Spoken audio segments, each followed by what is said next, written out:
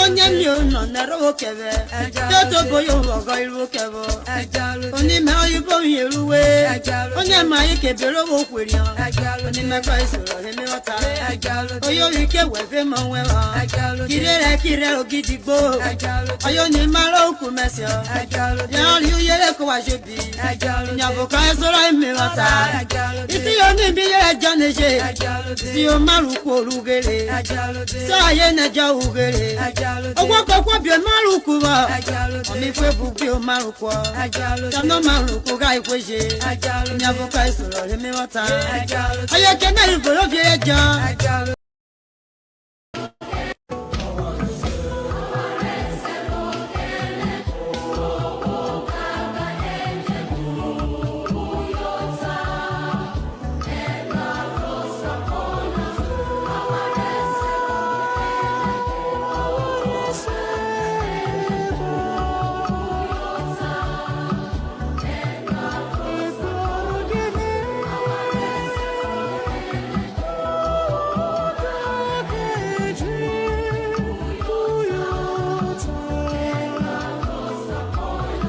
The other subjects, the big one, which is the kidnapping of school kids, the genocide, the discussion happening here in America, we will probably move it to the next stream. But I really want to know what you guys are thinking about in your land. So we'll take a break. When we come back. Can I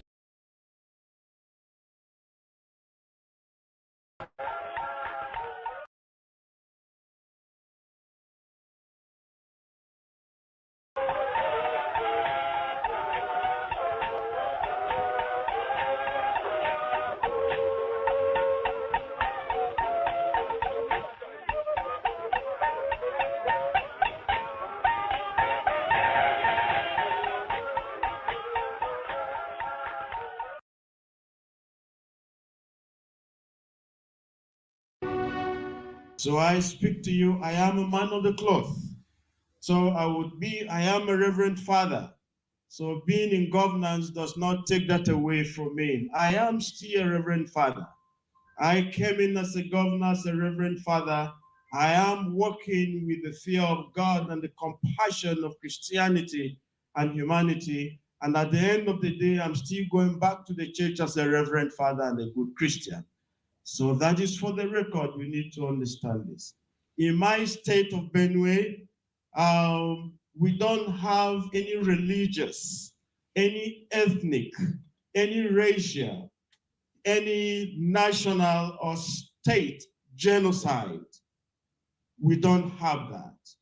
Do we have a number of insecurities in the state? Yes, we do. But it is not a genocide. Someone would need to go through there to check the United Nations definitions for this. Have we lost a number of people? Yes, we have at different stages. If I've given you a background of the challenges we've had many years ago, we're talking about the agro-pastoralists, the herders. And then we're talking about the agro-farmers, typical farmers. So it began like play, like joke, and then it went over and then just continued to some huge proportions. But that does not fit into the parameters of a genocide. So for those who seek to politicize everything, there is no genocide in Benue State. But we have security challenges in Benue State. Just for the record.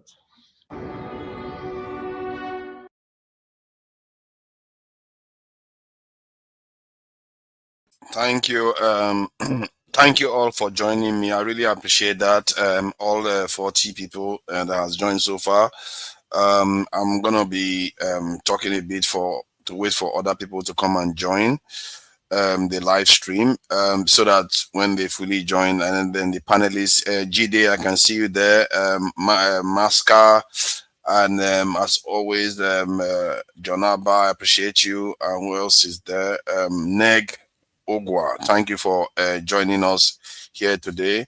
And I would like to say that the spirit and the the way we are going to conduct ourselves today is going to be based on trying to find common grounds and trying to educate our people to the problems that we face with the truth. And this session is going to be based on factual statements. At least when somebody flags anything someone says, it should be flagged and checked just to verify. The purpose of this is to ensure our people get quality information. With quality information, opinion forming and decision making will be improved. Because I know for sure they said information is power, isn't it? Information, if it's contaminated, can have very, very disastrous effects on our people. So that is the spirit we're having this conversation.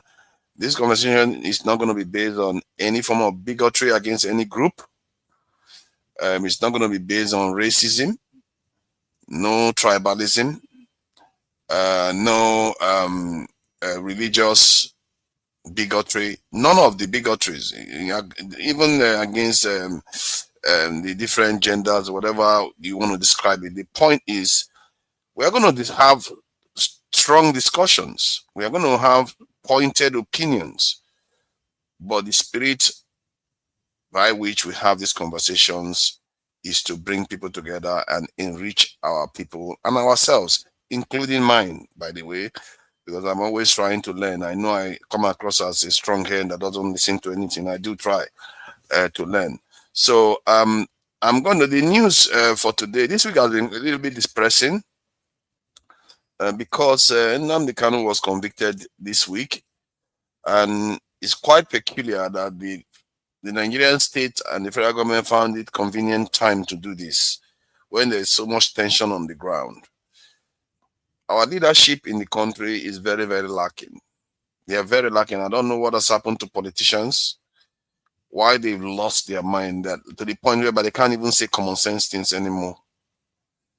If you want your nation to do well, why can't you just encourage people to be nice to each other?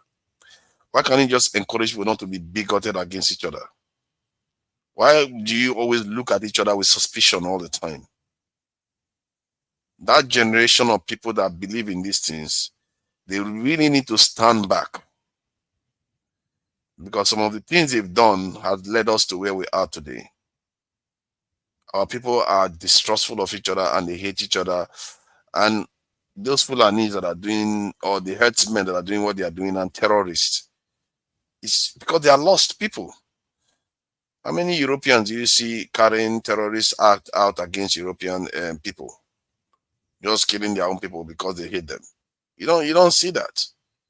You don't see Indians carrying out terrorist attack against each other like that, or the Chinese even, except they are fighting some kind of war. But this one, you see all these people, they just come around, they are professing to believe in some foreign religion, and they kill their own fellow people. They kill their own people. You know, that issue is a serious one that people have to call out, because they too are under threat if they didn't know that. Because if those same people that are busy, those herdsmen that are killing a lot of people in Nigeria today, if they were in Sudan, they would be in trouble. And they are Muslims. And the people that they would be in trouble with are Muslims too. How senseless is that? This is why I say our conversations need to start letting us understand that we all have a shared interest in collaborating and being cohesive. If we are not cohesive, the flood is going to come and we are not going to be ready, and we'll be washed away. I can assure you the world will not even shed a tear, because life hates weakness, hates people that are divided. Life, if you say life hates it, then God hates it. God hates a divided house, because he punishes it all the time. He makes sure he punishes it all the time. So that is the spirit we are going to be having this conversation. I will try my best to maintain decorum, because it's not always easy. I'm not Dr. Damage. Dr. Damages is very, very professional. I have to give it to him. I don't know how he does it. I guess maybe some of the training that they do, it takes a superhuman strength to maintain the quorum the way he does. So I'm going to start bringing people in because I don't want to talk too much today. Because not every time is time for talk. Sometimes it's time to listen to. Let me listen to Masca from Nigeria. We have to give Masca a bit more respect. After all, it's in Nigeria. We have to respect him.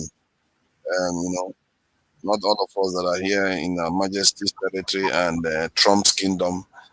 This thing. Jonaba, thank you for joining us. Let me get this thing back to the way it was before. And let me welcome everybody with a more open platform, actually, so that everybody can see each other. Yeah, thank you all for joining me today. Masca, let me greet.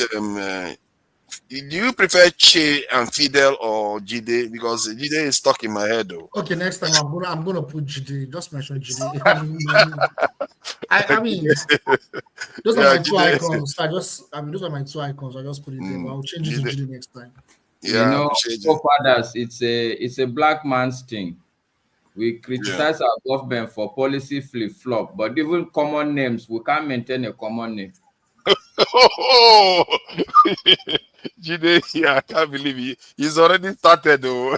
He came here with a fight already. I reserve my comments. But what I'm saying is true. Oh my God. The best thing you said is to attack somebody already. I think we are having a bad influence on this thing, Masca. That guy is a gentleman. I'm a gentleman, but I would say it the way it is. I'm not really happy. Every day people wake up and they change their name. Yeah, sometimes. We know the person that does it very regularly.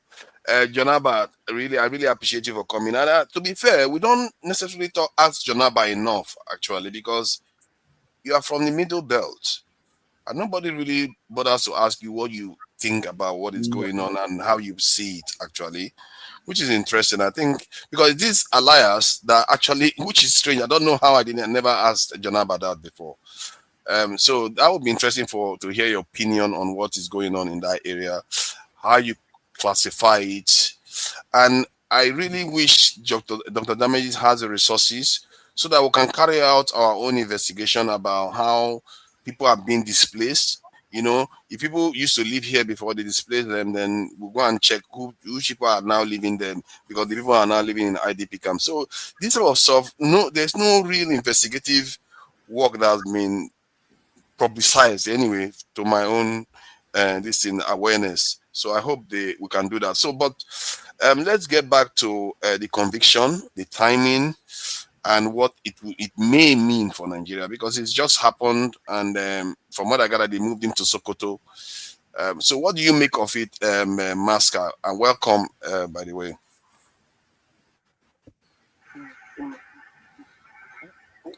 Okay, you are asking me a question, for fathers? Yes, the conviction of Nnamdi Kanu this week for life imprisonment. Some people even say that he should have gotten death penalty, while others say he should be released. But the timing, what do you make of the timing of the conviction and the implications?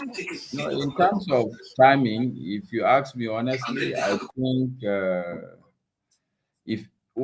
way I would answer your question is that, assuming I am the president of this country, okay, I as a person, I'm prone to disaggregating my issues. When I have an issue, let's say my car is not starting, I want to isolate, is it the battery, is it fuel, that kind of mentality. This is who I am. In the same vein, when I'm for instance, maybe thinking, I want a transfer on my job, and the transfer is that they want to take me to a different country and to start doing a different job, and that country I have to start learning a different language. I would rather say, okay, look, I'm willing to take the transfer to another country, but please, when I go to that country on transfer, leave me on the old kind of job that I'm doing. I don't want to carry everything at the same time. You know, so if I were the president, knowing that, look, there are a lot of insecurity issues, knowing that there's a potential threat, external threat, as a sensible leader, you cannot take any threat lightly. So you would not want to do anything that probably will add into the basket of your problems. That would be my answer to your question.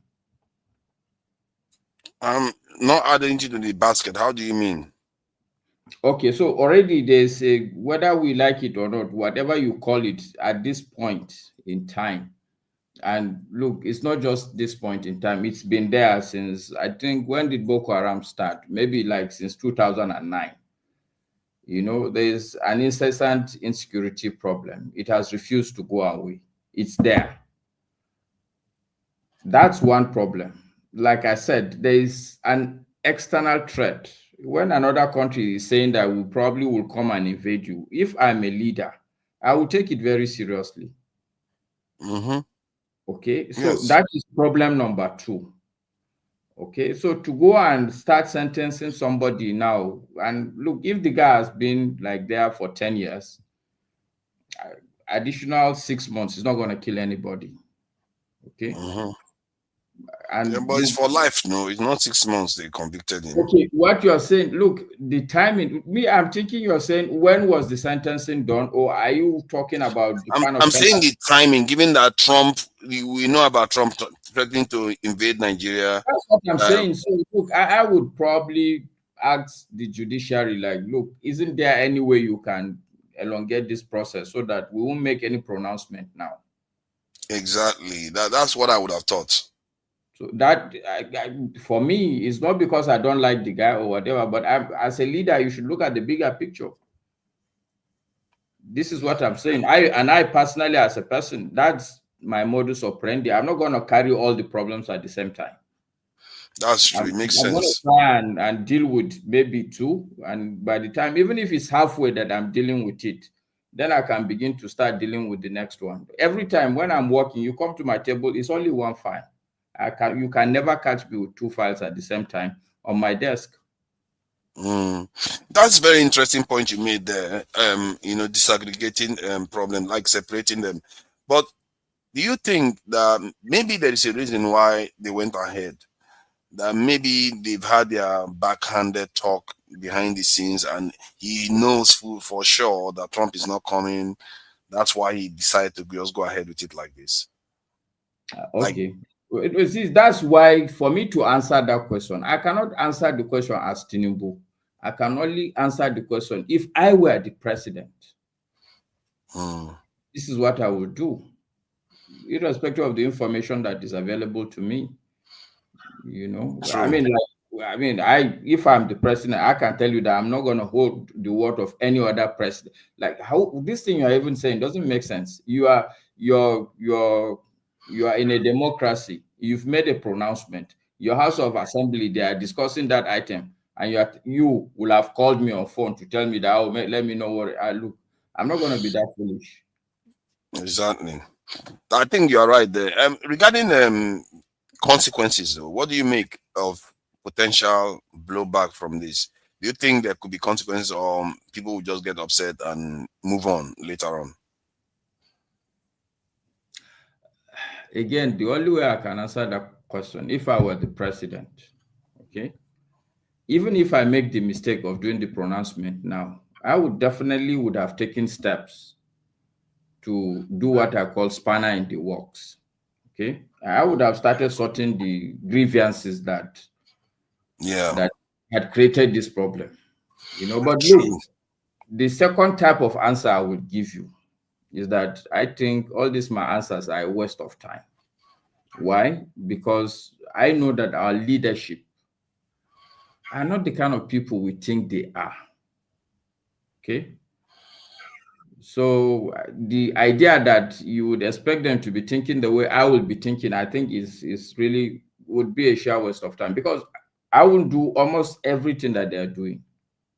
I don't think you will do almost anything that they are doing. So for us to sit down and isolate one, for instance, look at, we crashed out of the World Cup. We couldn't even pass through, what do they call this thing now? TRC. No, what do you call the process even itself? A qualification. No, it's not a proper qualification. Okay. Is it that bad? We are a group of losers. Who will help you, Oh God! for it? It's from a group of losers, eh? Wow, It's that's bad. It's playoff. Playoff, eh? Even Oh my God! Even playoff, we didn't survive playoff. Wow, that's bad. And so for me, this idea that you can isolate one part of Nigeria as a country, the aspect, and start analyzing it is absurd. If you take our schools, it's the same. Me and you, we've spoken about the medical aspects of this country. The slightest issue, everybody would have to run outside the country. If you take what other thing, we don't have a national flag carrier. Okay. So if you take every aspect, it's the same thing. So to isolate one and start agonizing over it, assuming things to be done correctly, I think it's absurd also. It also tells on the kind we ourselves, what are we what kind of thinking we are thinking. Look at the football. Like Nigeria cannot qualify 220 million people. And if you look at the number of players that Nigeria churn out every day, if you take even the English team, you would count like 3 actually true Nigerians that are playing for the English team. Take Belgium team, it's the same thing. So I'm just saying that as a country, almost everything we do is not correct. So even to think that trying people, judicial process will go correctly is, look at our elections, for instance. Even look at the people we put up as presidential candidates. Wow. Okay. I've said this before. One question that somebody asked me, I was in Toronto. The guy, he was a driver. He's driven for a while, and then he now said, "Okay, look, you are in Nigeria," and I think this is about 2015 or 16. He said, "I think Nigeria, you people are up to 200 million people." I said, "Yes." He asked me now, "So, okay, these Boko Haram people, how many people are they?" Exactly. You get the gist. Like, if you are 200 million people in a country, how many people are actually this Boko Haram that you people cannot deal with them, that are globally embarrassing you as a country? Even this insecurity, like the kidnapping, like look at, as we are talking now, people are going into churches, people are in which country will you go and kidnap students? Not 1, not 2. You kidnap at a go 30. And just barely a couple of other days, you go another school, you kidnap, and everybody is driving. Everybody is entering petrol station. As if like everything is normal. Yeah. I think it has become quite normal for Nigerians. It's almost like America. All this analysis we sit down here and do, it's actually, if you forgive my language, but I think it's just a waste of time too. The basis of the analysis is wrong, because you're assuming that it's a normal place. It's not. Yeah, it's not. So, but in terms of the conviction itself, what do you make of it? The conviction, do you think is within the right this in the direction, or do you think that maybe he should have been acquitted, from the charges? Okay, so this is speculation, and I will follow you to do the speculation. But where I will start, I must make a caveat. I have the understanding in life that certain things are technical. For instance, law is technical. Okay? If I'm not a lawyer and I don't understand the facts of the case, I don't understand the legalese, I cannot start judging from a layman's. But is it technical when we already know the law in terms of terrorism, treason, things like that? The law is laid down. It's not necessarily technical. No, the question was, see, whether you may want to go into that, but I can tell you whether you like it or not, unless if you are a lawyer, unless if you truly are a lawyer, I will put it to you that, look, it is a technical thing. And for you to sit and speculate on it is just sheer beer parlor speculation. If lawyers, and like Dr. Damage said, I like it when he said he is going to invite lawyers. Let them speak on this issue. I can have my own opinion, whether what they did is right or wrong, but that would be an opinion. I won't come to a place like this and start making opinion on something as sensitive, as critical, and like this, especially when it is not, when I'm not technically capacitated to deal with that issue. If we were things to do, like maybe if this is an economic issue or a financial issue, which I can say, okay. You see, the kind of answer you are giving is the kind of answer like people that see the genocide in Gaza, they will be like, I'm not qualified to say it. What my eyes sees, I'm not qualified to say it because I don't. It's a lawyer can say. I think that is a bit of a cop out. Killing somebody that has done something wrong, you should know. How will I know that? Look, the guy went through a court process. And look, whether we like it or not, me, I'm not going to engage in some foolery, self-foolery. Whether I like it or not, the man went. Okay, have you seen any evidence? Let me put it. Have you seen any evidence that was presented that Nnamdi Kanu pronouncement or stop anything on Nnamdi Kanu that may merit that kind of this in sentence? Any action of his? Have you seen any evidence of it? Look, I listened to a video that Mr. Rudolph interviewed him. Okay. Yeah. Look, it may not amount to terrorism, but what he was saying is not a very peaceful thing. Let's be honest, he wasn't asking for peace. That's true. Go and listen to the things. That singular interview, go and listen to it. Me, I was shocked. Like, Yeah, I get that.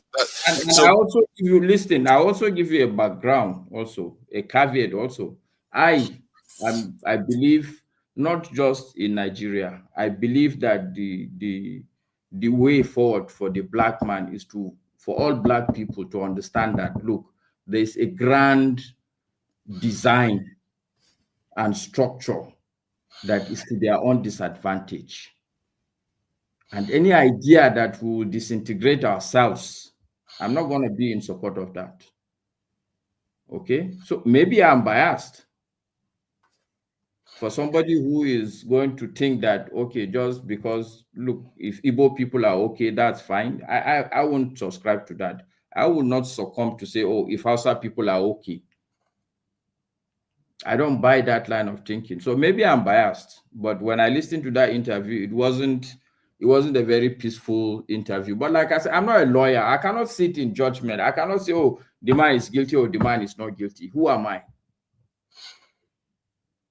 Well, that's interesting though, because people have even speculated more on election, not to mention, by that standard, nobody should even have a right to say anything about an election cycle, because for me anyway, if I see something that you give your opinion on it, then the legalists will decide what it comes out. This is the real problem we have as black people. One of the major problems, one of the major problems I had against Buhari, okay, was because, for instance, you have a central bank governor. If you take the guy as your central bank governor, then you have to believe that in the first instance, you need to go and look for the best of the best in that field. And then when you give him that responsibility, you have to have absolute belief in him as a technical person. But what we do in this country, the truth is that you will go and get a central bank governor, but you want him to dance to your tune. You know, we don't believe in professionalism. We always want to bring our own opinion and think that it's okay. I won't look. I think I should stop there so that other people can talk. Thank you. I appreciate that. Topic for me anyway. I won't ordinarily even engage in these discussions, but of course, out of respect, I think I should say. But look, let me stop here. Thank you. Thank you, Mask. I appreciate that. Yeah, Jonaba, thank you for your patience. I have to say that I can't even start imagining what it's like to actually be from Benue where all this stuff is happening. And for me, one of the saddest aspects is the level of loss of life and the fact that people are living away from their ancestral lands in IDP camps for years now. The fact that the Nigerian president will come into office and don't make it a top priority to end that inside your own country. For the life of me, I don't know how these our people behave. I really, it's just astounding how they can allow that to happen. So, because heard the pastor Elias what he was saying. I don't know whether it's even a pastor really. Saying that there's no genocide in that this in state. Okay, there are massacres. We know. I don't know whether there's a genocide, whether it's a genocide or not. I don't know what you make of it. So that is what I would like you to kind of shed light on. As somebody that is from that area, what do you make of it, and how? I don't know whether you know anything about the people in IDP camps. Can you just shed light on what is going on in the state so that people can have an idea? Because I don't myself, as much as I like to think I do. Welcome. Thank you, forefathers, for having me once again and fellow panelists. Um, in fact, you guys know I'm not a fan of Governor Elias, but he did nothing practically uh, to make sure that people go back to their ancestral home. Uh, if you are describing Nigerian politicians and leaders, and if you see one of them and put a white horn on their head, and you say this is a devil, I will not say it's not. All they want is to use human being as a collateral, not just to use them as a ladder, because at a point in life, ladder is something you use to climb to get where you are going, but to use them as a footmat, their own citizens, just to fulfill their own political career and their emptiness that they are trying to fight. The dynamic of our Nigerian problem is not difficult to diagnose, but the willness, the manipulations, and all that involve is too much. And I don't know how they go to bed and sleep and see that you are the custodian of the state, the security of the state, and the allocation is given to you. At least if you cannot restore all of them to the same place, you can restore some, because there were many of them before you came to power at the same place. I've not heard that the governor have done so. Rather, he's busy going to China, trying to build a way for himself. And it's unfortunate for that to come from a reverend father that's supposed to uh, serve humanity with totality of his mind. But also brought me to the question of our being manipulated mind of religion. Religion, there is say that is the opium of the poor, and both religion in Africa is contributing to where we are, because what you believe influences you, and we cannot just take it out of you in one day preaching, come to Dr. Damage's show or talk to your family member to what to set as a priority, that our country missed it. And to this, the IGP camp remain, if not that people come every 2 days and they use it to show how much. If you go to the website and see how much they say they are giving to keep them there, you will find out that it's a lot of money and nothing reach these people. Rather, it comes from the goodwill of the people around the world to support them. So when it comes to that, and this name calling plan enhancement, I don't want to use that word because there are a lot of Fulani henchmen now that they're going to go and buy cow from them for this Christmas that live in that area and they have nothing to do with this. So we can say they're terrorists terrorizing our community. And I always believe is the failure of the government, the unwillingness to tackle this problem. And I understand that it's not something that is just local within Nigerian space. This is bigger than Nigerian space, and that's why you see them running around from one place to another like chicken without head because they don't even they expire to get up to the office, get promotion. I don't know if you have opportunity to interact with those so-called leaders. They have nothing in their head than where the next money and the next thing. They don't have agenda for how to secure their people, what where the world is at this moment. They don't have an idea. In fact, they believe in foreign country that is more powerful than them to tell them about their own security challenges more than themselves to build their own system to watch over their people, even if it's to negotiate with other countries. How did I have a surveillance and know what is going on? And that is not something very cheap to talk about here in the surface. It's something bigger that we all have to admit that our country is going through invasion. One of the things that people that I don't like is, like I said in my earlier statement, is that people say, "Oh, they're trying to Islamize Nigeria." Trying to, it's the same thing you are saying as a Christian. It's the same thing the Muslim. You may have a different approach, but then I ask people, I told people, I said, okay, if you say, "Oh, Paul the apostle that wrote so many version of the New Testament is from Turkey." So is Turkey not better than Nigerian today? So the question is not a religion issue.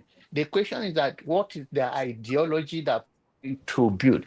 Now, when you tell a common man that, "Oh, you sold your soul to the devil," and they present the devil as a black man and present angel as God, people will think they automatically, because of the damage that has been done to us over the years, they will go for the white man in a white garment as God and look at their fellow human being that painted as a devil as God, without recognizing that these are psychological issues that they have So, been done but to us over the years. And this is what influences our judgment in that we are trying to struggle to hold on to something.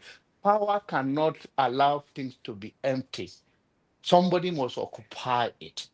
That's how power works.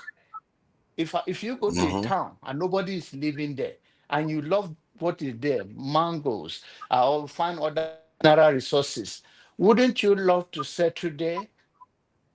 And whatever it takes, once you are settling there and other people are coming, it becomes a fight. So Africans, we are so distant from the reality that we are the most blessed continent on earth, but the human knowledge on how to articulate and make the most use of what we have to our advantage, our self-ego come first. And a leader have to drop to our egos. We all have egos, but you do it in a way that you are not putting your next generation, that when you die with your ego and what the resources and the things supposed to protect for your people, you die with it because you decided to be selfish about it. So I think this is what our people have not understand. I think you are trying to say can something. I Maybe ask you? Yeah, let I me wanted go. to ask you something. Yeah, it's about that area. Have you aware of, like, when there has been an attack? Um, another group of people come and displace a people from their village and their ancestral homeland, and they take over that area and rename the town and start living there. Are you aware of it happening in your state? No. Not one at all. Mm-mm. Okay. Now, what happens is that let's say the henchmen that the Kaurera, or whatever you want to call them, they are always been in the forest in our village all these years. They have been there. That's the way they have settlement. They have issues with other local people. This, what you are seeing, this attack and all of that is not those ones that have been there over the years. So the point is that people think because they were able to chase the other the citizens or the people from the ancestral home, and Fulani is still in their forest now, meaning that Fulani takes over. They have been living there. That's the way they live their life all this year. There have been times that we have local clash. That is like issue. They enter the farm. That is different from the massacre of people and then attack on villages. Of course, there have been attack on villages. There's no doubt about that. But then there's no town that I'm aware of that. Okay, this town now they have since they have chased the citizens or the from the ancestral home that now has been named so place. I'm not aware. I think I'm well connected to my people back home, and I have not seen that. To be fair, what you stated here is the same statement I heard from somebody from Benue. But I did hear when I asked somebody that has been in Jos, I think Jos or Plateau, whether they are the same, I'm not exactly clear on that. That there were cases like that, so I wasn't exactly sure. He didn't provide evidence, but he did say that people have been displaced. And he did say that other people occupy the place. So, but we don't have any evidence of that. This is something that it would be good to actually this in present, because even the Americans and all the people that are talking about genocide, they can't even present one proper village where somebody has been displaced and people go there, video it, and get evidence of the fact that they have been replaced by other people. And and yet you hear Sorry this to cut you accusation off. all the time. Yes, I'm sorry to say this word. The word genocide can be defined by people in different ways. But if you see even the people making the case that they should be called genocide, uh, President Trump never called it that way because that is also is a legal terminology that have more implications. Many people can start filing asylum. It's many things that you say that this is this and that and that. So people can, if you come and wipe my people out and I say, oh, they're all my own family and this is it, I want to call genocide. People may be entitled to it, but I think the other one, the guy that came from Ezekiel, Reverend Ezekiel, when you see, and that's why the other day I withdraw myself from the platform because I was sensitive to him. To use the word that he's already in pain, and I don't want to do that. But Yeah, if you I see, understand. yeah, yeah, but if you see what he's saying, there is no God that we call good God that that we use the language that is using. You see, that is the misleading of. I don't have depth inside to Islam book, but I read some of the religions book. He was saying the other day that they said themselves killing themselves, that God ambushed themselves, and all of those things. It's contrary to even the Bible. The Bible says God do not take pleasure in the death of anyone. You understand? If that is his own belief, I may not believe what he believe or believe in whatever, but the point is that the humanity in us is more pain when it's directed to us. When something happens far from you, the pain is different than when it happens close to you. That is reality of life. I can empathize with you and all of that, but when it happened to you, it's different. So I don't want to go to that with him, but most of his thing is based on religion thing. Yeah. It's about humanity because he says that there are even Fulani among them that are helping them. So if you Yeah. trying to single out people, the same people you are using, we are becoming sensitive to others. It's only you are good when you are on my side. My own opinion do not matter, and my way of life do not matter to you, except you combat me or I combat you. Nobody need to do that. In general term of who want to serve humanity, you cannot come across somebody and have accident. They call it good Samaritan. You cannot ask the person what religion do you practice before you save the person. The same time, the same thing that nobody want to come and ask you ask you, what religion do you practice before I help you? We understand that this has been a thing going on, but like I say, it's bigger. I have conversation with my in-law. It's in his service. It's a chief military, a top military officer, and he told me that this thing is bigger than what people think. That they are more sophisticated than them.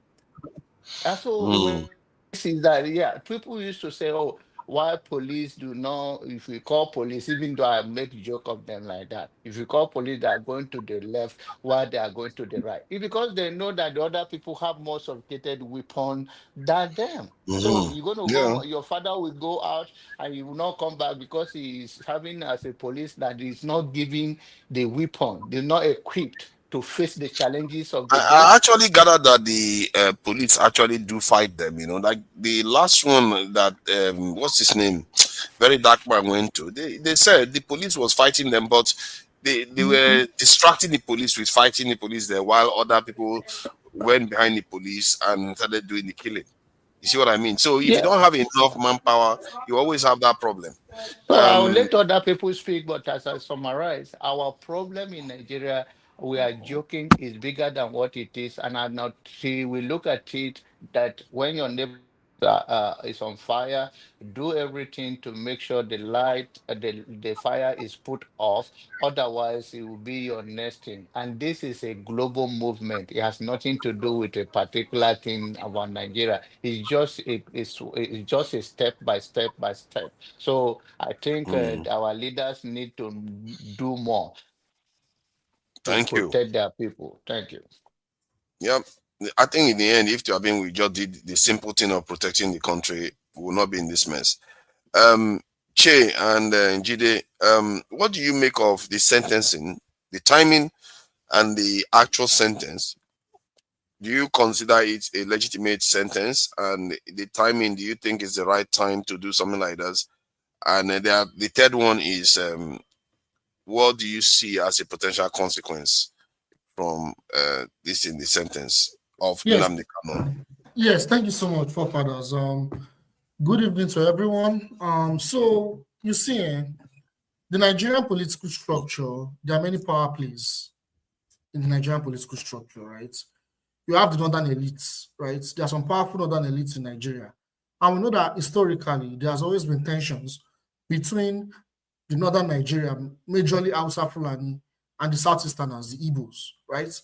And we know that due to this rivalry and tension, due to the power play of the influence of northern elites, I'm trying to be careful here.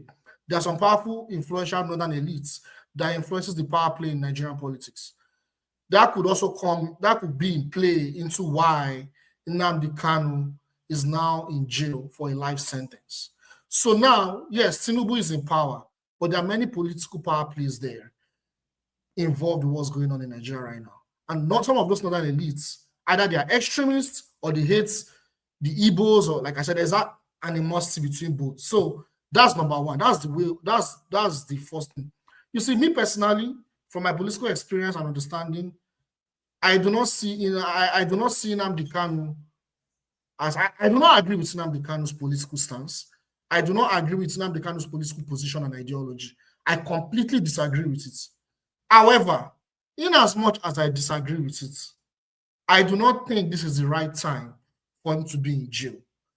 But due to the power play by the political elites in Nigeria, specifically the Northerners, I do not think this is the right thing to do.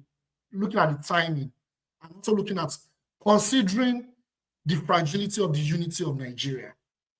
Because right now, Nigeria is in a very dire situation. Nigeria, if for all intents of purposes, I can even say Nigeria is now about to be completely divided for good. This is not the right time to do it. What could be my solution? Instead of doing this, could there have been a way? This may sound controversial, but could there have been a way? This may sound controversial. Like I said, I do not agree with him. I condemn IPOB, right? I mean, this is a man that said that the US government should not provide weapons to the Nigerian states to fight terrorism because they will use it against their own citizens, right? He's also playing a role in pushing the narrative of Christian genocide. So it's not someone I agree with in any way. In fact, I see him as an agent or someone that may even potentially destabilize the country. However, considering the state of the nation, if I'm a leader of Nigeria right now, I would negotiate with him. What I would do with negotiating with him is my goal, the all end all of my goal is to incorporate him into the Nigerian states and IPOB, swallow them and incorporate them into the Nigerian states. Whatever compromise I can make as a Nigerian state, I will make it. And guess what? That will create unity. Many countries have done this. Russia did it. I talked about how, you see, what's going on in Nigeria is not new. I talked about how Al-Qaeda collaborated with the Chechens in Russia to fight the Russian states. When Putin came to power, when they fought the Chechens and the Al-Qaeda affiliates, they were members of the leader of the Chechens. Putin negotiated with him. The father of Kadyrov, and even Kadyrov himself. Now, they are now incorporated into the Russian states. Now, they are fighting for Russia's interests. You see what's going on there? But we don't have those kind of political elites. Our political elites are devils. They will never do that. Because the only way they can continue to be in power is by dividing the people. So that is why they need to put that guy. Yeah, but that argument about, I just feel like at the core of it is because they are being made to believe what they are doing. Because dividing the people, they will still remain in power whether the people are united or not. You still need an elite. You still need an elite that is going to make money. Those arguments don't stack up because every country, whether they are united or divided, you still have elites nonetheless. You know, so they are dividing Nigeria. I just feel like they, just like you try to say that Nnamdi Kanu, like he's a terrorist, don't you think that some of all this, that Nnamdi Kanu is an agent? I mean, sorry, it's an agent. Don't you think that some of these our leaders, the way they are behaving, they too are also deliberately undermining the nation? Because they must know that their actions are dividing people, and when they are doing it. Yeah, that's why I'm now telling you, and I'm telling everyone that if there's a cohesive Nigeria, there is a chance for a revolution. But if any revolutionary attempts can happen with the way Nigeria is divided, it will just lead to chaos. And it will lead to what they call sectarianism. That's why I'm telling you that it is the elites in Nigeria can be kicked out. If the people of Nigeria are willing to kick out the elites, are they willing to pay the price? No, because I need to be explicit here. Are they willing to pay the price? No, nobody's willing to pay the price. We are still looking at the government. In fact, tragically, we are now expecting Uncle Sam that is orchestrating what is going on to come and help, because we are not willing to take that responsibility as a people to take power from the elites. Venezuela, they don't have two heads. Iran never had two heads. Russia never had two heads. China never had two heads. Vietnam never had two heads. Nicaragua never had two heads. Cuba never had two heads. Do we have two heads? Why can't we take our power from the elites? I think the argument stands, but we're not willing to do it. That's the problem. Okay, maybe where you should start from, because what I noticed in America this week was that the Americans, they were pressuring, oh my God, they were pressuring their Congress members, they were pressuring their Senate members, like, if you dare to vote against the Epstein file release, all hell will break loose. Maybe we should start pressuring our local legislators, they need to understand national security is no joke business now. That they need to start upscaling the Nigerian security posture, because this our vulnerability is a problem, and it has to start from local, pushing them. If they are not going to do the right thing, then threatening to remove them from office, because if you are pushing them and they are pushing back, they are going to become unpopular in that state. So, because I can see that happening in America, and I told you before, when Americans want to take power from these people, the Zionists and whatever they are, they will do it. And people keep thinking that, oh, they're going to hide. No, they will take it because they need it. They need to take power back, to take their country back again, and they will do it. In the case of us, we don't seem to know how to do that. And maybe the Americans are showing us how this is done. Because when the pressure comes, the politicians get scared. Because if they vote in the wrong direction, everyone will know you did. You will be the target. You'll be the enemy of the state. And you don't want to be like that. And our people, instead of us to be taking in that direction, instead what we are taking them is how we are going to fight each other, how we are going to break the country up. We should make them do what they need to do for us, because the moment Trump comes here, how is that going to be good for you? So the question I want to ask you is, how do we get our people to truly understand, and whenever they are talking about this issue, see the bigger picture? Because they just see only the Fulani, they just see only Yoruba. I think one thing I noticed about Nigerians generally is we are very reactionary, which is quite interesting, right? You can see that after the rhetoric of US government, a lot of us has reacted. Now we can see the heavy polarization, right? People are reacting. Now, what can we do to convince the people? Well, I think what I would say is, first of all, we don't have any leader. Our leadership has failed. To start educating the people now is too late. I think what needs to be done is we still need to, people are beginning to do sensitization and all that. Because if that is not being done, then the only way I can think about is violence. That's the only way. That's the only way, because, like I said, you cannot force someone to have sense. You cannot force someone to have sense. And when you're even trying to educate people and they disagree with you, and you're telling them this is existential to our lives, you are self-destroying yourself, and are still trying to disagree with you again, then that's a very big problem. I don't see any other way than violence. Yeah, but if you calculate it though, if you go with violence, the danger of violence is that you are not the ultimate violence dispenser. No, yeah. Because there's other people that can do violence to, like the West and other parts of the world. They will come and support the people they want to support against you. So if you want to do violence, you have to have the support of the people, number one, and you have to have support of the international community, whatever international community. Like in the case of Burkina Faso, they had Russia and all the rest. You have to have a kind of backing, otherwise that group will come and topple it. Pardon? But that was the coup, right? That was the violent. I don't know if it was violent. In a way, but, okay, you are right. But the reason why I'm mentioning that, because Nnamdi Kanu tried a kind of violent route. You see what I mean? That violent route is secession. You see what I'm saying? So what I'm saying is taking power from the states. I'm not saying Nigeria should secede. We need to take power from the states. So we need to do it peacefully. And if it is not working, and these people are actually waging violence in response, then we respond with violence. That's what I'm saying.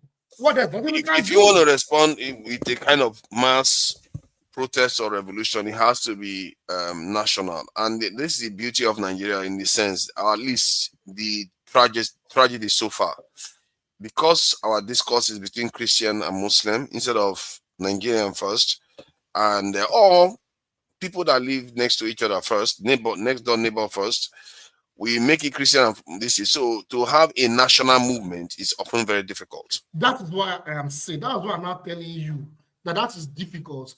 The only realistic solution is what is going on in those countries that you mentioned. I'm glad that you mentioned those countries, because it was violent. It was a coup. I don't know if it was violent or not. I don't know, but there was a coup. It was through violence, and they took power from the states. So there has to be something existential like that. You know, if probably going to be an anti-imperialist coup, take power from these criminals, purge them out, and take on the enemy, the real enemy, the proxies of the enemy, and the enemy itself. But we've not even gotten to, let's say our journey is 100 meters. We've not even gotten to 15 meters, unfortunately. We are still dragging. Yeah, I'm sorry. It's a shame because I agree with you. We haven't gotten to 50 meters yet. But, you know, they could speak things up. Let me get Tony in so that we can go through all the panelists and open up the conversation. Before somebody comes and put an incendiary aspect to this. So far, it's been quite congenial. Everybody's relaxed and having a very, very friendly conversation. I don't know, man. For me, Tony, welcome. I'm a bit kind of depressed this week with all the on and on news that's coming through. The government decided that this week is the week they're going to convict Nnamdi Kanu. Knowing full well that we have another big potential threat coming to the country, and these governments themselves have made sure they did some things to divide the country. So what do you make? I'm not even going to ask any specific question. What do you make of the entire thing that just occurred in the Nigerian state in the last week with the kidnappings too? There is no real response. I don't see them saying they want to even start bringing people into the military and the security forces to actually deal with this problem once and for all, because they know, all of them know that's the problem. They said that in the campaign. Please go ahead. Right. Good evening, forefathers, and good evening, my brothers on the panel and those who are listening. Yeah, I agree with you. It's not the news coming from Nigeria for the past 2 weeks have been saddening. It's been disheartening. But I need to lay a background to all this because, in a way, if you have been reading the political developments in Nigeria, you would not say that it's something that anybody should not expect. I say that because let me just walk back and give a few examples. Now, in the last 2 years, I have an estimate here that over 10,000 people have been killed since the past 2 years. 9,400 killed in the first 10 months of this year. And then every month you have an estimate of between 600 and 700 killed every month. And the question that you want to ask is, where is the government? What is being done about it? You know, we all just have accepted it as something normal. Yet, in some places, in some countries, one person dies, the flag is at half mast. They go and they are going to go to the government, will go to the bottom, or the city or the state will go to the bottom of it all to unearth the reason why it happened and to take corrective measures. We haven't seen that with the government. But it didn't start with this government. As we speak, National Association of Resident Doctors have been on strike. This is the 20th day. That means our hospitals don't have doctors. And it doesn't matter to anybody. As we speak, lecturers have issues that have been long dragging, money that were promised were not paid. Some allowances, some arrears, owed them for years, is still there. As we speak, a lot of pensioners who have sacrificed for this country, served for 36 or 35 years meritoriously, and now in their old age, the investment that they had made, thinking that when they retire, they can take money from here to take care of themselves. Even that meager amount that has been branded by inflation can't really solve their problem. They don't have it. Some of them die in penury. And one other thing I discovered recently, you know, during the final days of President Buhari when he left office, he was spending about $4 billion on our national security. Do you know that that amount has halved now? It's about $2.something billion. Okay. And then if you are just taking me to the military, we'll see some of the videos. You'll see rank and file complaining. The food, I've seen a video where they showed some of the food that they give the people who make sacrifices for us. Some have been away for years in the war front, in the battlefield.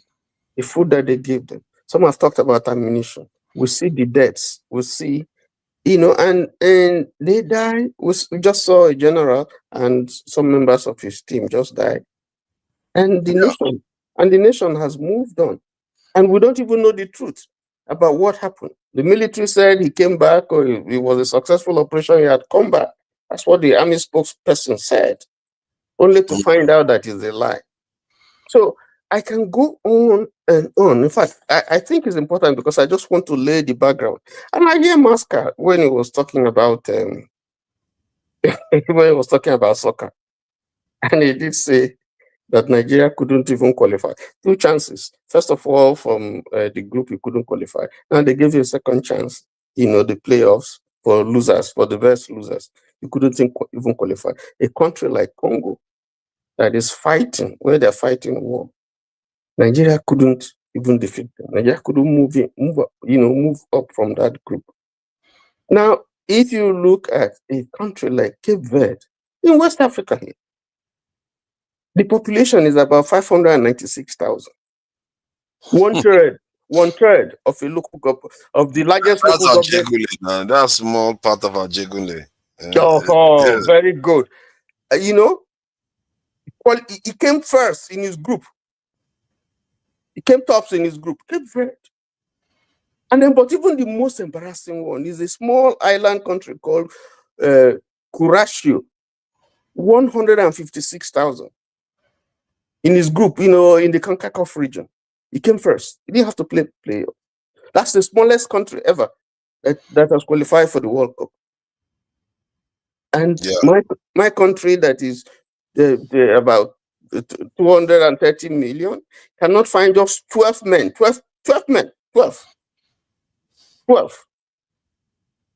that will represent it. So I'm trying to lay a background so that you see that this is a general rot in the system. Now, you go further from there. I was watching the president when he was addressing some members of the bench. And they sang something that I thought was a national anthem, but it wasn't. On your mandate, we shall stand.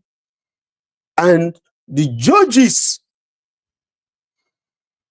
an arm of government that is supposed to check the executive, they stood up, pledging. They have sworn an oath of loyalty to the nation. Now they are pledging to be loyal to the president. I mean, there are these things, to switch it to the president, whom they are supposed to check. The executive, who represents the executive, they are supposed to check. And you find it in the legislature, that are supposed to make laws, that are also supposed to check the government. Now, you will not talk about the press, because some of the things that are happening, you will never see it from the official press, because they are gagged. A lot of the things we hear, we hear it from social media. So, and then you just give me some time. Then you go down and you look at Dangote, for instance. I talked about it here. A man who invested money, hard-earned money, in a country, in spite of the contradictions, in spite of the hostile business environment in Nigeria, he decided to put down a monumental amount. Some of them he borrowed, plus part of government investment. And they sabotaged him. They're making life difficult for him. They cannot sell crude to him, except he pays in dollars. And yet, the same government would tell you that it's illegitimate for you to do transactions with dollar in Nigeria. So when you put all these things together, my brother, you look at the Wike versus Yerima Imbliglio, you see the reaction of people. This one on this side, that one on this side, and you are wondering, is this really a country? What are the issues here that will so divide the country like this? Something that would have been settled somewhere in the office and nobody would come to hear about it. And then you see the minister himself going to enforce the law through gragra or area boy tactics. So when you sum all these things together, and the challenge that we have now, that is excruciating, you want to ask, how can, if we have an aggression, how can all these people who are divided come together? This guy said in this platform once, Pulo, the Fulani guy that, used to, I remember he said once that from childhood he is taught that an Igbo man is his enemy. So he grew up with that notion. That's the dangerous indoctrination. Okay? And then we also have this, the Igbo man has his own, stereotypes like that, they tell him, oh, Yoruba man is not good. And the Yoruba man will tell you, we have all this type of nonsense, pigeonholing, stereotypes all over. I'm just trying to paint a picture that when you bring all this together, you would see that we have a very, very serious problem that we must deal with. And they are manifesting with the various things that are happening now. It's not just only through religion. So when you are talking about unity, sometimes when I listen to you, I say, what is wrong with us? Why can't we come together? I just laugh at you. How can the Igbo man, for instance, feel very comfortable dealing with someone from River State when he remembers that part of his property was abandoned and was not returned? How can an Igbo man, I'm just using the Igbo man as an example, I'm not reducing it to ethnic care, but how can an Igbo man feel confident to build a house in a place like Lagos when there is the perception that his houses, his property is being destroyed or the people don't like him? These are pictures that we give out. But are they good Yorubas? Yes. Are they good Fulanis? Yes. Are they good Ijos? Yes. Are they good? But we don't highlight these things.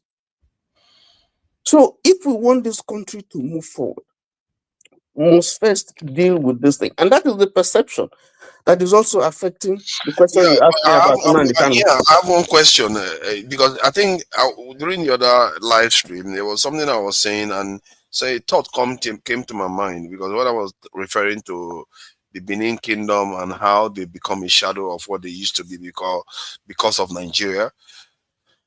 Then it occurred to me because while I was hearing a lot of Southeasterners complain about marginalization and everything else, and I asked myself, what was their state before Nigeria? That's where I want to ask you now. What was the state of the Southeast before Nigeria? Are they bigger today or smaller than they were before? Well, if you look at our pre-colonial history, you will find out that is one that is rich with interactions, with all kinds of interactions through marriage, through trade, through culture. But let me give you an example. My people trace their origin to Igala. Hold on. Are you Igbo? Just listen to me. My people trace their... Before you start claiming Igala, wait, let me establish. Hold on now. Wait, you're trying to do. I have to clarify whether you're a Southeasterner before you start saying that. I am not from this. Yeah, I'm not from the South. Okay, thank God. Okay, so my people trace their origin from Igala, and we still have cultural relationship with Igala. And there are certain things that we do that were borrowed from Igala, have Igala culture. And up till date, we still have that visitation, with my people. Okay. Now there are names, there are cultures, there are things that we do that was borrowed from Igala. Now, what happened? If you look at the River Niger and the Benue, you see that it was possible for you to come down from the Benue, down the River Niger, down to my place. Now, if you go to history, most of the trading that was done in the river at the time. They were trading. It was that riverine route was very, very busy. You know, they were traders at the coast. And the origin of my town is traced to that trade relationship, which produced the founder of my town. Of Igala traders coming down, bringing in their wares. So okay, now because the reason why I'm asking this you question. You asked me a question, so I'm trying to show you the patterns. Okay, you are doing of trade, relationship that you have. It's not telling us whether you are bigger or stronger. But although I'm asking in the context of the Southeasterners, not necessarily the Edo or no, even in the Southeast, if you read Ogwaga, the beginnings of Igbo, the origins. I'm trying to find the title of the book. This is Professor Ogwaga and one other person who wrote, and it tells you about an influence through the Niger. You know, Igala influence, Nri influence, and the Bini influence. All of them crossing together and producing something that is uniquely different from the various areas from where they came. So there have been cultural borrowings. For instance, there are names that you can check in Igala. It's the same thing with what we call like weekdays in Igala. In my place, it's almost the same thing.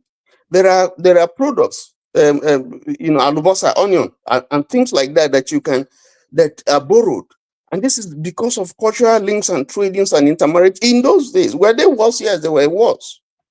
Because you are asking me, what is the pattern of relationship that we had in those days? We didn't have Nigeria, we didn't have Southeast, Southwest, North, and all that. But we have communities, we have institutions, we have, in some places we have one or two places, we have empires, we have city states.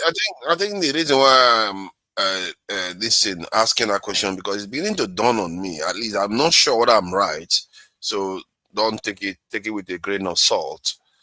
That the Southeast, before the British came to colonize, were not as pervasive all over Nigeria as they are now in terms of access everywhere.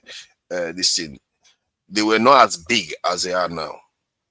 So if the question about marginalization comes up, then is it the Benin Kingdom that should be complaining because they were the biggest empire in that region at that time, or extending all the way to even outside Nigeria? It went up to Lagos and all those areas until the British came and knocked them in the head and plucked them up.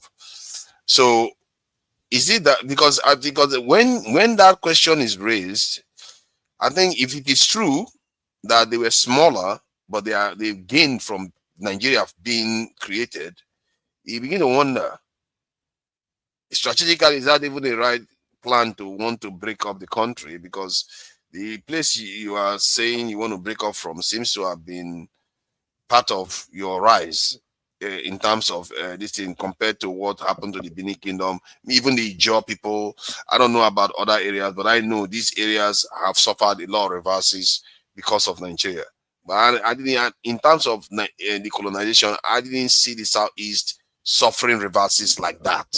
Maybe I'm wrong. I could be very heavily wrong, but I want to ask that question, and I'm sure Southeasterners are going to be here so that they can answer the question.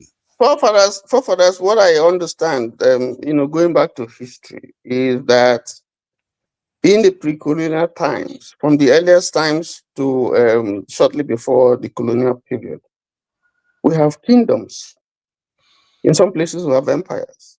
In the north, you know the history. I mean, if you did elementary history, you would know about the Hausa states, the Banza Bokwai, and all that. You have Kano, you have Zaria, you have all those places with their own kingdoms and so on. They do well individually. You have the Jukus, the Kwararafas, and so on. Everybody has a unique trait, things that were unique about them. You go to Kanem Borno, The Zagarwa, you go all around. You go to Igbo land, for instance. Yes, you know about the Benin because they had an empire. Or your state, they had an empire, which also has extended, up to Dahomey and so on and so forth. Yeah. Benin did not extend to Lagos. He only used Lagos, Eko, as an outpost to reach the coast.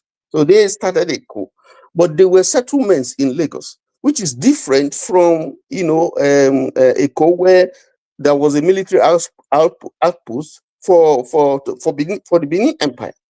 Okay, they said they even extended up to the River Niger.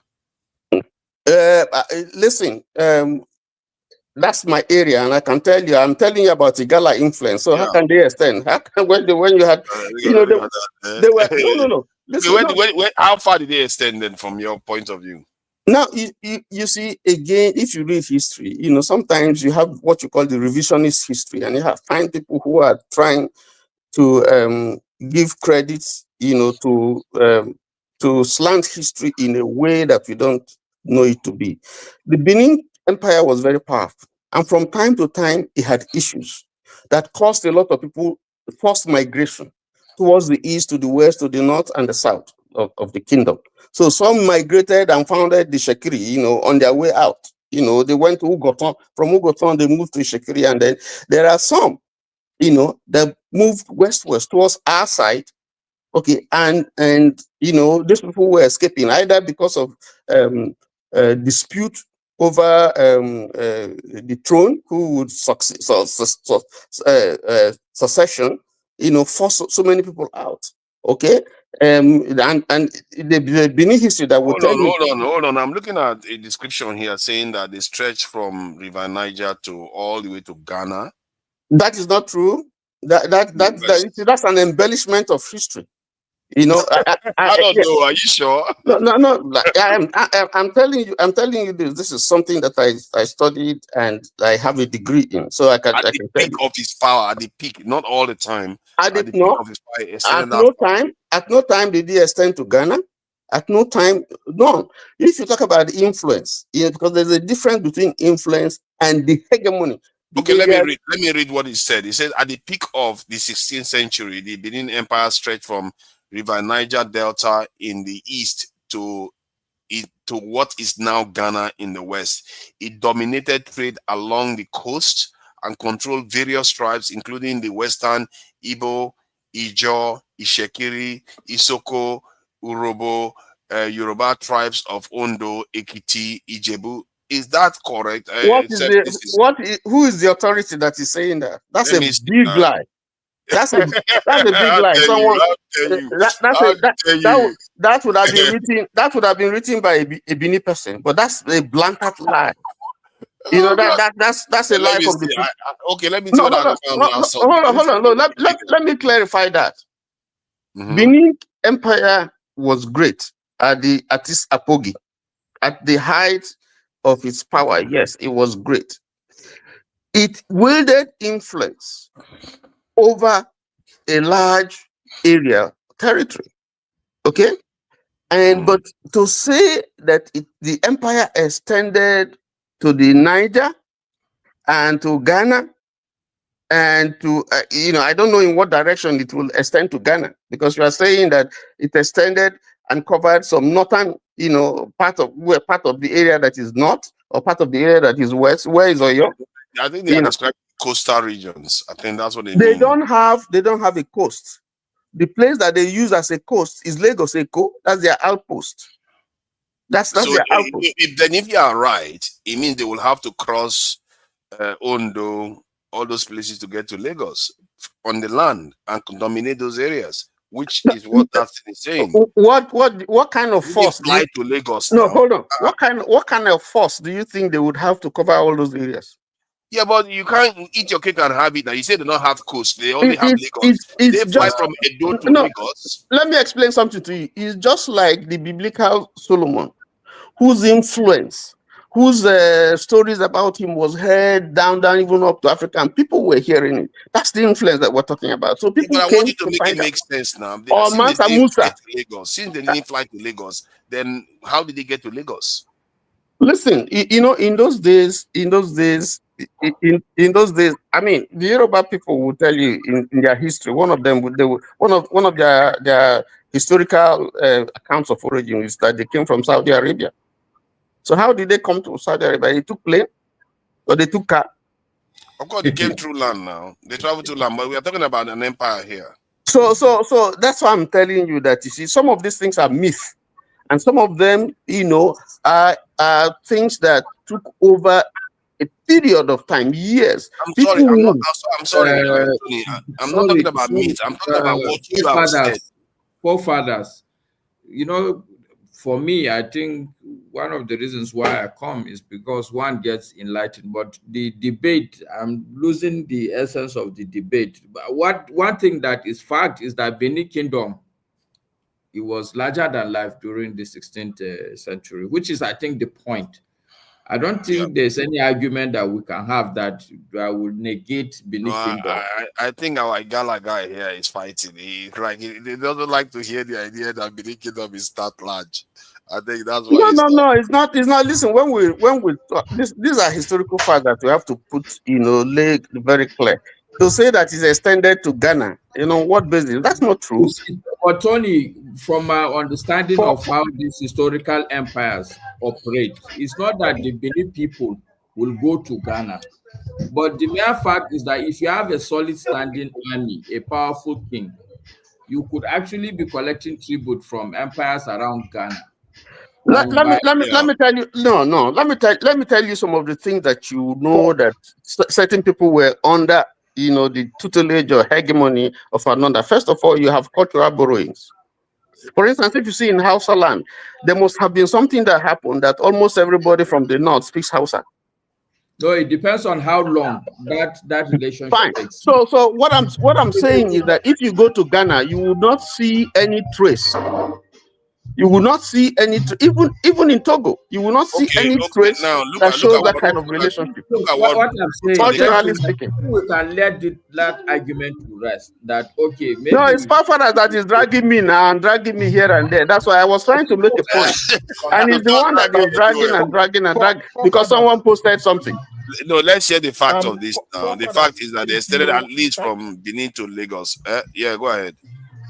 Can you hear me? Yes. I can hear you loud and clear. If you want to know how Igbo people organize themselves at the pre-colonial time, you should read a bit about the Aro Confederacy.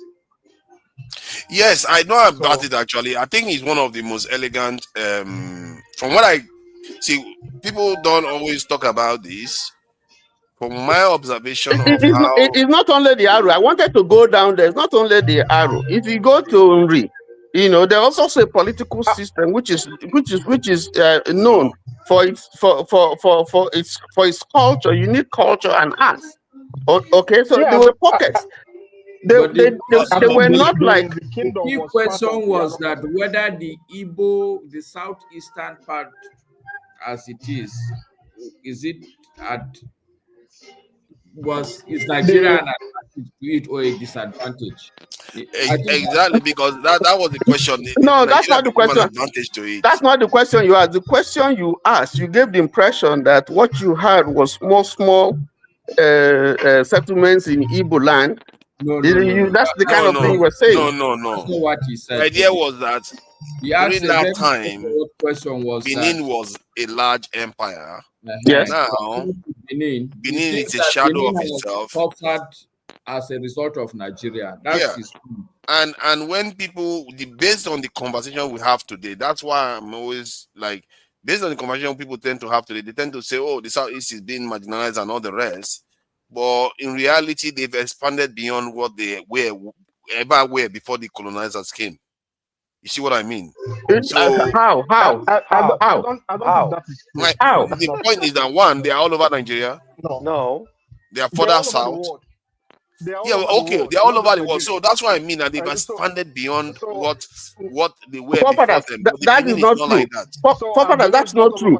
That's not true. Go and read the origin of Ife Kingdom.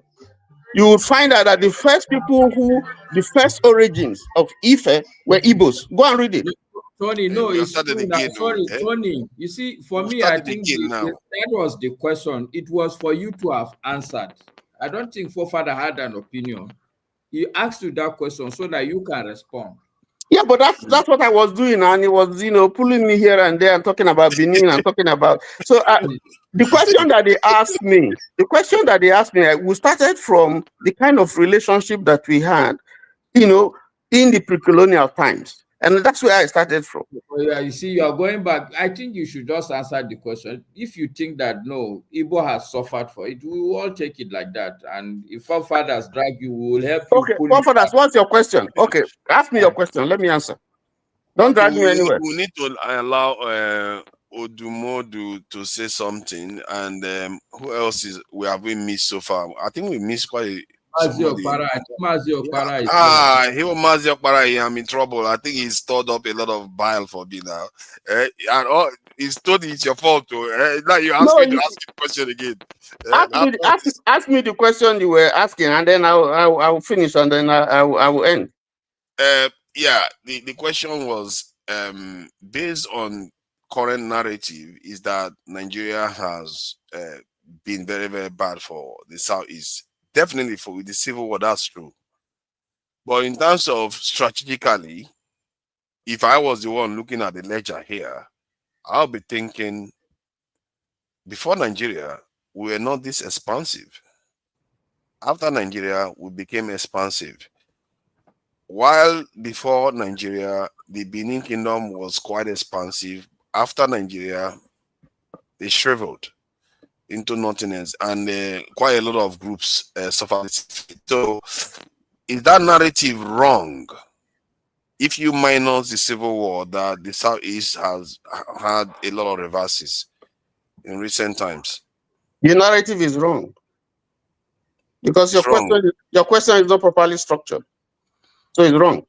Okay, let me go to Okpara before he comes for me. No, please let Odmod go. Then I will. Thank God, Okpara is in a good mood today. How are you? Welcome. He's in a good mood today. No, not really, but let him go. I'm listening. Good. Yeah, Odumodu, what do you make of okay, first of all, let's go back to the main topic. The conviction of Nnamdi Kanu, because that is quite important conviction. Funny enough, because when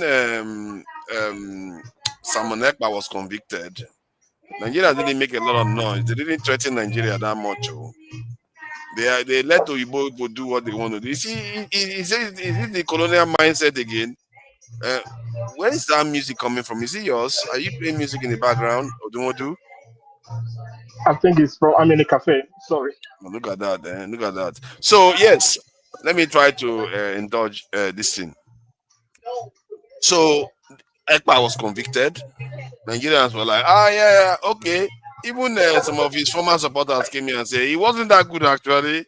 He was a fake lawyer. He wasn't even a proper lawyer and all the rest. But is it because Nigeria is the one that convicted Nnamdi Kanu now? That's why Nigerians are crossed. Because if it was Britain or some other country, would they be crossed? What do you make of it? Yeah, I'm not sure if I quite understand your question. Anyway, no, the question is about, like, are we selective in our outrage? Because is Nigeria that, or is it because Nnamdi Kanu is special in the sense that it's not like Simon Ekpa? Ekpa was convicted in Europe, Nnamdi Kanu in Nigeria. The reaction to Nnamdi Kanu seems to be stronger. You see that? So I'm just trying to get for you to examine whether it's because Europeans did it for Simon Ekpa, that's why they didn't complain too much. Or is it because Nnamdi Kanu is special? That's why the reaction is a little bit stronger.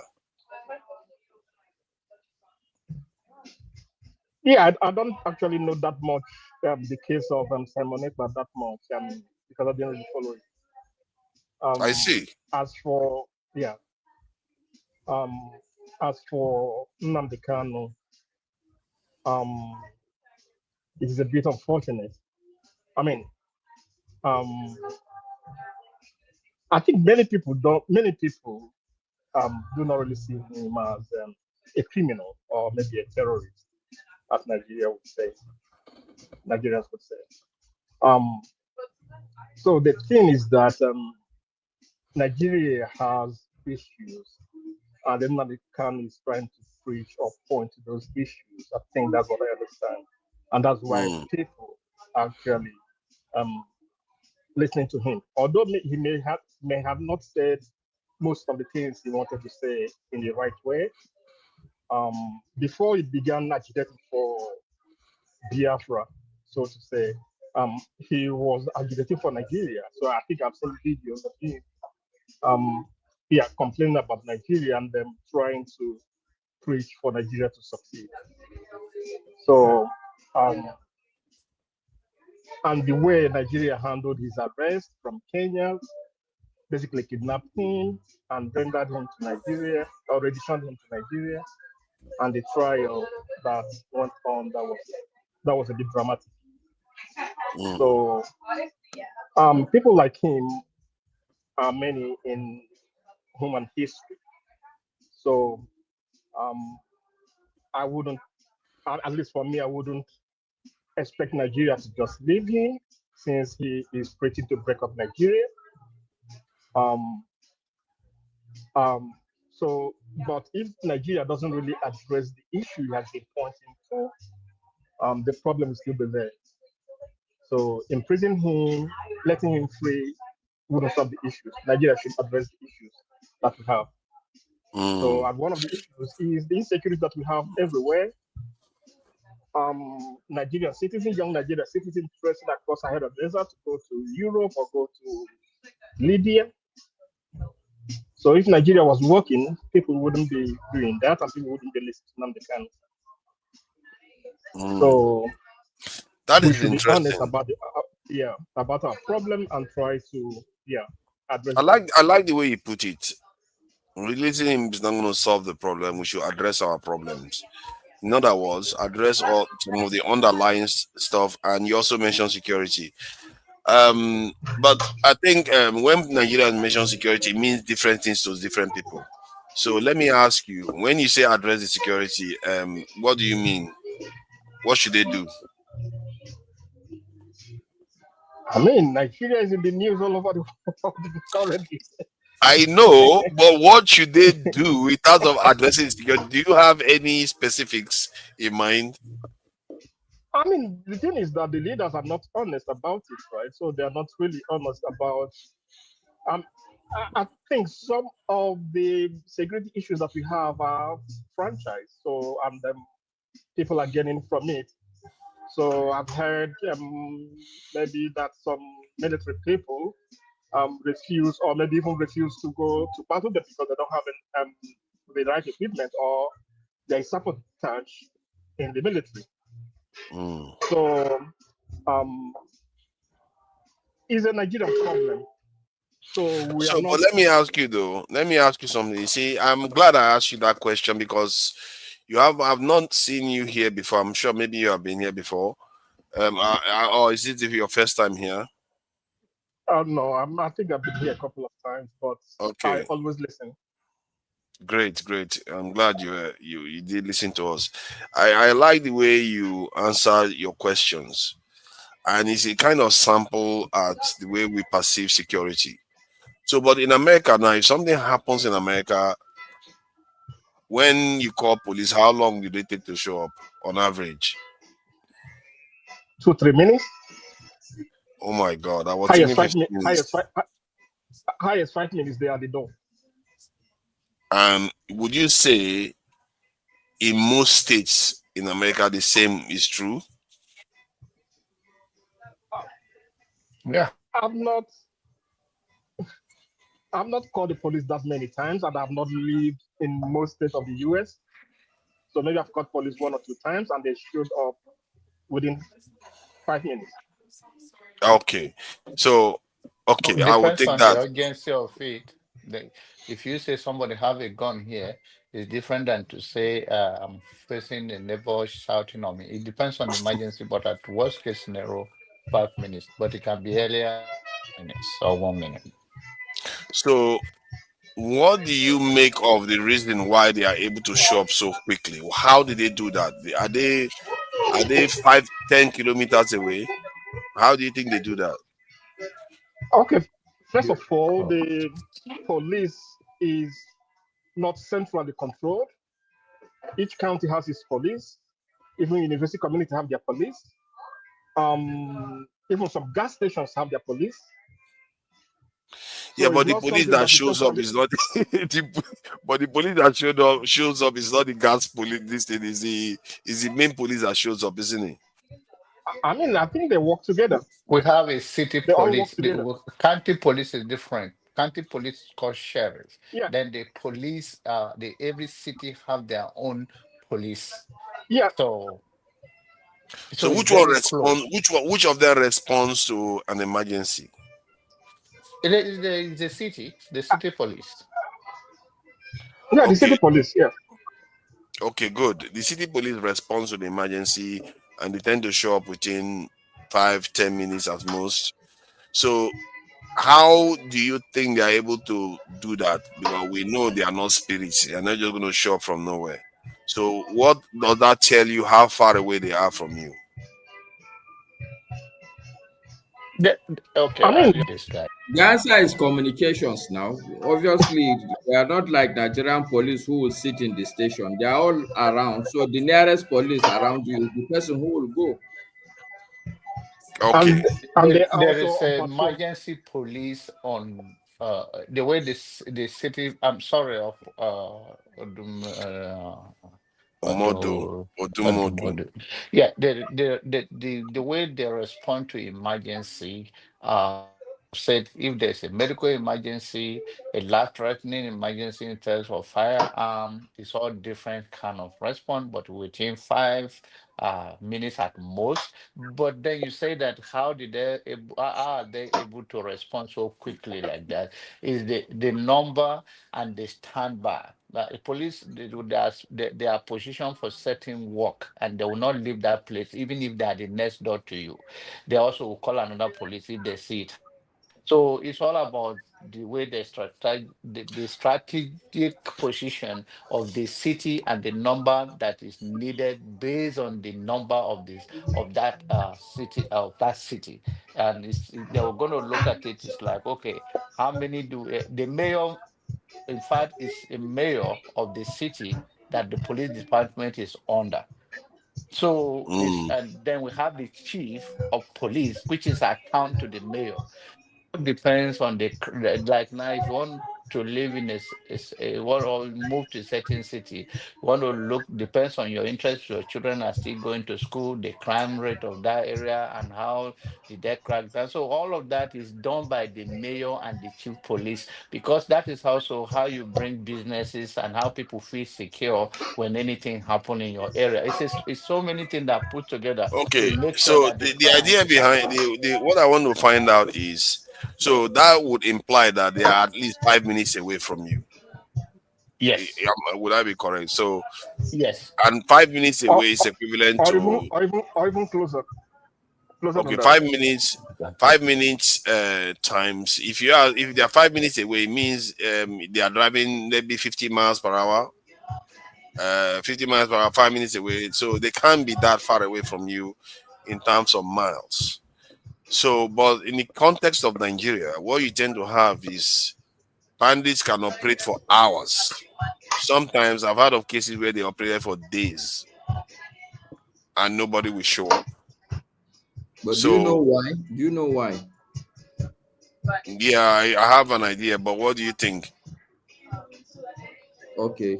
Well, I think the question. Okay, so sorry, Is it for Mr. me or for? I am in Nigeria, so it would be unfair for somebody to I, ask you that question. yeah, I think it should be for you, Master. I will tell you, forefathers, the major reason why police will not show up is not because they are that far away. I live in Abuja here. There's no part of this town that I will want to go to that I'll spend more than 30 minutes without reaching it. If I want to cross the whole town, I'll cross in 30 minutes.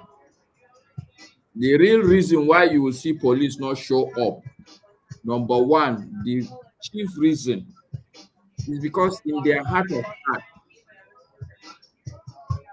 depending on what you tell them is going on.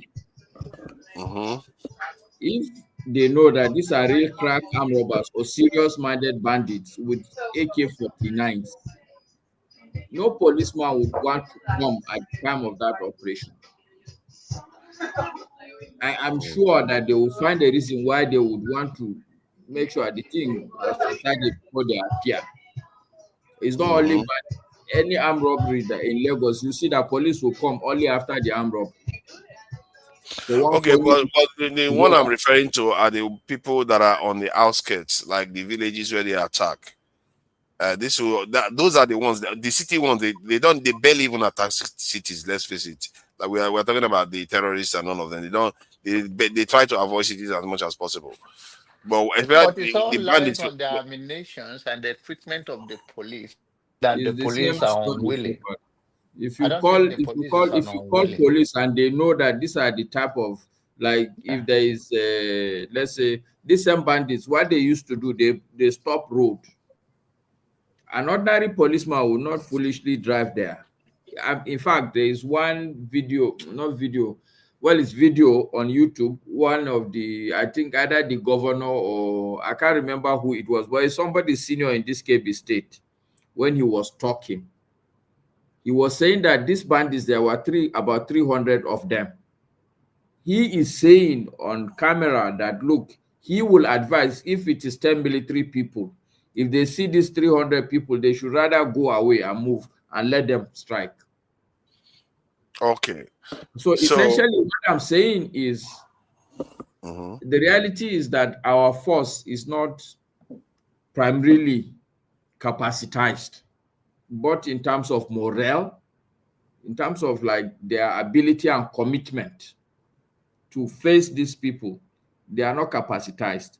Secondly, and most importantly, in terms of material, you have been in Nigeria, you know forefathers, which is the newest car of police that you've seen on the road, and it's really normal patrol police, not attached to a minister or a senator. All of their cars are rickety, we know it.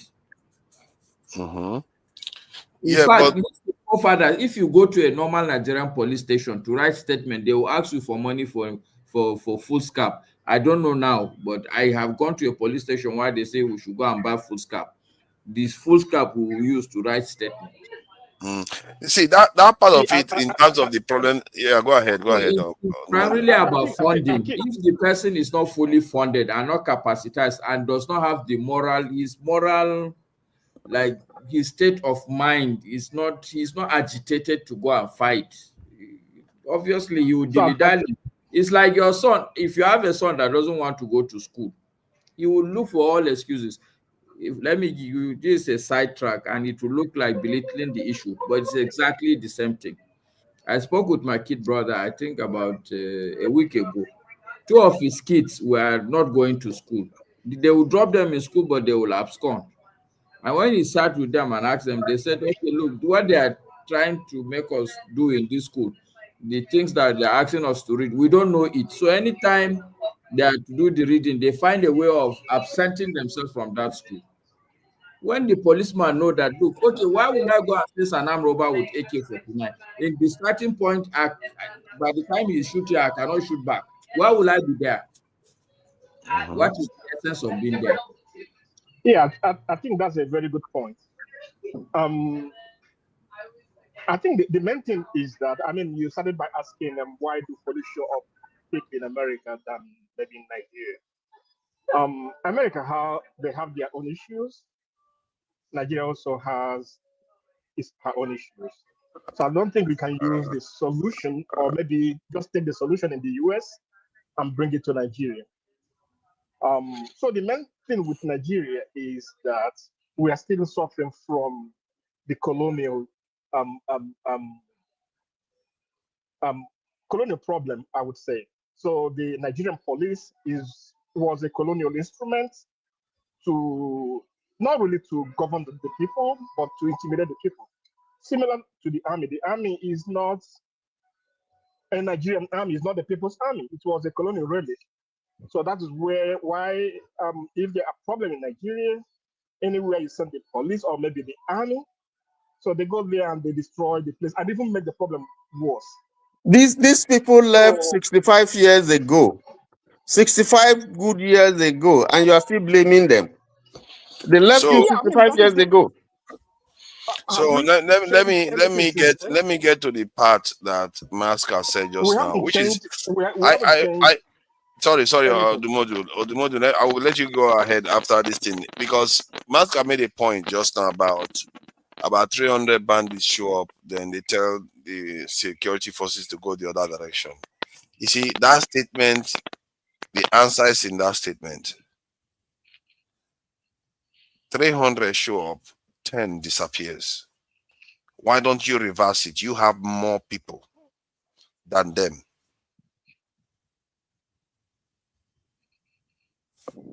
You have 230 million people.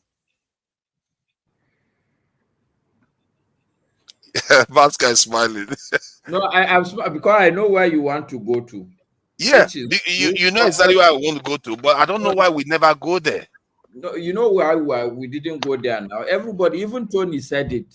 The issues in Nigeria are multifaceted, they are deep, they are there for long. They have, you know, when you say they have rented place, problems, Nigerian problems, they have rented place in Nigeria. They are paying rent for a long time. Not be today. Yeah. It's like you have a knife. The knife is not the sharpest knife. It's a little bit blunt, but you are using it to cut fish. Just because that knife is not sharp doesn't mean you should not get more knives if you want to cut more fish. That is how it is. Because by saying that, because this knife is not sharp, I know I'm not okay. I had your altercation with KJ, but you are behaving like KJ now, where you twist things to suit your narrative. Okay, how did I twist it? Good. Yes, I said I saw a man saying that, imagine these are 300 bandits. What do you expect 10 soldiers to do? Granted, but the normal typical day in there, only me in my house, I call police, say they're armed robbers. They would not bother to count the number of armed robbers, whether it's 2 or 3. These people will not show up until after, they will dilly-dally until after the event. So yes, don't go, and that 300 is what they call in statistics a one-off event. But the normal day-to-day occurrence is that even if it is 5 armed robbers, police will not show. I've told you, bandits on the road, they can be 300, but police will not go and show. I agree with you that yes, let's use, as bad as it is, the situation, let's use what we have. I will agree with you. But where I disagree with you, or where I would want to call your attention, is that if you listen to all of us, at least me and Tony, and I think even Odumodu to some extent, but at least me and Tony, what we have been telling you is that the problem is deeper than you're analyzing. Okay, so you are looking at security, but Tony has given you an example where a country of 156,000 people have achieved something that we that were 230 have not achieved, even given 2 chances. 156,000 people, one time, first chance, they succeeded. We of 230 million, with all the diaspora we have, 2 chances. Like the first set, they did everybody, we failed. They now say, okay, you failures, come and recede the exam. But what does that imply for us then? It implies that, you see, we have deeper issues. This issue of police, the truth is that people would hire police today, and guns are, who buy gun now? Is it not government? It's not like an individual looking for gun. It's Nigerian government. We can buy gun tomorrow. All these things you are saying, we can solve them tomorrow. But the problem is deeper than where you are looking at. You are looking at the IG of Police. The problem is deeper than the IG of Police. No, I agree with that higher level problem in terms of people not wanting. The way I look at it is that they are being prevented somehow. No, they are not. So the real problem, let me tell you, the one singular basic problem in Nigeria, even this insecurity, people are calling genocide. The truth is that the real genocide, the person that is doing genocide in this country, or the issue that is genociding all of us, is corruption. I'm not so sure. I'm very sure. I've been in this country all my life, and I've been around. I can tell you, I've done analysis. Corruption is multifaceted now. If you begin to expand it and extrapolate it, you see that there are so many dimensions now. So yes. The one that has tied everybody and tied everything is corruption. You cannot say, okay, these leaders, they are bad leaders. Let me elect another set of leaders. No, I'm supporting you. I'm saying that by the time you begin to expand I'm just expanding that. Yes. If you expand it, you will see that what you're saying is right. What you're saying is right. See, the thing is, when you say there is corruption, it's like we are being primed to bring corruption as the biggest issue. It is. We have been primed, but it's not. It is. Okay, fine. Believe that. No. See, okay, look, so we're not looking at solutions. So I'm saying that when you do an as-is analysis of this country today, okay, as-is analysis, why are we where we are today? Not what has brought us where we are, but why are we still here today? The real thing that if you take corrupt, if all Nigerians decide, even if it's for 3 days, that we will not accept bribe, we will not give bribe for 3 days, wallahi, this country will change. Now, let me ask you this question. If every Nigerian takes that bribe, because a lot of people will be arrested in these 3 days, a lot of bad senior people will be sentenced to death, and a lot of people will be fired in that 3 days. Yes, but there's something bigger that will happen within that 3 days that will prevent it from happening. That's for country to be better. Like if you steal money, you take that money and you go and spend it within the country, the money doesn't leave the country. What do you think happens to that country? Forefathers, listen, I know this country very well. There's no country that has laws like Nigeria. No, I'm asking a question. I'm asking a question. Why, if you spend the money within Nigeria, what do you think will happen in Nigeria? Even when you steal the money, but you spend it within Nigeria, what do you think happens? Because if you understand that, you understand what is going on. I know where you're going now. I'm even ahead of where you talking about economic activities. Yeah. Where you are trying to go, forefathers, is that the money that people are stealing, they are taking it outside. What I'm putting to you is no, that's not what I asked you. I just assume that they're not taking it outside, but they are spending within the country. If they were doing that, even if they stole the money, what do you think will happen in the country? So I will tell you what will happen to the country, and this is my explanation of what corruption is. Corruption is not about money stolen. Corruption, the way to really look at corruption is when you go, maybe you want to understand this analogy I'll give you, but for every Nigerian that has been in Nigeria, he will totally understand what I'm saying. If you go to buy, when there's fuel scarcity, you go to buy fuel. They used to mix petrol with kerosene in this country. Okay, if you carry that kerosene and put inside your car, do you know what will happen to your car? No. The engine will knock.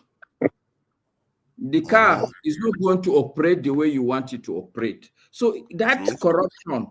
And if you steal money that is meant to do road for people or for hospital renovation and drugs and so on, and then you steal the money and use it to go and build a house. Yes. So, like, the question again. Let me ask the question again. You see, hold on. You have not done this. You have not tried to.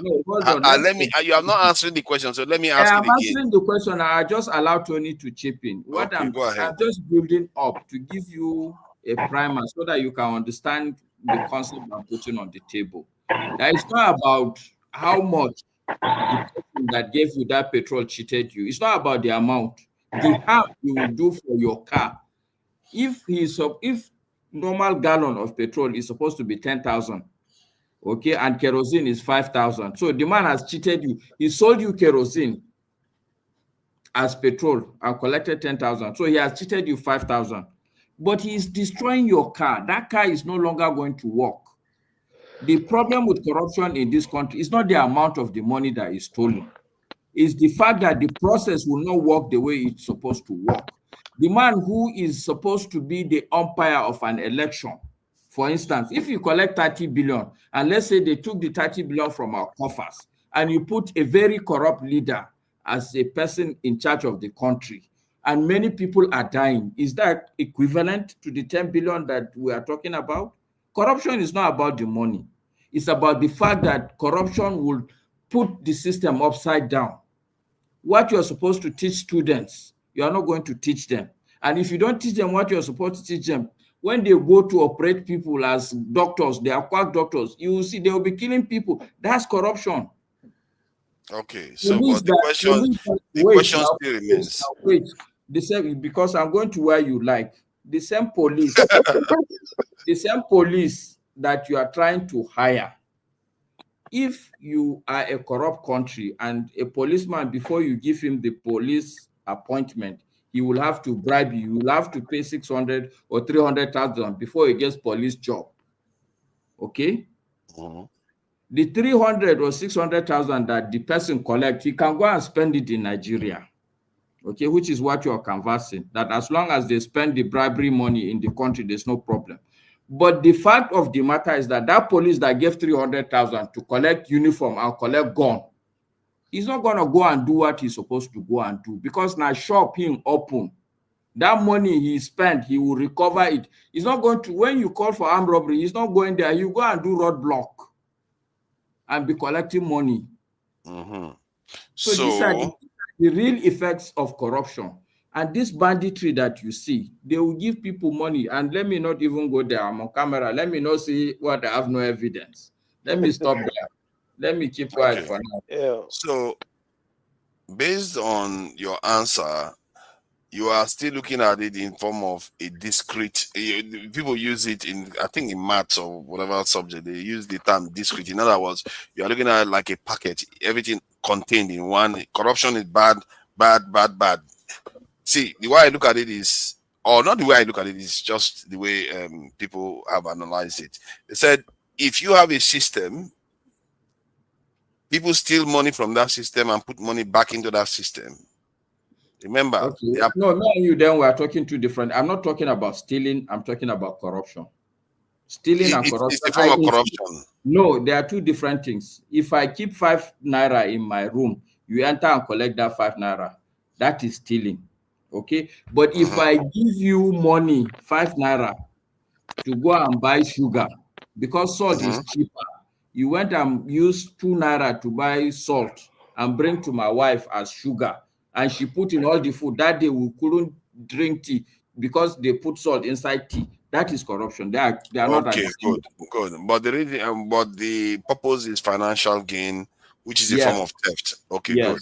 Yes. So that financial gain that is a form of theft, when that person takes that money and goes and spends it in the system, the same cycle still happens. With that economic cycle occurring and wealth is not being lost, the system becomes self-healing. No. Because that is what generally happens. Oh my God. Let me give you the reason. Let me qualify it. I have not even spoken that long. I've not even spoken that long. I've not even spoken that long. This is very, very important. When you use, oh my God. Can I just speak for a second? You've been talking now. No, I know you are joking, but I'm also in a jocular manner. I'm going to make my point. That it's not about how long you speak. It is about how right you speak. They tried to shut me up if I'm wrong. But you have not heard me out now. I'm about to provide evidence for what I'm saying. Okay, go ahead. So, this is fast session. I can't just say stuff without providing any form of evidence. So, like in the West now, you have a humongous amount of corruption in America. But yeah, somehow they are still functional. Why? A humongous amount of corruption in the UK. Are you sure about that qualification? Yes, I am sure, 100% sure. Almost all your. But you don't live. But you don't live here. How do you know? We see what they do with the bribery. Elon Musk giving people money, really lobby here and there. They are busy bribing each other left and right. And they are giving each other. They are even doing insider trading. And just name it. They are robbing each other dry. And yet the system is functional. Why? You know, there is a lecturer. I think I may even have the video. This is on 2 Nigeria. That was one of the first videos I actually uploaded. That lecturer was saying that they convinced African countries that corruption was their problem because they don't necessarily understand how systems work. But if this is a concept, maybe if you've not heard about it before, look into it, you'll find out that what I'm saying is accurate. Because the West, they have corruption too, but it doesn't do them that much harm. Why? Because the system is self-healing. Because the money is going back into the system. That money, you have to spend it on somebody. Really? Yes, you have to spend it on somebody, and that person, they will have to pay the police officer. They have to pay this one, and the police. If people are getting good income, generally they are less likely to be corrupt. That's what I mean by self-healing. Because you are spending the money in the system, the money is not living. Where is all our money gone? Forefather, please. Don't you ask yourself? That's why we are poor. Excuse me, where you live, forefathers? UK. Forefathers, where you live, can a policeman or a politician take bribe and spend it back in the society? Yes. Yes. The money that you cannot prove or defend. See, how? They take bribe, and when they get caught, they get punished. That is self-healing part. Because the money is not going to African countries. If they were sending the money to African countries, yeah, you will see a big problem in the system fast. Yeah, so that's where you are going to, forefather. You were denying it. No. I wasn't denying it. I was just trying to. I don't know what he caught me. Okay, tell me what you caught me, please. I don't understand. Because now you've mentioned that if the money is going to, you hear what you said. Yeah, but the question wasn't that. The question was for you to understand that if the money remains in the system, the damage is like a body. If a body is bleeding, if the money leaves, that's where the real damage happens. And look, I'm saying that's where we have arrived. My position is that even if the money is spent, forefathers. Exactly. That is why I wasn't concerned about that, because you were making an argument that even if the money remains, the system will still fail. Even in the example you gave, you need to listen to yourself very carefully, forefather. I respect you a lot. Make no mistake. I respect you a lot, but by now you should also know that I'm a very outspoken person. Of course, and I'm not saying you should not have your own. Also very clear. Every time I speak, I would make clear that I'm not saying that my position is right, but it's just my own opinion. If you listen to yourself very carefully, forefathers, you said if they are caught, okay? If they are caught and they are punished, that is then you are now saying that the system is not corrupted. That is my point. It becomes self-healing. Point where no, forefathers. It's not because they are not corrupt, they are caught and punished because the system. Okay, Master and forefathers. Let me paint a scenario. For example, I was in a haste to make it to job this afternoon. I was behind time, so I have some red lights in my driveway. I mean, on the route I take to my job, And because I was in a hurry, I almost beat one of the lights. Those are structures on ground. The only why I'm conscious of it is that I'm going to get a bill on my account if I run these lights. Yes. Because of that, I have to match my brake. Okay? In doing that, either I pay the bill, $50, or I match my brake and gain that money and make it to work. So structures are there to help organize us as a people. Not that we are not in a hurry here to break light, or we're not in a hurry to go where we're going, but because we know that systems are on ground that will checkmate you. If you do that and you're going to pay dearly for it, you tend to match your brake when you get there and wait. The consciousness in our mind begins to work on us, and it begins to register as a behavior. then we not control this same corruption, these same excesses, and these same things we are doing. I was in Benin a few weeks ago. See, people, they don't hold break. It's like traffic light is not meant for drivers. It's not meant for people who are driving taxis or whatever. It's only meant for private cars. I don't understand. What kind of system is that? And police will joyfully allow them pass because they're in a hurry or because they're carrying passenger. Then you that drive a private car, you must hold brake and match whatever, otherwise they'll pursue you and they will make you pay money or pound your vehicle. What a system is that? I think at the core of, I think what I observe is that the way we look at society, we look at it in a separate. We don't look at the feedback, how everything works together. Yeah, how the whole thing works with each other, the feedback loop that is going on. It, like what you are seeing is not an absence of corruption, it's an absence of bleeding of the economy. Bleeding? Yes. What you are seeing is like economy is corruption. At the end of the day. It's not at the end of the day. No, because if, like, you know what that they always say, that we export wealth overseas and import poverty. That's what that's the point. If you are bleeding your country dry, please, please, you know it as a patient. Sorry. I will just last statement. Yeah. You know it as a medical person. If a patient is bleeding, there's no point treating them at that time. You have to stop the bleeding first. Exactly. That is our problem. Sorry, forefathers, let me also use a biological analogy for you so you will understand. And I hope you will understand. You see, the system as God created us also. Any biologically educated person here will know that there's blood clotting. When you get a wound, the system is supposed to stop the bleeding itself without any foreign interference. Correct. It depends on the extent of the bleeding. Imagine Nigeria is like and it's not Nigeria is like a body where any wound you get, there's nothing to stop bleeding. Bleeding will just continue. Okay, I think you are right. You are right from that point of view because we don't have security. Because to stop that bleeding, there are platelets that stop bleeding. And the reason why we don't have security is because of corruption. Father, you were talking about. I heard you guys talking about the police thing just now. Why the response time and all that? When you start to compare the police in the Western world with our local police, it will just be unfair to them as it were, as an institution, because it is actually a clear 7-up difference. Yeah. Because the time of response to the police is not because it is by closeness or whatever. It is a structure they have put on ground in the system that makes them respond on time. Not that they are driving from far; they are within your locality. Everybody have a posting. They are around. You don't even see them.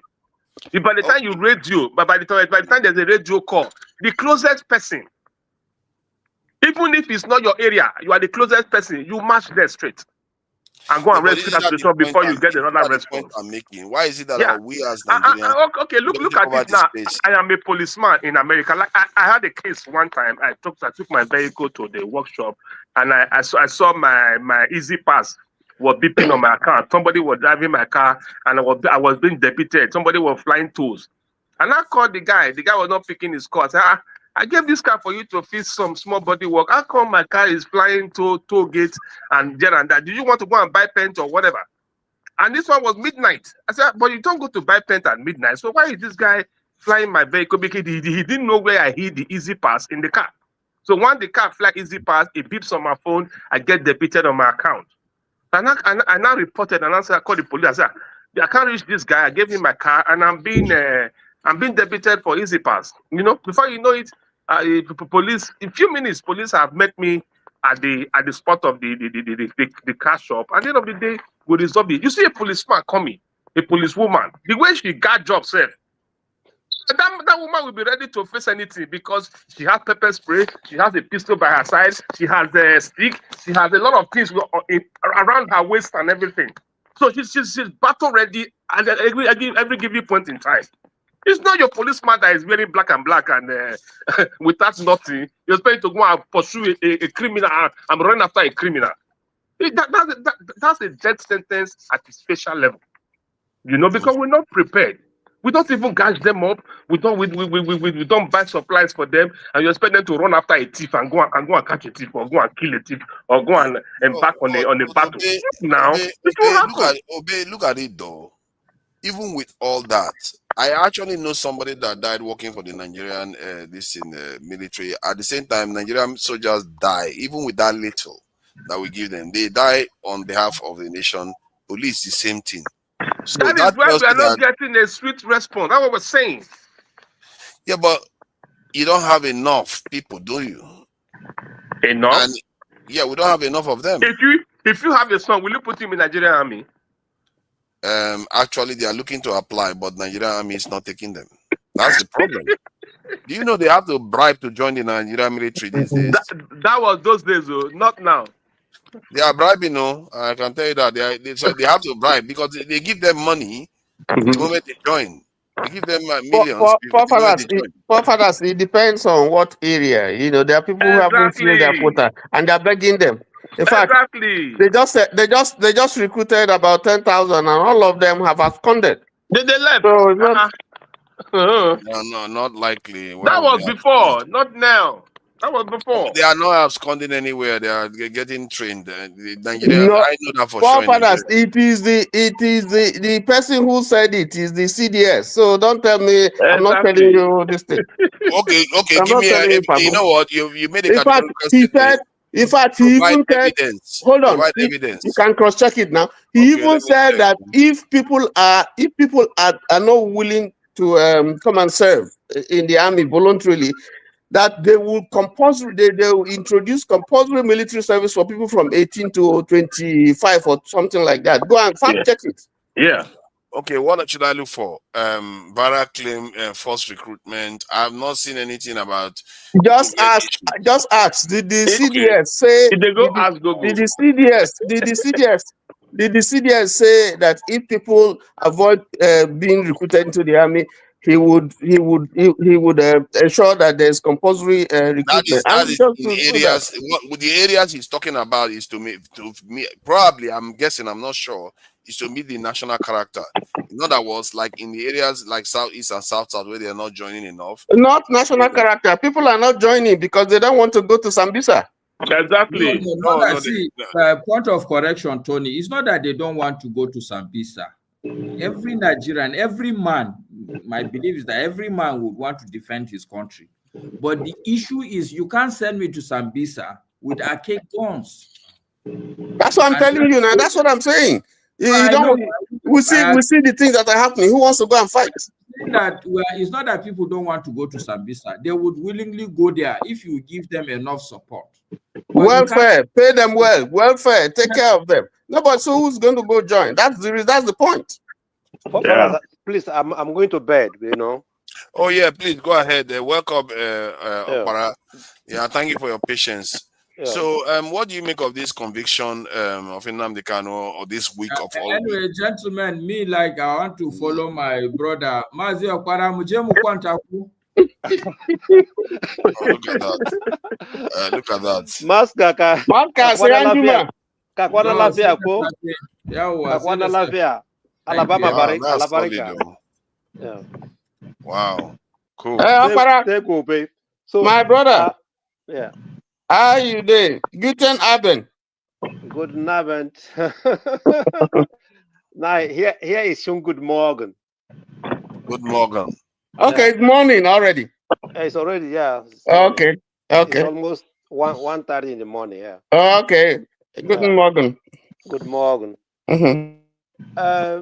About Nnamdi Kanu is oh my, hold on. Sorry, before you go on, I think you see now, let me just show you what I'm seeing here that may be different. I hope this is they are beginning to wake up to the reality. Now look at what I'm just seeing here, because I was searching for what Tony said. They said Kebi abduction, Senate 6 recruitment of 100,000 military personnel. They know the problem. They pretend as if they don't know. They know. Maybe this is an opportunity, but the 100,000 is nothing, but it's a start. forefathers. I think the best thing would have been they would have told every senator that is representing the country and every representative should produce his son or his daughter to serve. For the military. Yes. That would have been good. The Yerimas then. Yes. And the funny thing is that some people, some of them, I'm sure some of them actually have family members in the military. They will actually produce their children and put them in the senior position, and the citizens of the common man will still go to the war front. It's very possible. It's always been, to an extent, it tends to be like that. Of course. Tends to be like, if the nation is in a war that they are losing, then they start killing the officers, then the big It's not in the UK, it's not different in the UK. It's the same thing. So, but the question I wanted to ask Okpara was about Nnamdi Kanu and the timing. Do you think the judgment was justified? If you think it wasn't, what would have been justifiable?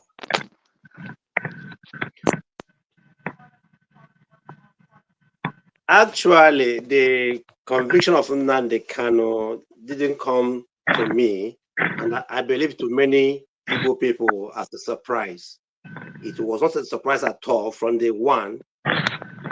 From day one, I was expecting such, but not life imprisonment for somebody who the courts, they didn't catch him with any gun or with any machete or with any sharp object. They only had what he spoke on radio.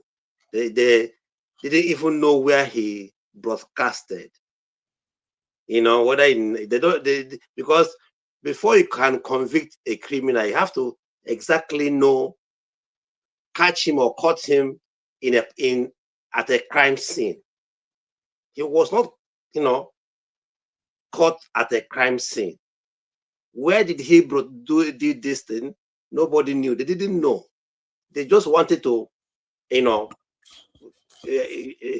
send him to prison, and that is all. But that's not the end of the whole thing. For example, this young man spent almost 4.5 years, almost going to 5 years in prison. We're not talking about the one he spent before, but I mean this current one now. So if you are jailing him, why not you say, okay, he has spent 5 years, I'm giving you another 10 years. Then people can say, okay, fine. Can say, okay, after maybe another 3 years, he will come out. You were talking about Samuel Legwa. Samuel Legwa was given 5 years or 6 years, and maybe within 4 years he'll come out. If you want to compare the whole thing, it doesn't make up at all. Somebody was talking about one Yoruba guy, I think Grandson, in the UK, I think Grandson. How many years did the royal courts give him? They gave him about 5 years. As long as they didn't catch that guy killing somebody, no gun on him, he only mere rhetorics. That is where people find that very, very absurd. That's where people myself, Igbo people are not happy at all. Nobody can tell me that. Some people are, but majority of Igbo people are not happy what happened to that young man, and the kind of condition we have in Nigeria now. Why not you say, okay, this might or could, hike the whole, temper, the whole security everywhere. And why not we just calm down, see what, calm everywhere down? Why should you, give him, life imprisonment? I don't know whether you watched O.J. Simpson, and my friends who live in America. There was a case called O.J. Simpson, and even most of Americans believe that he committed the crime, but as long as the prosecutor couldn't prove, whether he was there or not, they didn't catch him at the crime scene. They didn't catch him with anything, no object. There's the search, they couldn't find anything on him. That's why he was set free. And even I think it was a hand globe that the prosecutor brought as an evidence that he killed Nicole, the wife. The globe didn't pass the hand. And that's why the guy was set free. And later, after many years, he went to a place with a gun, and he was caught and he was convicted because he was caught with a gun. Before you can give somebody a life sentence on just a mere broadcast, you know, that means you must have caught that guy with dangerous weapons. They caught him twice. Even they caught him twice, they didn't see any sharp object on him. Nothing. So that's why when people say there's a problem, Nigeria has Igbo problem, which even Professor Achebe said many years ago, there's an Igbo problem in Nigeria. Nobody should deny this. Nobody should deny it. Nnamdi Kanu said things that people didn't like. Of course, sometimes it was his broadcast was harsh, but he never committed that thing with him. I mean, with his hands. Even in Igbo land, people, because you know one thing. Why I was reading, when you were there, I was going through the whole proscribed terrorist group in England, where Nnamdi Kanu live. Where Nnamdi Kanu is a British national. Go there. There are many of them. They're almost at something. Boko Haram is there. You know, IPOB is not even there. Where Nnamdi Kanu lives, where his children, his wife is living currently. So there's nothing like IPOB there. It's only in Nigeria that IPOB was proscribed. And the way IPOB was proscribed was even illegal, because in 2017, when IPOB was proscribed, it didn't go through a court process. It was announced, and before IPOB lawyers could go back to the court, it was already gazetted. They were not in the court when he was proscribed. That is, you don't proscribe organization by ex parte or what they call it. The lawyers was not there. In fact, it was Saraki. Then Saraki was the Senate president that said, no, this is not democratic, because it was ordered by General Buhari before they went back and got it gazetted. And as we even say, IPOB put their appeal, and this, as we speak, Nigerian government never one day come to the court or went to court to challenge the appeal, because they feel that, oh, it doesn't matter, we can proscribe them and it doesn't matter. And that is corruption too. Corruption is not only when you steal money. Corruption is when you deny people's right to express their thoughts, their mind. You stop them from participating in democratic norms. That is corruption. Corruption is not only when you steal money. I'm happy that Igbo young people who are in Southeast, who are in South, who are in everywhere in Nigeria, they are very calm. They are very calm, because the worst thing that an Igbo chap could do now is just to go on the street, and that's what they were looking for. If they go on the street, it will be massacre. So that's why they said, okay, let's stay and see what is going to happen. I believe it's not the end of the whole thing, but if you jail Nakan for life, while armed people, you are romancing with them, they are coming out with their arms, everywhere. Police, army is negotiating with them, and after a while they will go back to their bush or bushes. What they call them, Gumi is meeting with them. Professor Usman Yusuf is meeting with them, telling why they are doing this. They are hungry, they are not educated, they are poor. So if you treat everybody equally, there will be no problem in Nigeria. Justice and equity, that's what everybody is looking for. But if it continues like this, people will be agitating. Yorubas are agitating everywhere. There's agitation everywhere. Even the Fulani herdsmen, everybody's agitating. Very, very bad. Look at the condition in Nigeria now everywhere. Look at the kidnappings everywhere. If we are not look at from Niger State or Kwara State to Abuja, How far is that? It's not up to 100 miles. But look at what is happening in Niger State. What everywhere kidnapping. They'll go and kidnap. How are you telling me that a country, people can kidnap 300-something people and nobody stop them? In Niger State, in a Catholic school, yesterday, how can that happen? 300-something people, and no, as we speak, they have not even rescue anybody. In a country, it's just appalling. It's just appalling. I pity for people who are not seeing this the way I say it. I'm so angry what is happening in Nigeria, both in the east, both in the west, everywhere. Look at even Ghanaian Adams now has come and told the Yoruba people, we have to, they are everywhere. We have to do something. They are everywhere. And we think that these people are joking. They're not joking. And let me tell you, one person with gun is more powerful than 100 people without gun. That's what people don't know. One person with gun. You were asking how many are Fulanis. I was laughing. One person, for example, let's say in a village now, 3 people comes in and are coming to the village with gun.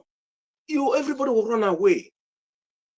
Unless they want that country to be like Somalia. Otherwise, if nothing is done as quick as possible, I mean, there will be anarchy.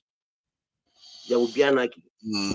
Finally, the Christian genocide, it is happening. Muslim genocide is also happening. But if Muslims refuse to say there's genocide on their side, and if Christians are complaining, nobody should blame them. Yesterday, I cried. Yesterday, I watched on Ginger Media 3 men from Goza in Borno State. I don't know what any of you watched that program live on Ginger Media. This is Christians in Goza.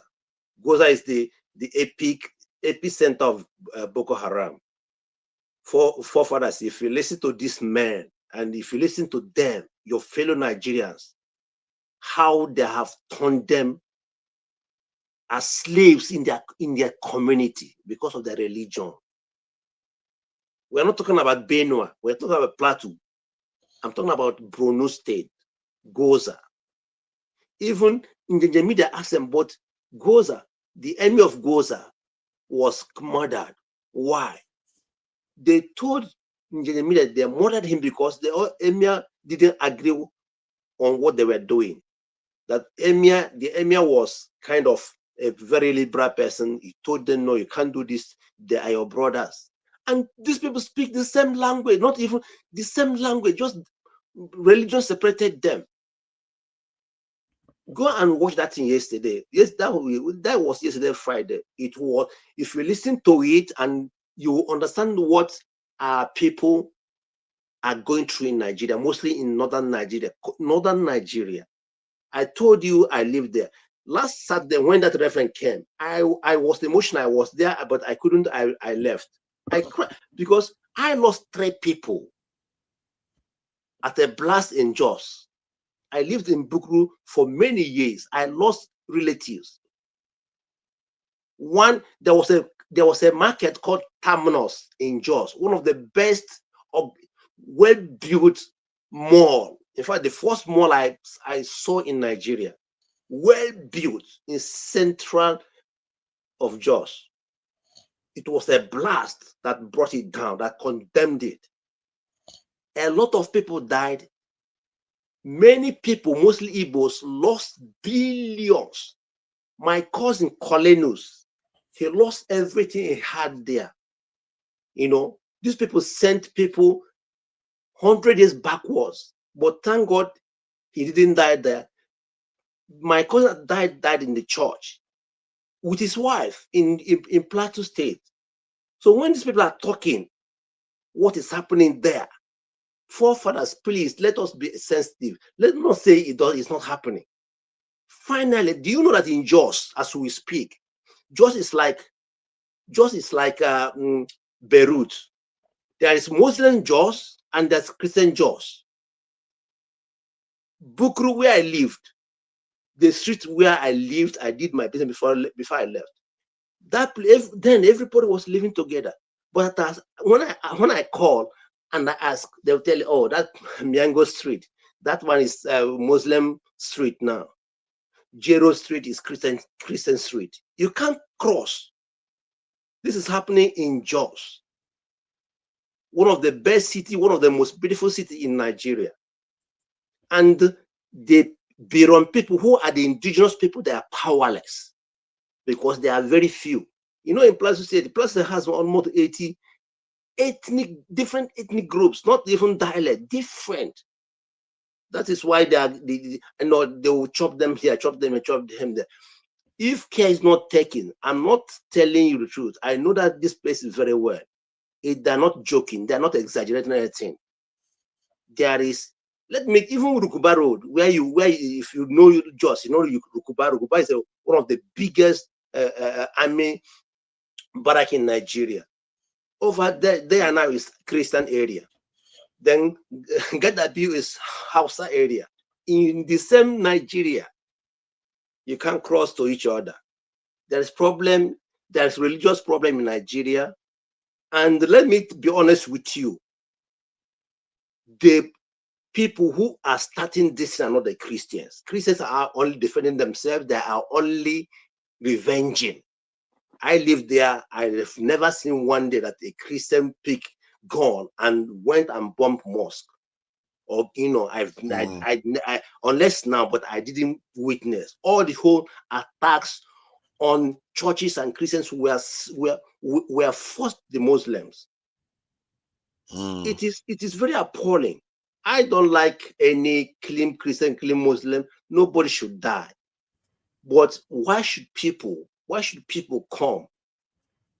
Okay, for example, that in Jos, because in Jos, you have a lot of Igbos there.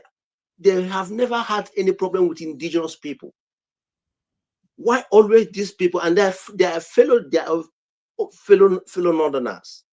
So why is everywhere, if you go to Ogun State, the same people? If you go to Abaraka, the same people. If you go to Asaba, the same people. If you go to Port Harcourt, the same people. Something is wrong. We have to tell ourselves something is wrong. Something is wrong with these people, and we have to. And I said it last time when Master was here. I grew up in the core northern Nigeria called Sokoto, Gusau. When I was, because after my secondary school, I went there to join my brother. You will see somebody who is begging with plastic. He will call you infidel. You don't even know what. I never. By then I was not speaking Hausana. He'll start abusing you. Your camera has been frozen for a while, but I can't even see you. Yeah, so it's okay. So I'm just I'm fine. I'm sorry for that. But what I'm trying to say, please, when these people come here to say they are killing us, they are not. Nobody is bragging because their people are killed. There is a problem going on in northern Nigeria, and the government should do something before it consumes the whole Nigeria and the whole Nigerians. That is for sure. And this the most genocide thing we have to be careful about using it, because from what I gather, no nation has ever been found kind of guilty of genocide in any way. You can find individuals for genocide, but not necessarily a nation. Not even Rwanda was considered a national genocide. It's individuals that were found culpable for it. So the idea we're just throwing it everywhere now, and genocide seems to involve, targeting the people and looking to wipe them out. Not because, like in the case of what I see in Nigeria, if those people are able to escape and go to IDP camp, they are fine. But if they are not able to escape, so it's slightly different from a proper genocide where they are targeting the people. No matter what, your priority is to wipe them out, not for them to even escape. Excuse me, but for fathers, if, for example, that Goza, you go and watch that thing. If Goza, let's say if Goza is 1,000 people, and now what is left in Goza is about 300. Maybe 500 dead, 300 left, then 300 in ID camps, 200 are remaining there. What are you going to call that kind of scenario? And these people are telling you that even those people who are in IDP, internal displaced camp, that they are even coming there to kill them and rape them, which we have seen severally. Even in Benue State, where you see these people going to IDP camps, attacking the same people who have no shelter. I've not heard about that recently. I've not heard about that recently at all. There's no evidence to corroborate them attacking IDP camps. Regarding the genocide part of it, yes, you are right. If you decimate the population to about over 50% of them, yeah. But if your objective is to decimate them and wipe them out, precisely, that is what is considered genocide. The intent has to be there to completely wipe them out, or at least they will try in part, whatever. But if your intention is to take the land and you just want to displace them, it's ethnic cleansing, which is a war crime, the way they describe it. So, in other words, if they can escape, they can escape. You will let them. If those people, if the remaining people, if they didn't maybe fight back, or maybe by the grace of God or someone have survived, they would have murdered them, and those people are those people we are talking yesterday, 4 of them, well-educated people. Go and listen to that thing. That thing is chilling. You can't even listen to it. It's just you think that you are somewhere in Afghanistan, that they don't want to see anybody answering Christian. Go and see what this is going through. Father, I don't think that we should be talking about debating about genocide or no genocide, because that issue has been settled. It hasn't been settled, actually. Okay, hold on. Professor Amubiton, who is a professor and a senior advocate, in his legal brief, this state that genocide is going on in Nigeria. Hold on, let me finish. I'll give you. Found them very, very catchy. Hold on, let me finish. The tall thief told the president, in the presence of the governor, in the presence of Chris Musa, the former CDS, in the presence of the IGP, that it is genocide that is taking place in his domain. He said it quite clearly. Twice. He said it to Meeti Allah. And then recently, if you look at Senator Garba, who is an APC stalwart, ex-former senator, he said clearly on Trust TV that what is going on is genocide. And then to cap it all, I just add the United States ambassador to the UN, Mike Waltz, stated before the UN that what's going on is genocide. And Trump has also used that word genocide. Can I ask you? I don't know what you're talking about. What are you talking about? How many of the people that you quoted are actual?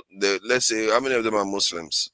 But Godfather, what has that got to do? Yeah. But the question I'm asking is, how many of them are Godfather, Muslims? did you grow up were you born in the 70s in Nigeria? You saw the 80s, you saw the 90s. Engineers are very disingenuous. Even when they are professionals, they will go and start writing stuff because of their own. Go and read the definition of genocide. I've checked it. The people who are being killed are telling you that it's genocide. You that is in England that has never been there. Calm down. What are you saying? But Tony, let me. Just hold on. I'll bring you in. You see, the reason why I'm saying this is not that I'm saying strictly, because let's say you have a population of about 20 people that are a tribe, and you go and wipe out 20 of them because you just wanted to wipe them out and let them clear out. That is genocide by definition of genocide. I want to speak now. Sorry, the reason why you've been talking now, come on. Oh, sorry, it's you. But let me just, because I'm trying to make my own point here. The reason why I'm saying that genocide requires you to want to wipe the people out. Your objective is to wipe them out, and you make it clear that that's your objective. But this is Islamization. Anybody in their way They want to take land. They want to take stuff from them. Forefathers, 9,000 people were murdered in Bosnia Herzegovina, and it is considered genocide. 9,000 people in Bosnia Herzegovina, and there are 95% were Muslims. That is what is called Bosnia Herzegovina genocide. It's not only when you kill everybody. Bosnia is up to 3 or 4 million. Only 9,000 people were murdered because of the religion and the ethnicity. That's why it is called Bosnia Herzegovina genocide. Good night from here. The problem we have in Nigeria is denialism. We see the truth, we don't want to see it, and that's part of the problem that we have. I'm not trying to deny it. I'm just saying that the definition is a little bit loose. The way we are using, like everywhere, we're just saying, oh, everybody is being genocided. Not the case for everybody, because there have to be specific tribes and groups that you have to name, and then they say that one is a genocide. I have not said that the Nigerian government is encouraging genocide. I'm telling you that the people in Benue, for instance, who are affected, and they have seen this over and over and over again. They have talked to government, they have given intel, and they're killing, and the intention is very, very clear. There are two things about genocide: the intent and the action. Yes. Those two things. What is the intent? And the action that is following that they actually go ahead to do it. You know, so if you read, it's very, very clear. Even the Catholic Bishop of Makurdi has come out. You know, he was one of those who went there, apart from the pastors and all the other people that you hear. You know, he has come out to say that what is happening in his diocese is genocide. I don't know what else you want. Tony, in Gaza, is that one a genocide in Gaza? I don't know. I don't know. My God. Oh my God. Yeah, because you want to draw me into something else. Hold on. Okay. Hold on. You want to draw me. The next thing you are going to mention, you're going to mention Sudan. That's the next thing you're going to mention. I will ask now. I'm going to mention Sudan because that's... hold on, Tony. I just told you just now. Nigerians, the Nigerian professionals, they are quacks. They are not very objective. Not that they are not educated. They are so easily susceptible to being biased. Like now, in your own case now, you were happy to call all this on genocide that is not up to 70,000 deaths, 20,000 children. You don't have the statistics. You don't have the statistics. In Gaza, the statistics is clear. No. You just said it's not up to 20,000 deaths. You don't have the statistics. You don't have. That's bias. We know that clear bias. See, hold on. We are in Nigeria.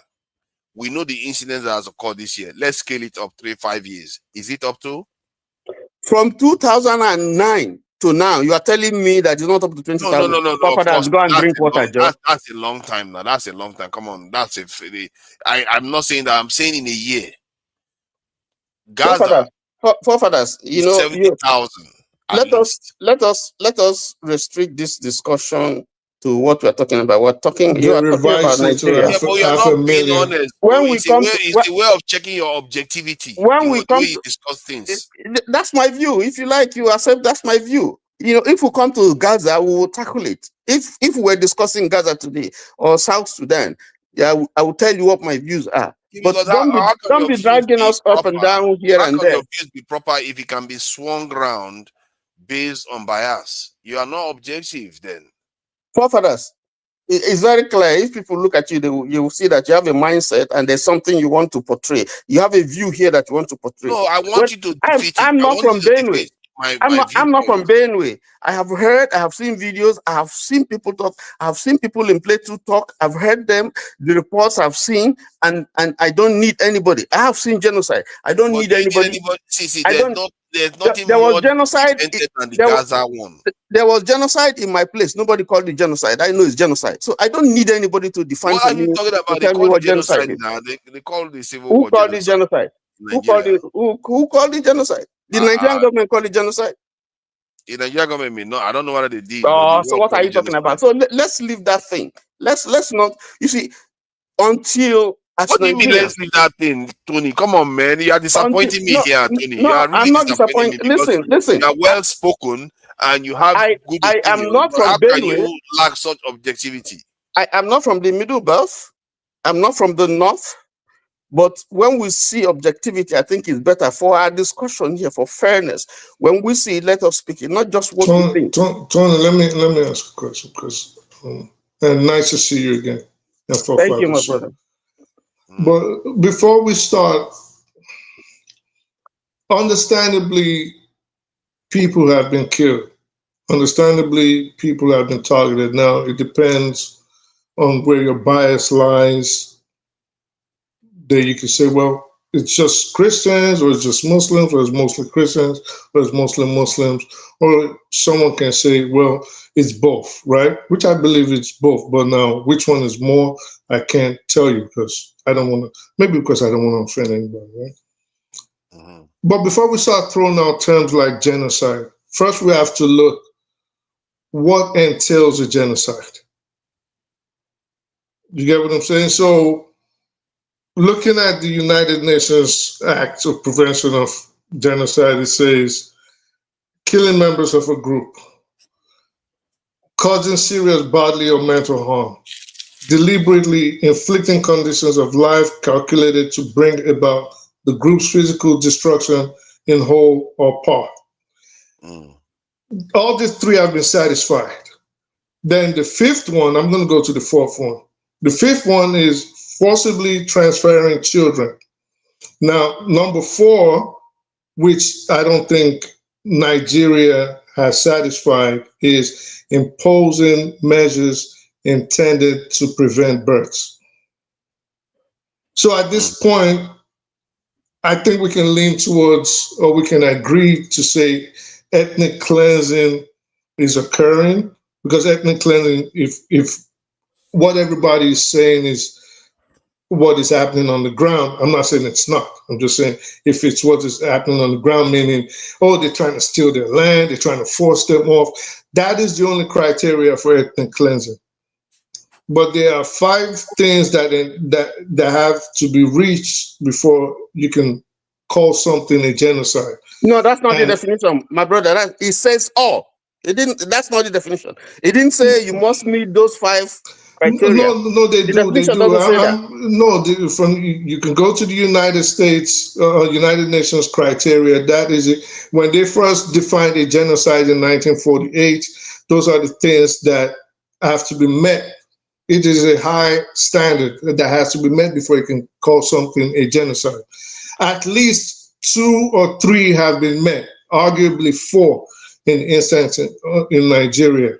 You know, depending on how you want to look at it, you could say 4, but at least 1 hasn't been met, because there's no active, at least as far as we know, and I haven't heard anybody make that accusation. I speak the truth. I speak the truth. You know, you are my man. It doesn't obviate the fact that Christians are being killed. It doesn't. The point is that people are being killed here repeatedly. I did say that. I did say that. So no, yeah, you can give it any terminology if you want. If you don't accept genocide as a, you can give it any terminology. No, that it's not an offense against the state, and the state is right, doing nothing. Right, but this is what I'm saying, Tony. I'm not disputing that people aren't being killed. I started off by that, and I'm not saying people of a certain faith are not being targeted. I try to make that clear. What I'm saying is we have to be very careful of the kind of terminology we use to describe these things, because using certain terminology might actually inflame situations rather than deflate them. You get what I'm saying? So it's like saying there was a mass shooting somewhere, as opposed to there was a genocide somewhere. Mass people were killed in numbers, but then you get what I'm saying? But you have to reach there's a definition for all these things, is what I'm saying. You've spoken very well, but shouldn't we put the same energy that we're using to debate whether it's genocide or no genocide to ending this carnage? Shouldn't we? Right, when they ask you to secure, the same man, if you ask him to secure people, he will not want it to. I don't think they don't want to secure anybody. I don't think Well, we could discuss that later on. But I don't think anybody here does not want to put a stop to the actions in Nigeria. Because No. I speak the truth. You see, if you read the mien and the behavior of the government, they're not interested. They're not. That's the only conclusion I can reach. That a man would leave Abuja and go to Benue, where over 200 people have been massacred, in a country where he's the president, and the only reason why he can't get there to see things for himself is because there's flood water. Well, okay, if we speak about the government, I mean, that's arguable. I'm not in a position to disagree with you on that. So if that's how you see that the government, but I'm saying like us on the panel right now and ordinary people, I don't think there's anybody that really wants what's going on in Nigeria to continue. Everybody gets deaths and people's lives are being lost and people are being displaced. It doesn't bode well for the development of the country. Now, this is to show the ineffectiveness, like you're rightfully saying, of the government. And if you're saying the government is complicit, then I think that's another argument that we can have. Because I agree when people say, well, the military has been, what's the term, infiltrated. They said the military has been infiltrated, the government has been infiltrated. But to what extent? Is it up to the very top? Because I've heard people try to insinuate that the vice president also has a role in it. He's letting it happen. People have accused the former president. You know what I mean? So I'm not saying these things are not happening. I'm just saying I think we have to be careful. I think sometimes when we complain about lower level tier problems all the time, like infiltration, corruption, all those things. Those are not, like, if you look at what happened with the Iran, this thing, they were infiltrated. That's why they were able to decapitate so many of their top people. But it didn't stop them because they have reasonable numbers that are actually there to do the job. The same What do thing you mean with reasonable numbers? that they have enough sizable military to still carry on the fight.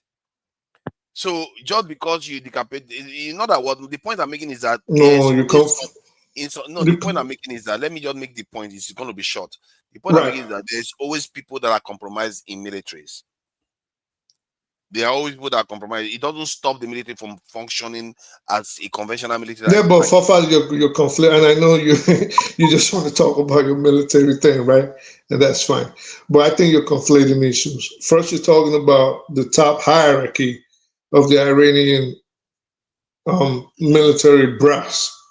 Yes. Then you start talking about the numbers of the fighting men that actually go for the fighting force itself. Those Yes. are, but you're conflating. Compromise is compromise. Infiltration is infiltration. And if any of them are compromised, you find that the people that because of the size, you still have significant body of the this is military that is going to carry on the fight. But if they no, this is what I'm saying. On that one, that's my issue. Nigerians fixate on that one. But I'm saying this way you're conflating issues.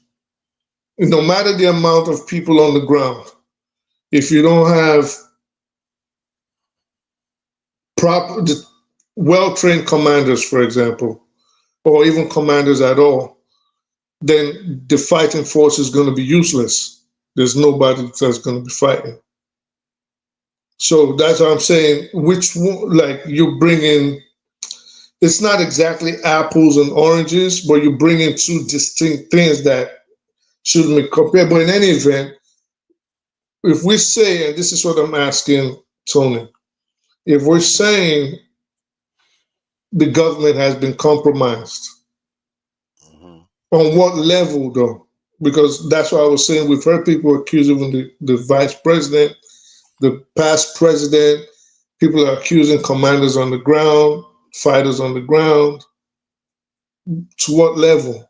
has Nigeria been compromised? And is that really a problem right now? Because I haven't really seen any credible evidence, but I've heard people make all kinds of accusations. And not you know just that there today. is not even a very credible case that we know of where Nigeria actually recruited former Boko Haram into the military itself. There's no real, but it's like everywhere now, like a venereal disease. It's been spread as if it's true. It's really insidious what Nigerians spread in sort like as if it's true. Like they make it sound as if the entire military is compromised. Like at the same with the same breath, they'll be saying that Nigerian military are dying and they are not eating in the battlefield. It's like how can you be, how can you have both? You understand that there are innocent, good Nigerian soldiers dying for the nation. Of course. And you are here undermining and saying the entire military is corrupt. It kills the morale. It kills morale. But that's not to say there's no truth. Forefathers, I don't know. Sometimes when you make your arguments, I just feel very disappointed. We have seen military generals who have been sentenced, who have been court-martialed for stealing monies that were meant to for the welfare. Yes, for the welfare and to arm. Arms and ammunition. Yes, we have read about a general who sold off military equipment. Who diverted? But is that not my point? What point are you making? That is the point I'm making.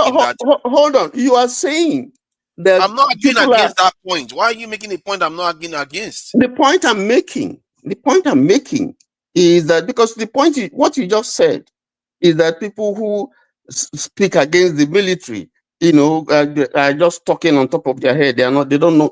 There are people in the military who are doing their job. They are fighting. They want to end this thing. And I know that the Nigerian military is capable if it is giving all the armament that it needs and support that it needs.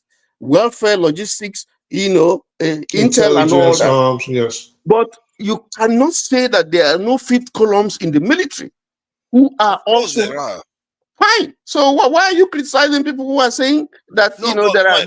My issue is the fixation on it as if that is not normal. Let me ask both of you a question, and this is because I don't know.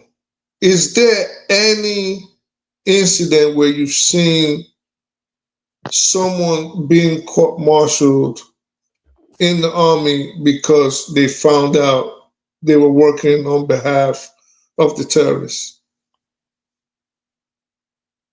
Tony, answer me. I've not seen no. Okay. I know they caught a soldier that was selling ammunition to terrorists. I'll answer the question. If someone takes military equipment and sells it, who is it likely to sell those equipments to? In the state that we are in, considering what's happening in Nigeria. To me or to you? No. To my mother or my father? Maybe. He will send armored car to my dad. Where's he going to keep it? Where's he going to go and use it? Maybe he wants to drive it around town. So it's in any case, that act itself runs contrary, to army, one of the army acts. You don't do that. That's summary, dismissal, and but do we know of anybody that is being charged and subsequently punished because of that? Yes, we have seen military officers who have been punished, sent to jail. We have seen people. Yes. I've seen soldiers that have been dismissed for selling ammunition, bullets to bandits. I've seen that. But I also heard that they sell. Yeah, so that's crazy. So it answers the question that you're asking. These things happen. But Tony, though, don't you think that is a little bit unfair to the good soldiers out there that most of the discourse, especially when somebody raises, we should get more people to back them up, they will be hearing people saying, it's full of corrupt Boko Haram, repentant Boko Haram and all the rest. Don't you think that is very demoralizing? And Forefathers, is it not okay to be saying that when they are talking about recruiting more or increasing the size of the military? forefathers, the army needs to help itself. Because when you begin to hear, they have their peer.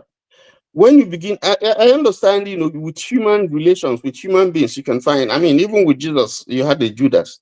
So with human beings, you find, you know, things like that. But that's why the army is so disciplined that, you know, this type of nonsense is not tolerated.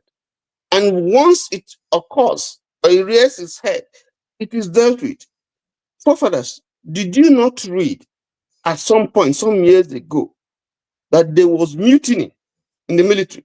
Some junior officers tried to kill some senior officers. Yeah, I heard about that. That is indiscipline of the highest. That's treasonable. Now, why would you think that will happen?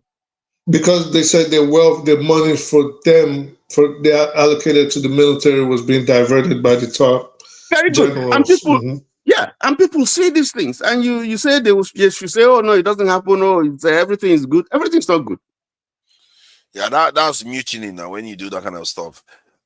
So, but the point, I agree with that part. If there are disquiet and disgruntled officers, the only area I have concern is whenever we are talking about, you know, doing something for the military, people, it's like they have a visceral hatred for the military. I don't know what I'll raise it up to hatred, but they have an uncomfortable feeling about increasing the power of the military, because all they think about the military is military brutalizing Nigerians and compromise repentant Boko Haram members in it.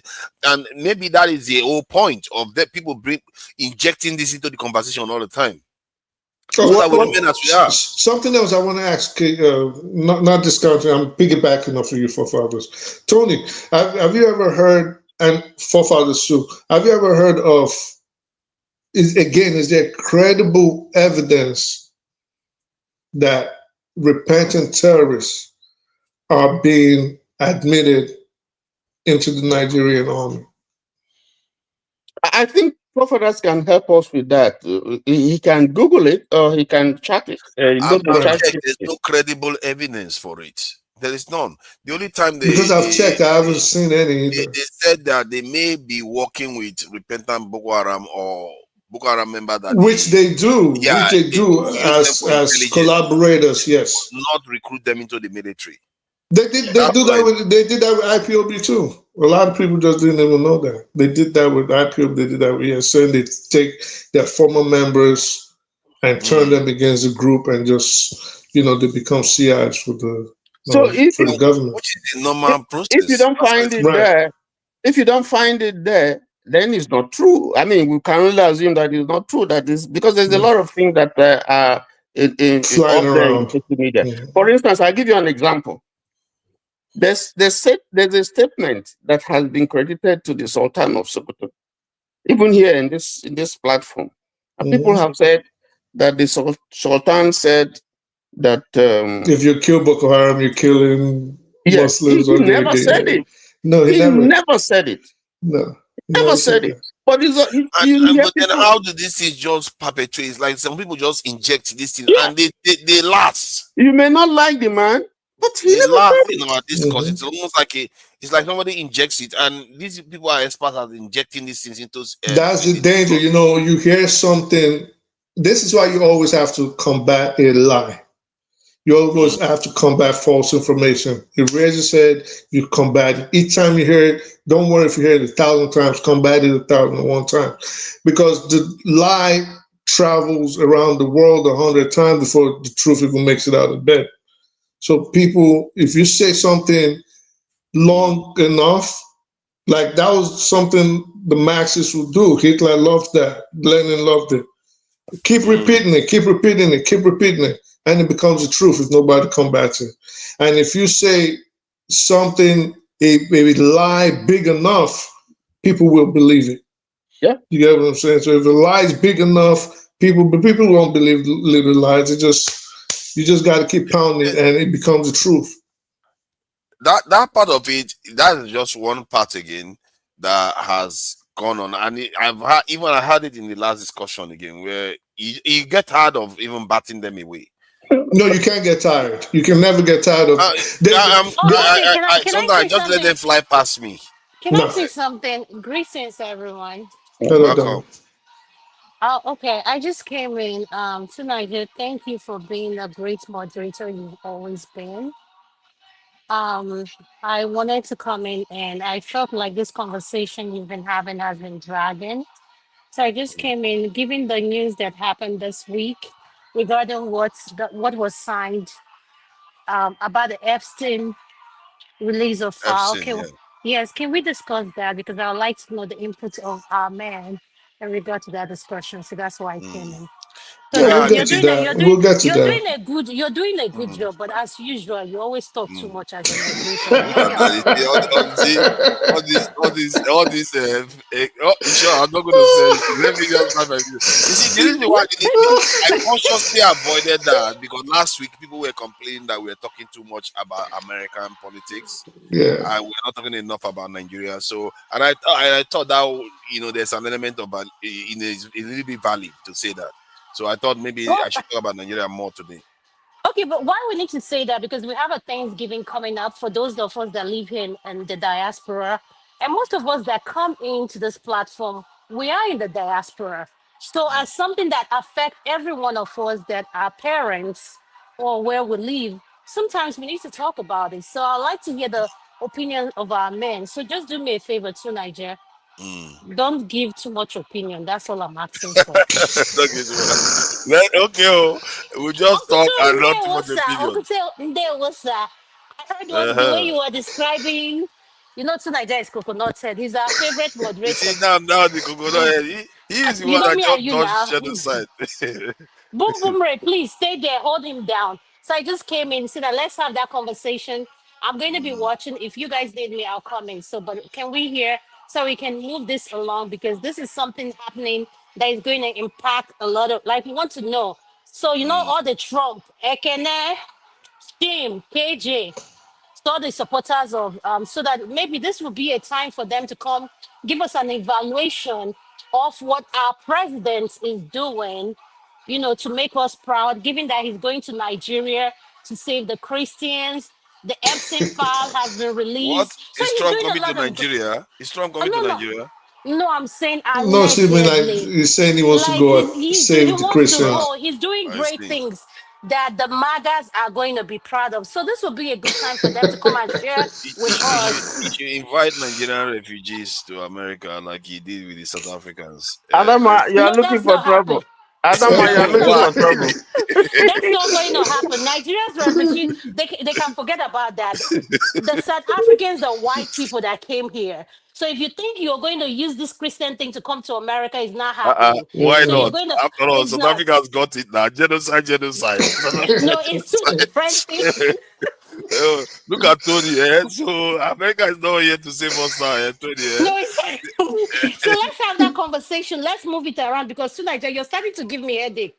And I'm off today. I want to enjoy it.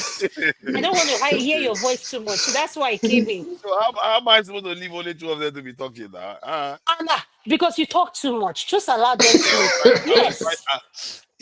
Okay, I will try to slow down a little bit and Right, let them talk about America. Okay. Thank you. I love you guys. Thank you. Thank you. The Epstein one, we need to learn something about the Epstein issue. Actually, I think let's finish. Well, we're gonna get there.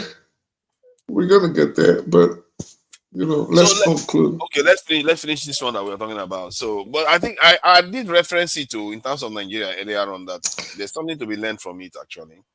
But Tony and forefathers, I want to ask a question. Let's say, and I know forefathers probably knows what I'm about to say because I tapped it to him in the comments. Let's say when the judge was delivering his judgment on Kanu, and he started quoting the Quran, what do you think people in Christian Nigerians would have said? Good point. That's a good point. That's a good point you made. Context matters now, isn't it? But first of all, I context think that, matters. Yes. First of all, I think that okay. I think that I think that even that quote that he made has no relevance to whatever it is that he was judgment that he was trying to pass. Anyway, but that's aside. If he had used the Quran, you know there will be an uproar. Yeah. Particularly if he's a Muslim.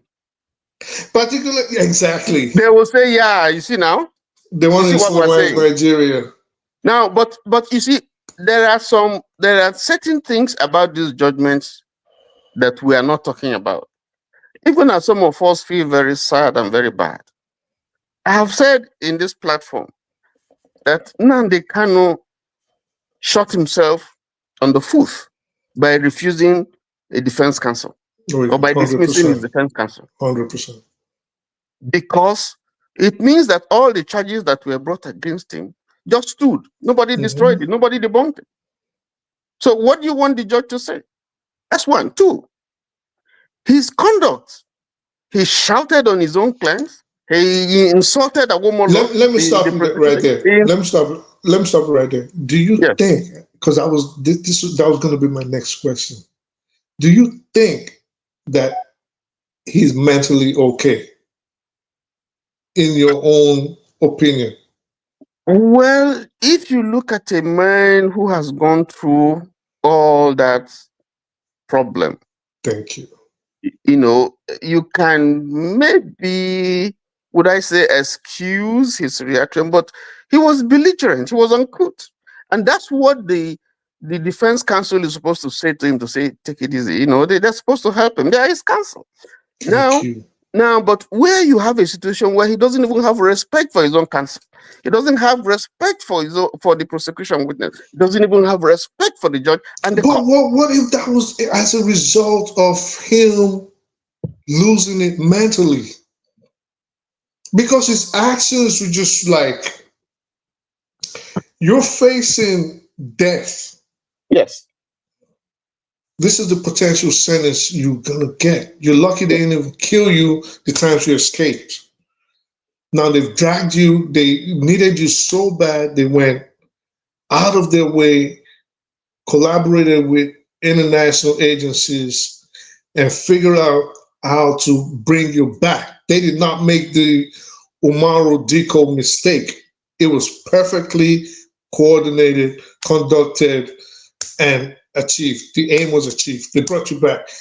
Clandestine, beautiful. If you were to mark it in terms of espionage, that gets a 10 over 10. Boom. Because nobody knew where it was until it was in Nigerian hands.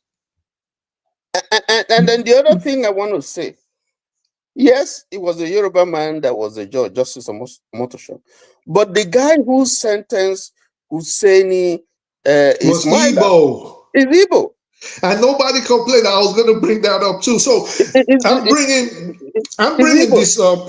I'm bringing these things up, and I'm glad we're seeing it the same way, because we have to be careful about the kind of narratives we push to the public. And this is why, you know, people like you, John Abba, Rudolph, you know, there's quite a few people that I love listening to, because I believe we all have our opinions, but I believe these are good people.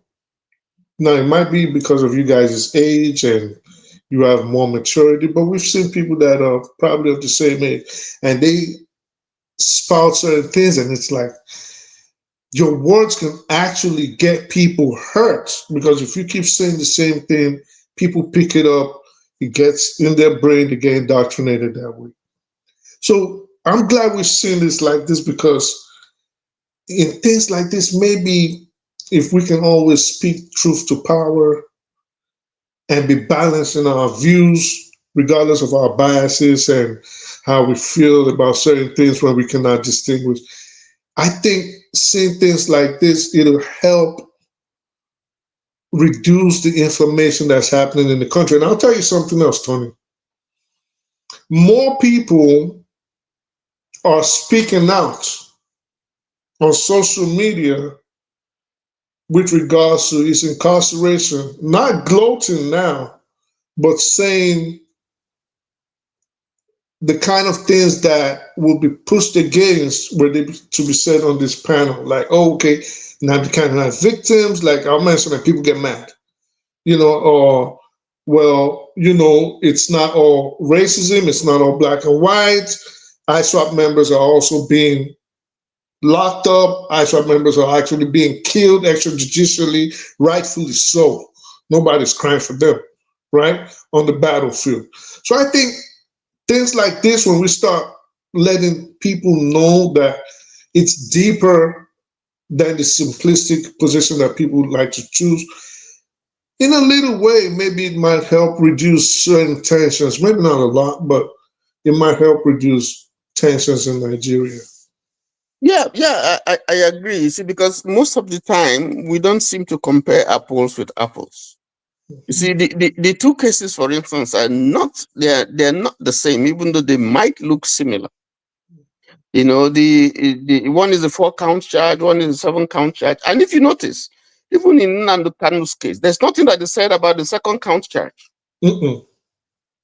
So even though they say a 7-count charge, it looks like on the 2nd count, he was not found guilty.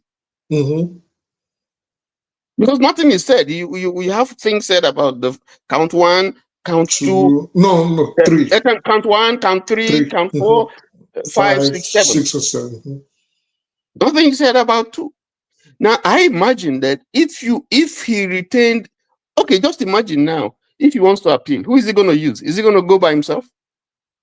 Well, what is he going to appeal? No, you cannot really.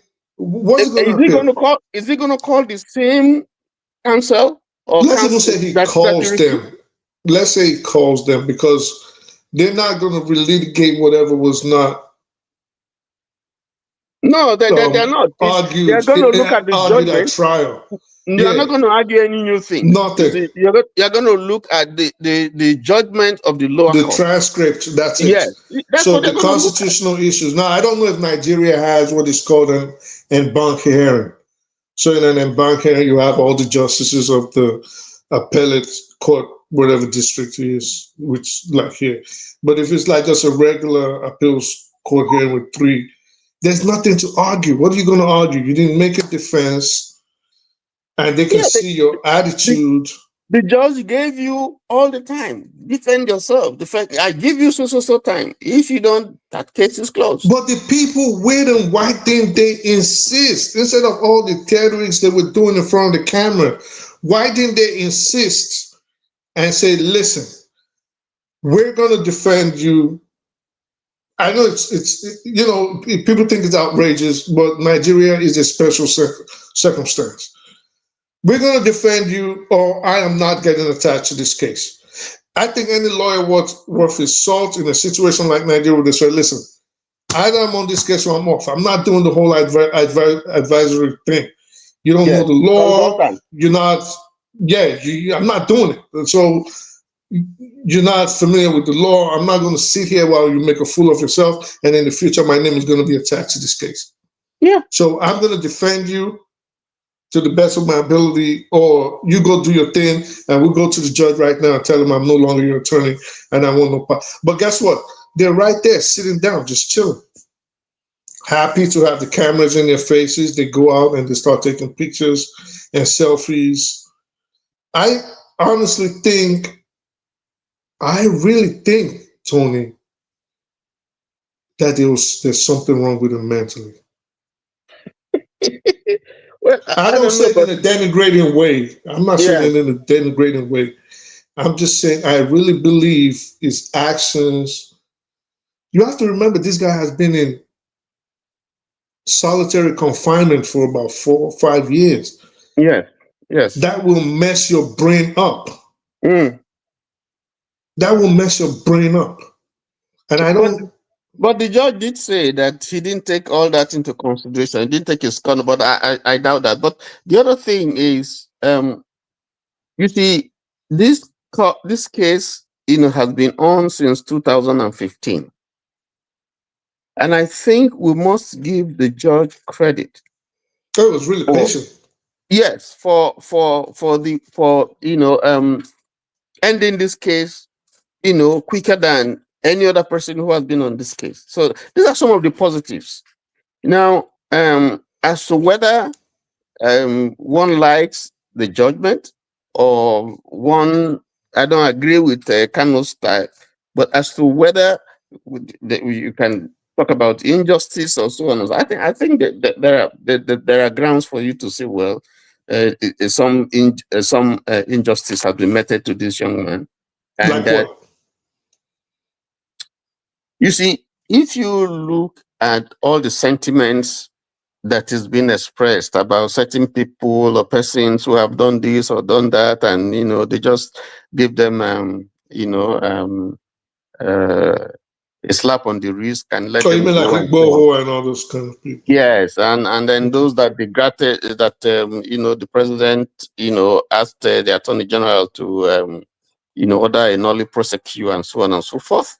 Then you will be thinking that, okay, if that should also have been extended to him, But what if he didn't accept it? Well, we are lay people. We don't even know behind the scenes what Hold has on. been said to him.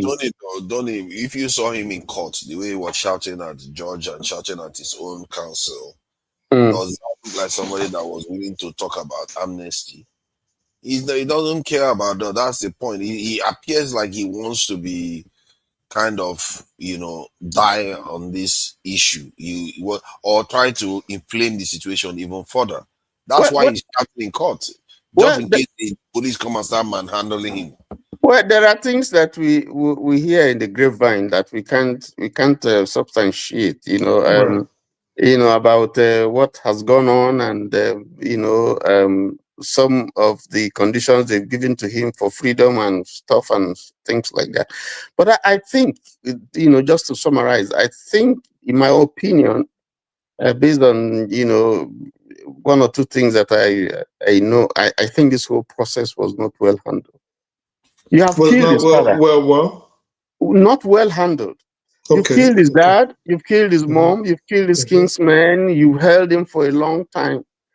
The issue is not something that cannot be handled. It's not something. I mean, if you can settle the Niger Delta crisis, which was very bad, the militancy in the Niger Delta, if we could deal with the Nadeko stuff of people who also radio Kudira here and there, and they did all sort of thing, and people really died. And the nation was almost grounded. But Nadeko is nothing like the Nnamdi Kanu stuff, or even the Niger one is nothing like No, that's not true. Nadeko was setting off bombs. They were setting off. I was in Nigeria then, but God bless you. No. Don't go there. I didn't feel threats. Forefathers, you didn't feel threat because you were in the sea, you were in Niger Delta, so you were hiding in those cliffs and so on. So you won't feel any threat. No, I was in Lagos. What are you talking about? I was in Lagos. I read about them. You can see it. You see this set of look at this one. I was one of. We went to protest in the. I think it was in Shurele. I'm not exactly sure, but I don't know. But that time I was in Lagos now, so I didn't feel threatened. I know there was a bomb blast, I think, in Abuja during that time. Listen, I lost a friend who just went to the bridge, Bagada Bridge. He was standing there to just see what was happening, and his stray bullet just went and hit him, and he died. Yeah, quite a lot. If you would die like that, the police will just shoot. Sometimes they will shoot tear gas, but other time they will just shoot live rounds. Right? So what are you talking about? Full set of massacre at the time. You're just somebody orchestrated that. Random shit. But Tony, now this is the thing though. His mother died. His father died. They said his dog Jack. People would say, "Oh, he put his dog Jack." Not funny, but yeah, humorous.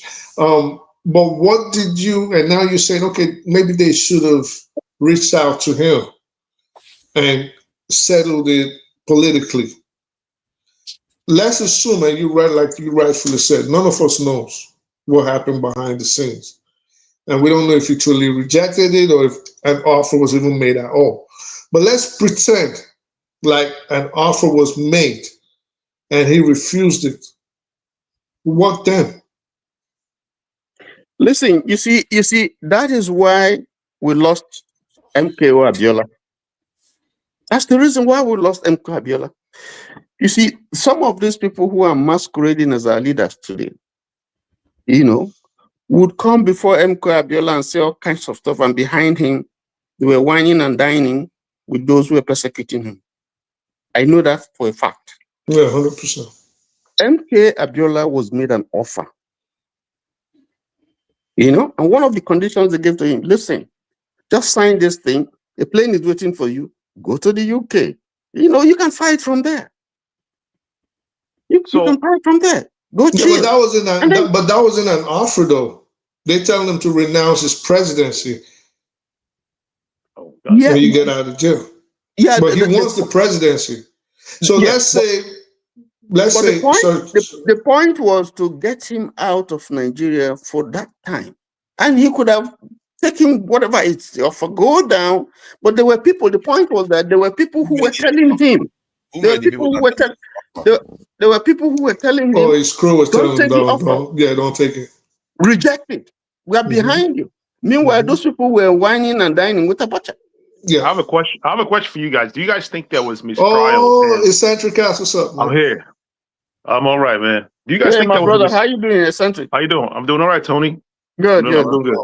Welcome. Thank you. Do you guys think there was mistrial in Nnamdi Kanu's verdict? I think there was a lot of mistrials there, right? That should have been struck out for that reason. Like what? I mean, like the whole proceeding, right? He wasn't given a counsel. He rejected it. Oh, he rejected it? No, he fired his counsel. Have you seen him shout at his He was slapping flames out of town. He was shouting at his lawyers. Yeah, no, beating him up in court. Please. They were begging him in court. Can you imagine that? But there were things that the judge said that you could look at and say, I don't expect him to have said this. There were things that looks like bias. Right. Some of the statements that he made. Right. That's true. Which he shouldn't have made at all. Yeah, that's very true. He shouldn't have made it. Okay. He just go straight, and give his judgment. He was pissed. I think the judge was just like, listen, I got you now.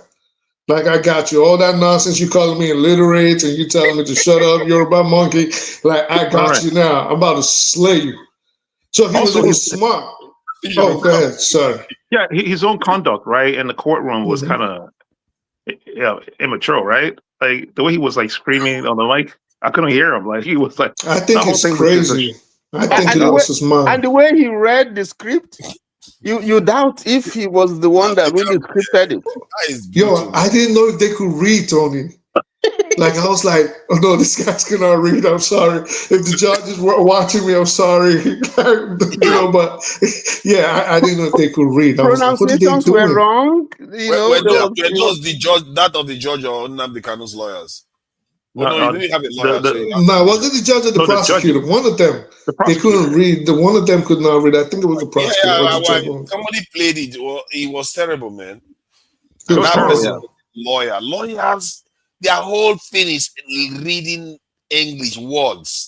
That's their expertise. You can't. Right. Oh my God, that was.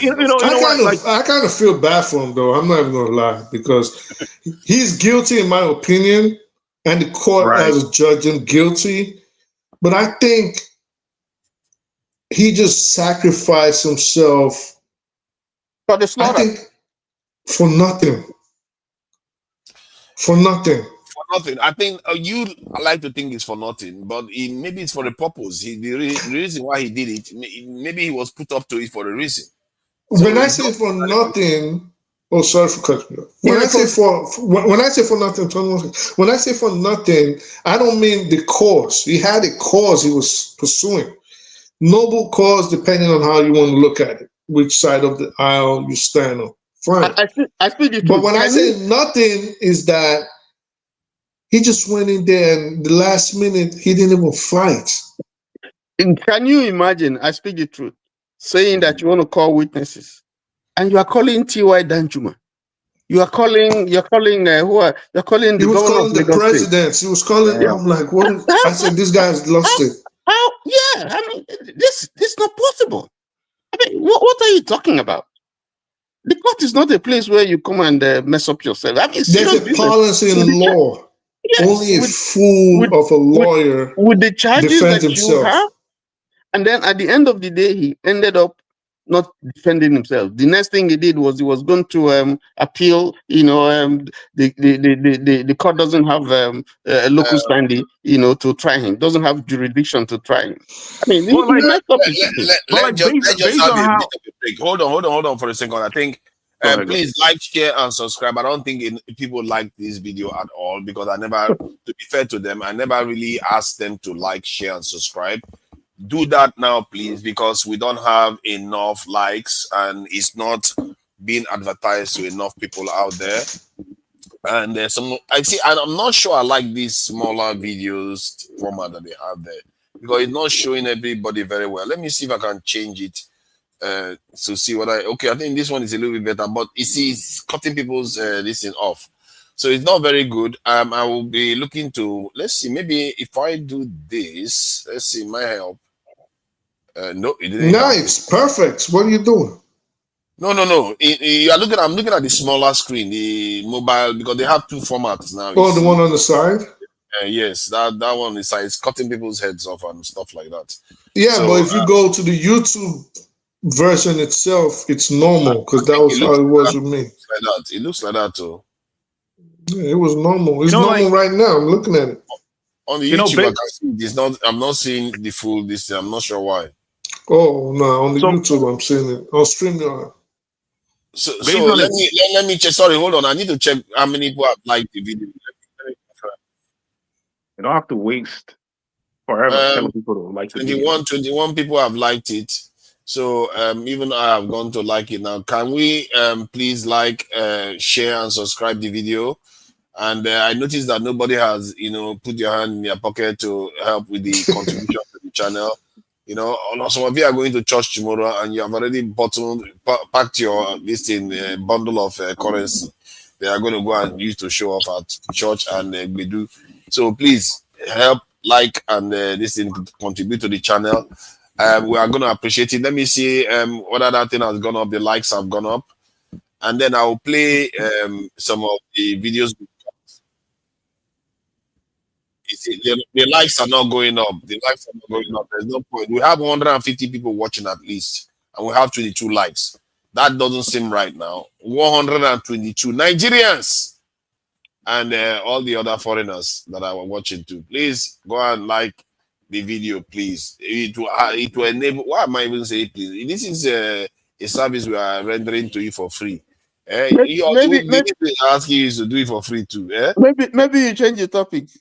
I would change the topic, and at the same time, we might just stop talking and just start looking at them. Since you guys don't want to, what kind of attitude is this one? You don't want to go and like and share. We'll just stop, and you start looking. You just start looking at screen and go and find some other place to go and watch video. And when you go there, they will still expect you to help them like, share, and subscribe. What thing is that? Oh, look at that. Four people have gone. What's your name? Forefathers. Remember that thing we used to say that maybe he should have set up a political party, and then people would get mad. And look, now everybody's saying the same thing. I mean, hindsight is 20/20, but if he had set up a political party, he would have been able to control his home region. People can be very behind the call. People can be very behind. Yeah. Do you know, last Sunday I was so shocked the questions I was being asked. It turns out that it's weird. It's weird sometimes for me to be experiencing that. I was being asked questions and the questions were coming up as something I spoke about 2 years ago.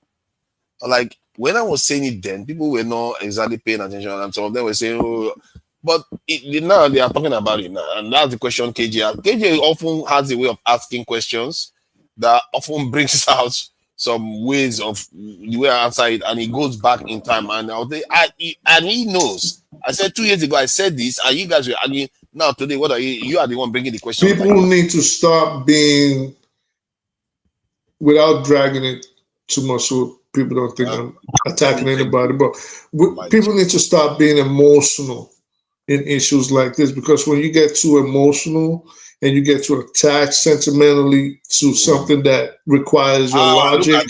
Look at that. Somebody has these are children of God, Hey, it's a certificate. Look at that. I'm talking to a pastor now. $10 I'm talking to a pastor. I say it's children of God. A certificate, we appreciate that. All these chat people that have so much energy to insult people on the panel. Well, where is your money? What are you guys done with the money? You need to help the channel. Dr. Damage is doing a lot of good work here, so that we can be able to do more for you guys. So now I will play the video, and we'll show the video of Nnamdi Kanu at court. When he was basically before you play the video, I wanted to say, like, he complete insanity, right? His counsel complete insanity, because the way he was acting. Too late, right? Too late. No, you can't introduce any new thing. New evidence. You can't. Too late. Insanity should have been when he was insane. But what I think should be done, No, don't contribute here. Don't contribute here. Let's just play some of all this. So to celebrate some of our fellow Nigerians, the robots, men. When they say Nigerians, the robots are one of the people I have to say, those guys know how to carry themselves. They do know how to carry themselves, the robots. You have to give it. They know how to represent. Let me just play some of the stuff I see about on them here.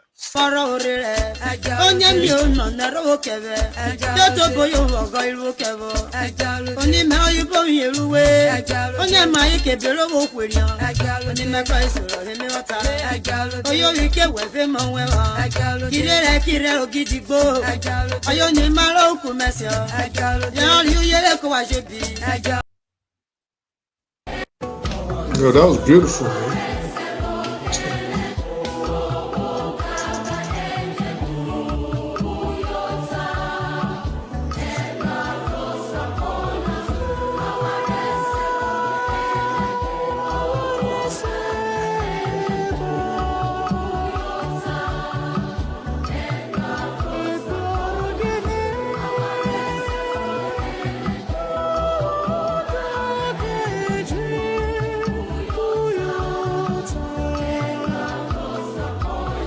The other subjects, the big one, which is the kidnapping of school kids, the genocide, the discussion happening here in America, we will probably move it to the next stream. But I really want to know what you guys are thinking about.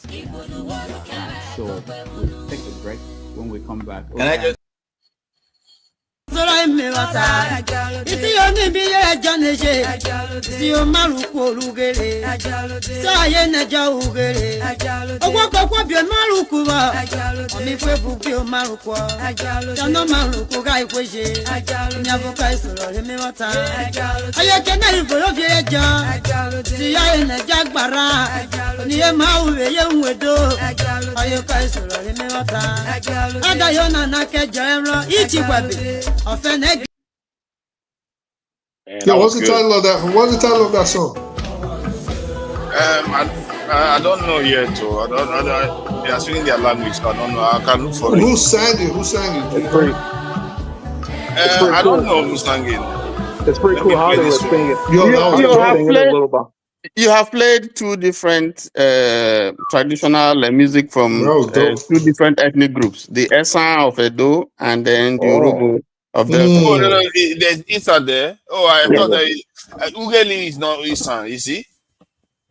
Urobo, you played one Urobo and then you played one Esan.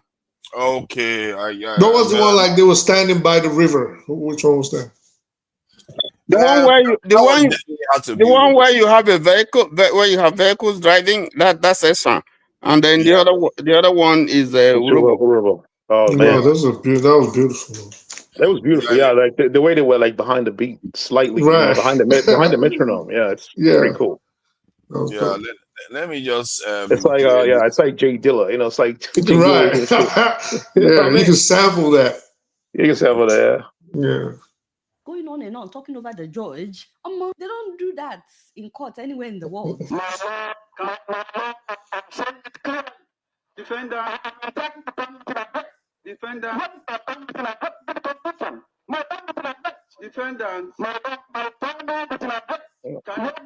Can you listen to the court? Can you listen to the court? I need to find my final constitution. I appeal to you to comport yourself. This temple of justice. You are there.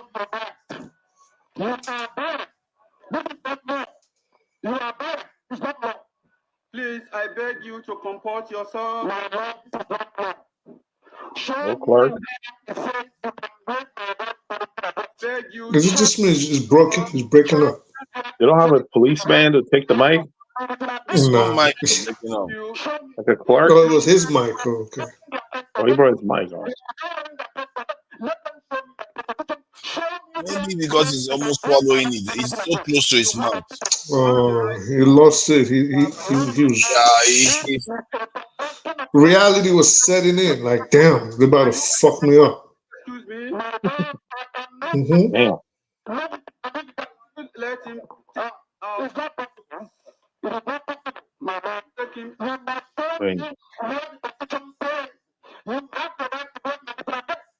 Wait, can he not hear that?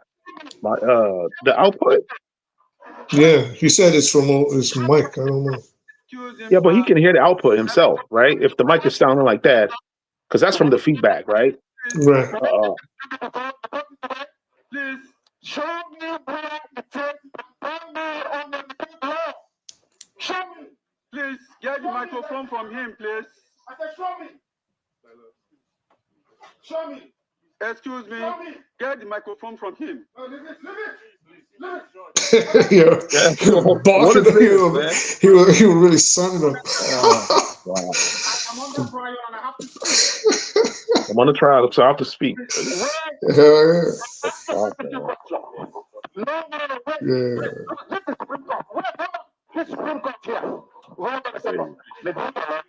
I said, hold on. Yeah, they were scared of him. What is this, man? It's a charade. It's a joke. This is terrible. Yeah, This is a terrible horrible publicity, man. I think horrible. It's a horrible publicity for the country, man. Because For the everyone, justice a lot of system. people watch this stuff. Yeah, for the justice system, for the country itself. Yeah. For the image of the country. Yeah. I will rise and come back. Can you He was barking at them. They were scared. all right. Please, as you guys have. You can't do that, man. Can't imagine doing this in a court in the United States or any court. They'll muffle you. They'll muffle you quick with jumping. You trenches, you just jump on you quick. And then the judge will probably put a change turtle jacket on and add something on it. Oh yeah, the judge at that point the judge will destroy him.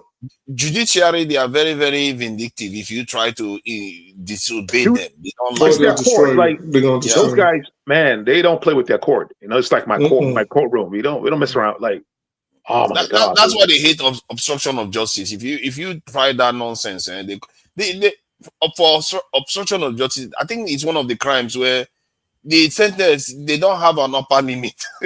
Let me tell you what the judge. Let me tell you, life imprisonment for it alone. In the United States, let me tell you before they start jumping, they're gonna jump on him, break his fucking hand, everything. But the judge will just cancel proceed. He'll postpone proceedings, charge him with contempt, and just send him away for like 6 months and say, "Come back when you're normal in 6 months." And then by then he's gonna come back and still nail his ass. You know, so I feel bad for him. I think he lost it though. It could be that, or he's trying to elicit a reaction that will aggravate the situation. Right. And in the end, that was smart that they didn't attack him. Yeah, he just that made was them very smart.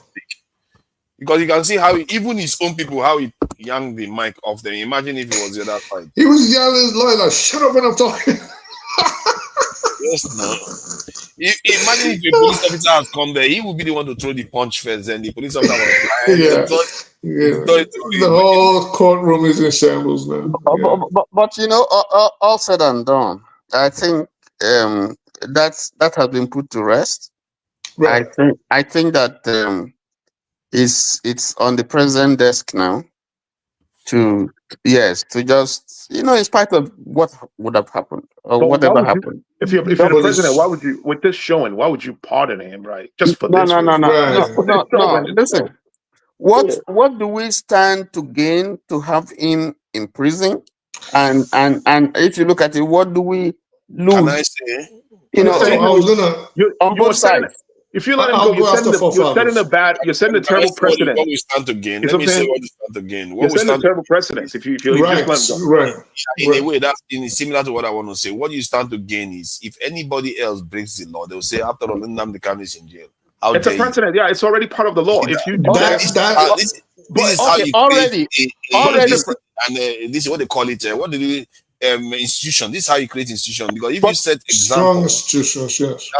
That's how. No, the president has presidential powers. He has not stopped the trial. But he has not stopped the trial. He has the prerogative of mercy. And then two. You see that this case has also come into deliberation in the Congress 2 days ago. Yeah. But I'd say, considering, okay, so before I got to this stage, because we always have to use context, I was one that was always pushing, and I think people will vouch for me on here, that maybe the president, immediately he came on, he would have been better served trying to seek a political solution. Yeah. I don't think that is the case now. Things have changed, especially with what is going on with Nigeria and the United States. I think, given his attitude, which is what I would be most concerned about, barring any medical discovery saying, well, he's really not up there, right? Barring that, if he was just belligerent as an attitude, I'd be very circumspect on releasing him. Why? Because I think, especially if he does not come out and renounce his course, renounce the agitation.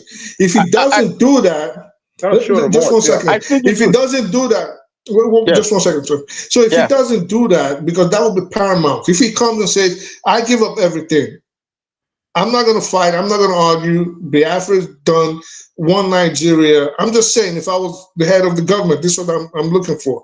But if he's still insistent on achieving his aim, and we have this United States breathing down our neck, you can't release I think he can't. It's just going to be too dangerous for the country.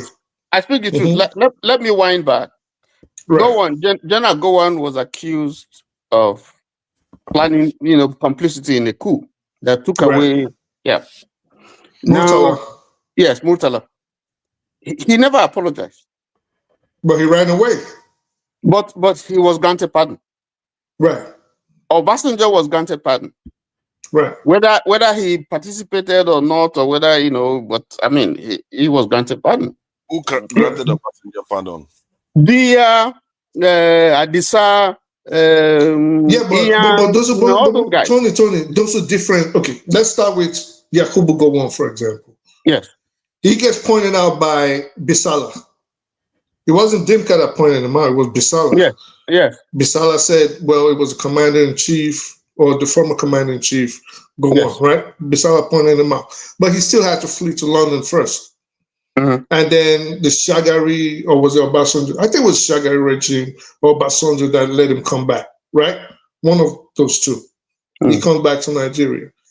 Dia and Co had to actually wait and OBJ for Abacha to die before they were pardoned.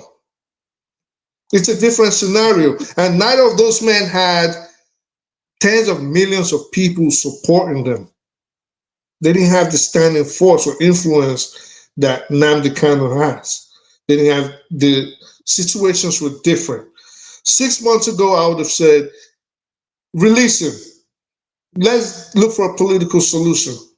Not now when we're saying only Muslims are terrorists, Muslims are killing Christians, and this is his position. What do you think will happen if they release him now without some kind of them having any kind of leverage on them, where maybe say, oh, denounce everything, which is why I say maybe they did offer him something and then he refused. And they're like, well, there's nothing we can do because we're not going to let you go out and start agitating again. We have a problem on the northern flank of the country. We're not dealing with more on the eastern flank when you come out. I have a question. I have a question for you guys. Yes, sir. I want you to look at the judge when he was giving his when he was sentencing him. He said that the maximum penalty, which is what Awumolo SAN asked for, is death. Is death sentence. And he did say that if he was to apply the full weight of the law, it will be death sentence. The international community will scream over it. But he is overlooking his conduct and all that, and he's showing mercy. Nnamdi Kanu didn't apologize. He didn't ask for mercy. He wasn't in court when that judgment was being delivered. So I'm saying that the president has a right to overlook whatsoever. Ojukwu was pardoned. The guys in Niger Delta were pardoned. You know, when you want to exercise that prerogative which you have, you're not necessarily going to look at this is a larger picture. If I do this, if I grant him pardon, I mean, he recently granted pardon to people who killed, people who carried drugs and all that, although that was reviewed. But what you're looking at, what is going to be the cost to the nation? What is going to be the cost benefit? So let me ask you, Tony.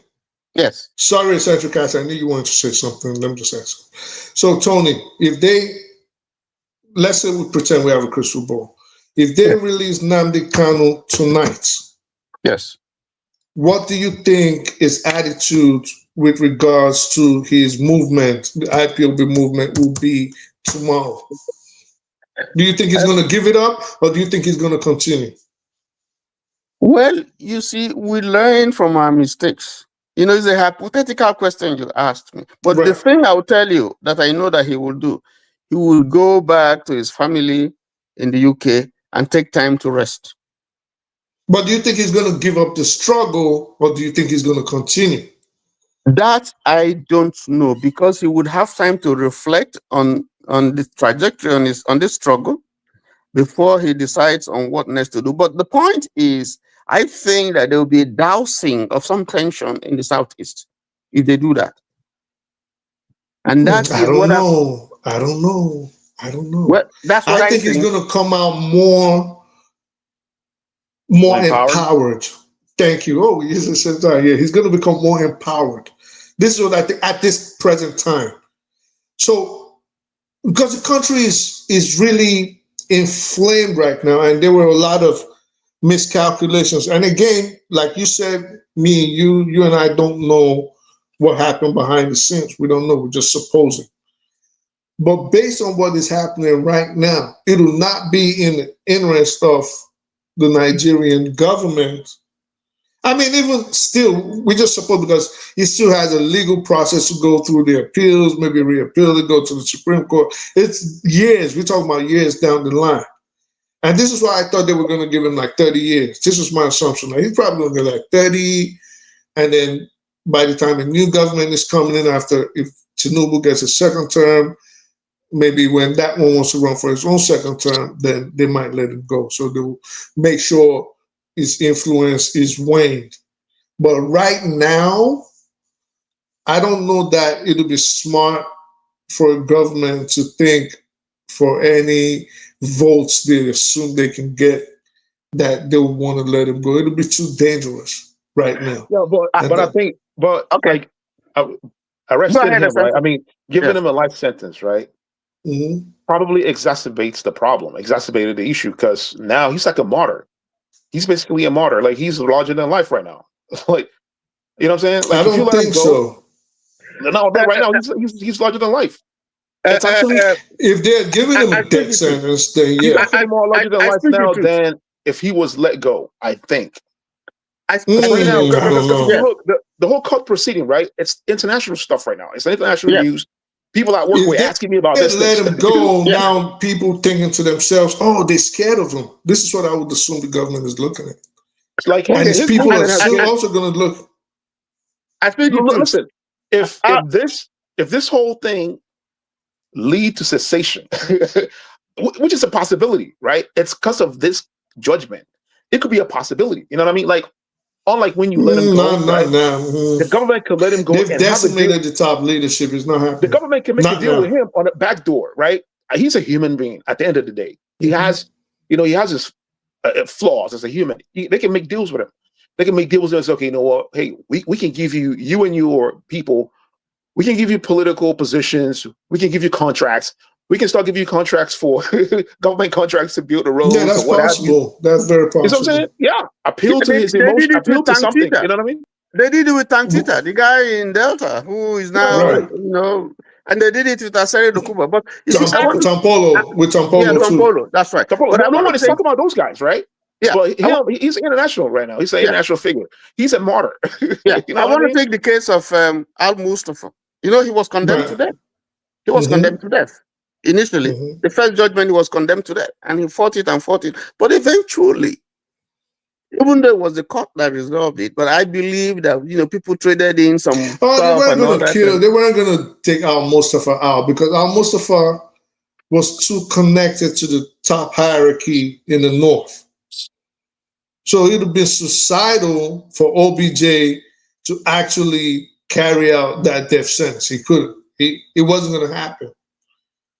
He was still connected to the Abatis. The Abatis are still connected to the Sultan, to the Emir, you know what I mean? So are you saying that Nnamdi Kanu, if he was connected, then he wouldn't have gone in for a life sentence? To a large extent, yes. If he had the backing of the political brass in the east, in the southeast, he stood a better chance. In other words, they were unfair to him. Well, we can look at it that way. But at the same time, I guess we can also look at it from the evidence that was on the table. So unfair to him, for me, in the position of him not having access to his lawyers, him not having access to proper medical care, to a law library so he could properly defend himself if he chose to, or advise his lawyers. Those are the unfairness that I see. But again, courts hear these complaints from defendants every day. So the things that you hear, yeah, whatever. All right, you got back pain, we'll take you to the hospital. And they'll say, oh, well, they only gave me painkillers, I need surgery. Okay, go back to your incarcerated hotel, we'll think about it. And then the next thing you know, he's on trial again. So, well, I have a question though. So, when was the time Nnamdi Kanu took this movement serious? Because, believe it or not, I thought he was grifting right in the beginning. Because I followed him from the beginning, right? He was on the government side in the beginning. I have people in the family that actually listen to his radios and believe all the things that he's saying. I try to tell them, hey, look, this guy's a grifter, man.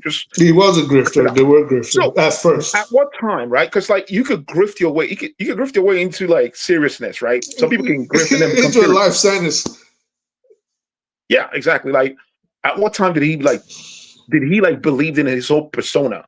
Like, kind of believed in his own illusion. You know what I'm saying? It's like you're giving out the facade and then you believe it. You know what I mean? Like, it's some kind of psychological thing, right? What happened. I think at some point he started believing the image of himself. Right. His persona. He started believing that, maybe I am the second was larger than life. Yeah. Like a Christ complex. You know what I mean? He has that Christ complex. I mean, that's why he slapped his lawyers. He has that larger than life complex, which people would actually they would wash his feet. They would wash his feet and drink the water off his feet. And that was when I started taking notice of him. I'm like, they were washing his feet. Okay. Wash his feet and drink the water off his feet. Okay, so I think part of the problem. So he has like that Christ complex, right? And I've seen a lot of people, right? Like people like David Icke, people that actually, have this Christ-like personality, cult-like personality, right? And in the beginning it was a grift, and then they believed it. They believed the grift. Jim Jones, the lack of Jim Jones, right? Like, because when he started initially, right, I was like, this is crazy. Like, who talks like that, right? And I'm like, I saw it through the grift. There were a lot of money. People, you know, when he comes like United States, a lot of people show up. I knew people that were making bank off of doing in millions. You know what I mean? So there was money there. You know what I mean? So I was like, man, I saw through the grift because the guys, the IPOB members on ground, most of these guys are like dirty. You know what I mean? They don't. Most of them are hungry. Their own agitation personally made sense, right? So they probably were thinking, "Oh, we agitating for something positive." But him personally, I don't think that's what he was agitating for. I think it started off as a like a money making scheme. So, like when he put a Star of David on the Biafran flag, right, and then went to the Wailing Wall, I started to wonder if there were some Zionist handlers. You know what I'm saying? If you had like some Zionist handlers, there were. I don't think it was that. I think at some point he just had to keep up with the facade. Like that's what I personally think. At some point he just had to keep going. Like, you know what I mean? Like the money was good. I don't believe like his movement was like people-centered movement. Like it wasn't like a socialist or a communist. You know what I mean? Like his movement was like, hey, I want to help the people. Someone like, you know, if you guys remember Anini was a criminal, right? He takes money, he gives it to the poor people locally. He'll rob banks and give money out, right? He was kind of altruistic in that sense. But Nnamdi Kanu there wasn't any altruistic thing he was doing. Like he didn't open hospitals. You know what I'm saying? Like maybe open hospitals for IPOB members and say, hey, mobile hospitals, kind of like the Black Panther. They just tell them they got a new passport and everybody got to pay $500. Everybody got to pay $500. Exactly. Like he had no social. He didn't have any social movement. We're building an embassy. Y'all got to pay $300.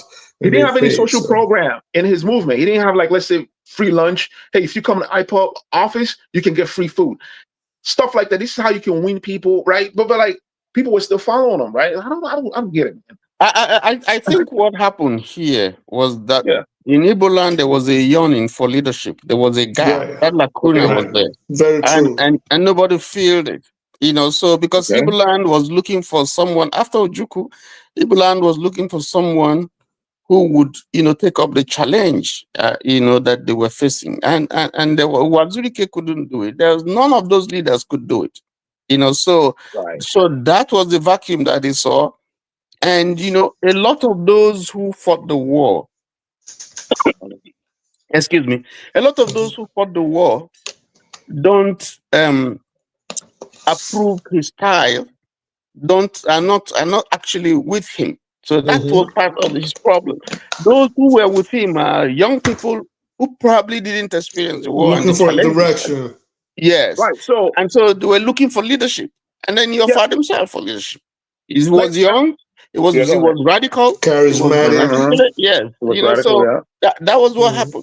You know, so his movement and Ojukwu's movement, like there's contradiction in their movement because Ojukwu was inspired by Marcus Garvey. You know, Ojukwu was Pan-Africanist, Marcus Garvey inspired movement, right? But his movement is not like that. You know what I mean? Ojukwu also was forced by circumstance. You know, he wasn't like, oh, I'm going out to look for Biafra. It was like, oh, wait, whoa. Maybe people need to stop killing my people. Yeah. Because these sets of people playing a coup, which I even played a part in stop it. I stopped the coup. Why are you killing my people? You know what I mean? So it's different from, oh, now we've got to go. We got to look for Biafra like Nnamdi Kanu. You got to donate money. And Ojukwu was actually using his own money. It was your own money, effort. He was using his inheritance. You know, he was the governor of Eastern Nigeria then. Right. And I mean, who would they run to? Is him they would run to, you know, because it's like, you know, and he had to do something. And Nnamdi Kanu didn't get involved in politics as well, like even local politics. He should have. If he got involved in local politics, all the federal money that's coming in that region would have gone to him. Dude, he could have been like the kingmaker. He could have had all the governors in the 5 southeastern states. He could have had all the senators. He could have even the South. You know, and people would want to work with him if he had that kind of movement. But that's what I wonder. What really inspired his movement? Because I mean, he doesn't have to turn IPOB into a political group. He could have a political arm. He could have this militant arm, right? That's how the Black Panthers did it. That was where the problem came about, though. When they had a militant arm was where I think things started going awry. Like, why are you carrying guns? What was the objective of the militant arm? Because like, okay, there was none. Exactly. So like, I use like the Black Panthers, right? It was, hey, the police were, you know, the police, you know, the police injustice in the Black community, right? So Black Panther had the militant arm. You know what I'm saying? That where their job is like, anytime police arrest someone, they will come around, you know, and circle around the area. And the police usually, you know, leaves, you know, the person and walks away, right?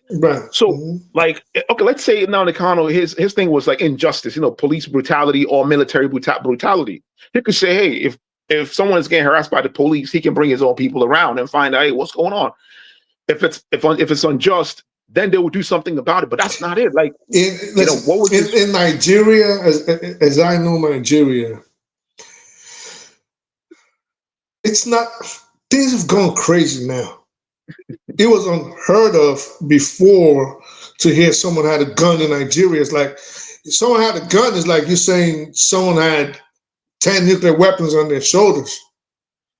So the moment you start introducing, I mean, Nigeria is not the United States where you just run around and you can run to the shop right now and go get a piece and be like, it's my Second Amendment right.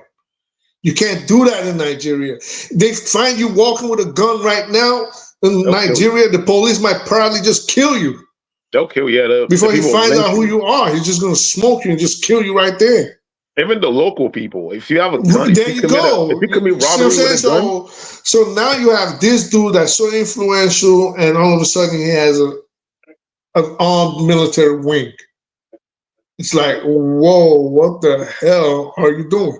You're declaring war on the government. This is what you are literally saying. This is where he erred, right? If like I said, if he had like social programs where he was for the people, trust me, man, it would have been different, dog. Like, let's say he had like I said, feeding program, right? If you come to the IPOB office, you get free food. Hey, I'm giving out clothing every July. I'm giving out pens. I'm doing it. I'm giving out Biafra, books to teach you about about Biafra history for free. I got classes where we can teach you about Igbo history and what have you. You know what I mean? So I could pay for your tuition for like 5 people. He's doing it, you know what I'm saying? He's using that to buy the people. You know what I'm saying? And he can still have his own thing going. But he didn't have any of that. There's something else I want us to look at. Just imagine if he didn't, well, quote unquote, jump bail. If they didn't, if Operation, is it Python Storm or whatever? If they didn't if they didn't invade his father's house and got his parents killed and then some other kinsmen killed, maybe he would have been in Nigeria. And now, being in Nigeria, would he be able to cause the kind of problem that he's accused of cursing? Because he would not have had the opportunity, for instance, to do whatever, to say some of the things he was saying, in the UK, here in Nigeria. So can we say, is there a sense in which we can say that it was that Operation Python Storm that actually created the room for what we're seeing now? But wasn't he already making certain statements before the military? He was already starting to say things that inflammatory. Yeah, so okay, this is my problem with his agitation, right? Because when I listen to his radio, right, he's talking about other ethnic group, right? He's talking about Yoruba people, cursing them out, you know what I'm saying, calling them names. And I'm like, what is the objective really? Like, okay, what inspired his movement? Was it that Igbo people were not in government, or were not or were disenfranchised in terms of government appointments? What actually inspired it? Because he talks about okay. So this is what I know. If you went to the Southeast back then, I know one of the biggest complaints was that there was a checkpoint at every other stop. So they felt like, what's all this extra policing all about? This is how the people in Gaza are feeling with the Israelis. Was it prior to his movement or after?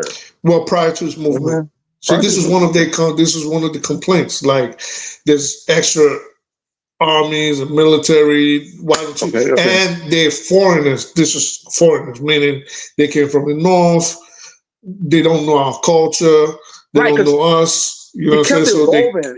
It became like the full-on. It was just a mess. It was just a mess. It kept evolving into different things, right? It was, the Yoruba, the Hausa, the Fulanese, the herdsmen, right? It was the government. It was this. But then they started killing the police too. So it was just a complete, they started killing the police, kill military, and then they'll send people in. It was just a complete mess, bro. And this just shows the ineffectiveness of the Nigerian government. There was no direction. There was no direction. What was his from scope? both parts? What was the scope? What was nothing. The scope? There was nothing. There was nothing. He was just freestyling it. They're just freestyle. Exactly. That's it what was I felt. just freestyle. I felt like, talking about Yoruba people eat palm oil stew, that kind of. Yeah. You know what I'm saying? So he had some points. Like when I first heard him, I'm like, okay, I can see where it's coming from. But then he started watering it down, and I think he just didn't have any direction. That was just the truth. He had no direction where he was going. And personally, I thought he was fascistic. Personally, and I'm not a fan.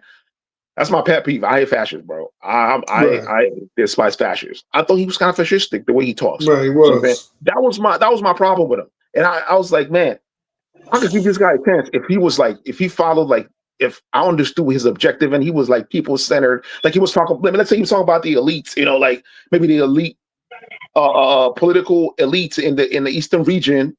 Like he was going after those guys. It would have made sense, but he wasn't going after the political elites. And it's like, what the hell's going on here? I think it was when okay, so this is what I personally think. I think a lot of people bought into his message at first. Like people like myself, it piqued my curiosity. Oh, okay, this is interesting. But then I think when his military wing started showing how brutal they could be on the ordinary people, especially with like the sit at home Mondays and people getting shot and people getting killed and goods getting burnt and broken and shops getting smashed. So people were like, oh, whoa, is this what we're going to be living under if there's no Nigeria to save us? So outside, I think a lot of people were like, yeah, but inside they were like, okay, we hope you get freaking brought down one day, because you go on social media, this is what you see. A lot of people are now speaking against them, are now speaking on the atrocities they faced in the Southeast. So I think at first it was noble, but then with everything else, like everything else that has no direction, this is what you get in the end, a life sentence. It somehow it kind of looks like psychological displacement, right? Like when you're angry at the leaders, you slap your son. You get angry at home. You go to work, your boss yell at you, you come home, you're like, your wife, smack your wife. Why don't you cook? Yeah, it looks like a displacement, right? He's displacing that anger on the ordinary people of in the region, but he's mad at the government. Well, gentlemen, going forward. I mean, we've seen the judgment. Going forward, what do you think is the way out? What do we do to douse the tension and to get calm return in the massive investment in the Southeast? What kind of investment? Like what kind of investment? Like schools for one. Because you have to indoctrinate the kids. You don't want them to go through what their grandfathers and their fathers went through, where they felt like they were being ostracized or picked on by the rest of Nigeria. So you got to figure out a way to make life easier for them. I think the government has to make investments in housing, employment, schooling, especially schooling. It matters. Education, it matters. And then I don't know how they're going to increase their social welfare, especially in a place where we know the data is really inconsistent. But somehow you have to give them a reason to want to be Nigerians, and you can only do that by improving their standard of living.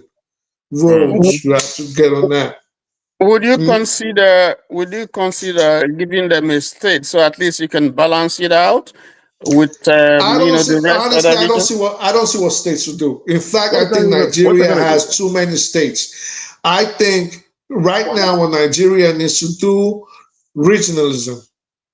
Go back to the regions. Yeah, you got to go back to the regions. Let everybody. This is another way you can assuage their fears. The Southeast, whatever coal, oil, natural gas you have, the government invests in it, and you keep the proceeds. Just pay taxes to us. Use the proceeds to take care of your people. There will be a strong federal oversight. Take care of your people. Resource control has to come in because that was one of his main. Just 1 second. That was one of Nnamdi Kanu's main agitations. They want to control their own resources. Give them that. You don't need states. It's too many states right now. In fact, we need to join some of those states because most of them are not they're not productive in any if you way. Control, if you give someone control of the resources, how does that translate into like, how does that translate positively to the rest of the people? Because like, I think his movement, he was able to get a lot of the youth to join his movement because they were disenfranchised economically, right? And that's the same problem going on in the north. That's why Boko Haram is able to recruit a lot of young people.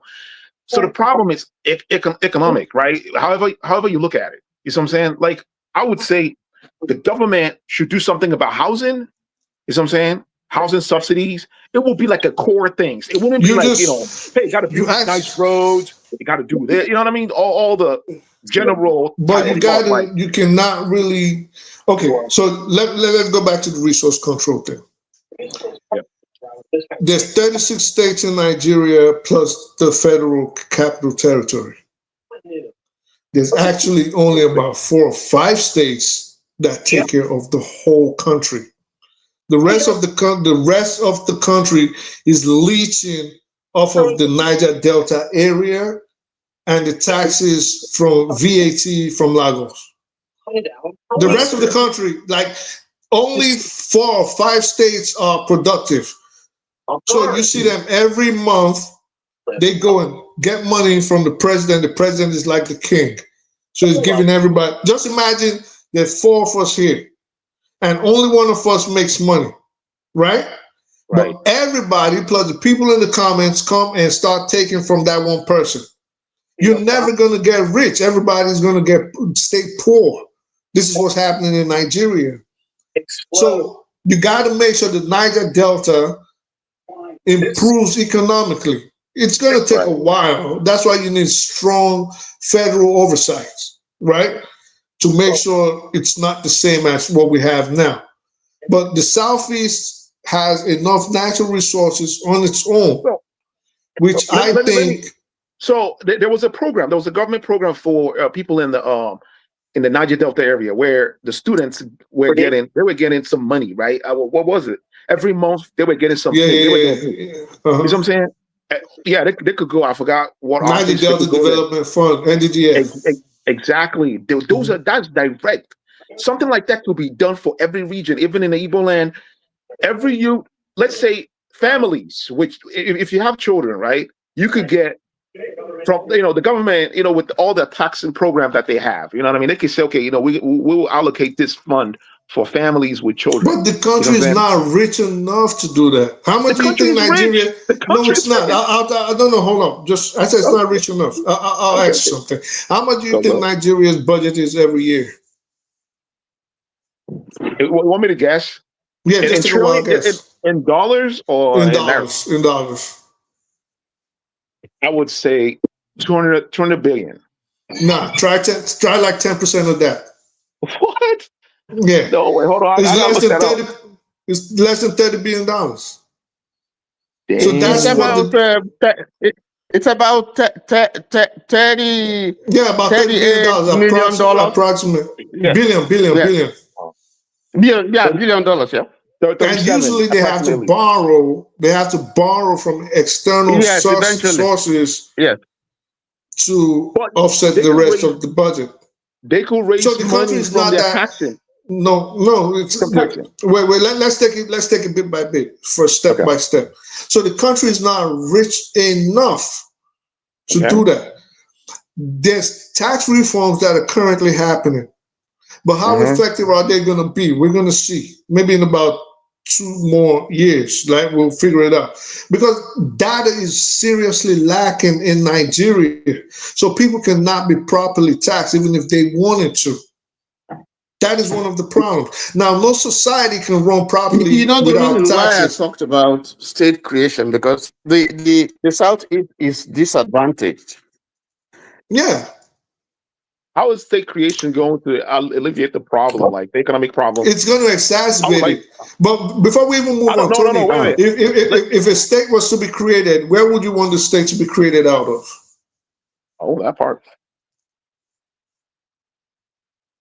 He's frozen. Oh, he's frozen. If you, because states are, okay. I said, if you wanted a state, an extra state for the Southeast, where would you want the state to be created out of? Carved out of, No, I would leave that to for them to decide. But what I'm saying is that even if you look at the justice of it all, the fact that all the other regions, have six states, and the Southeast is the only one. One has 7. The Southeast is the only one that has 5.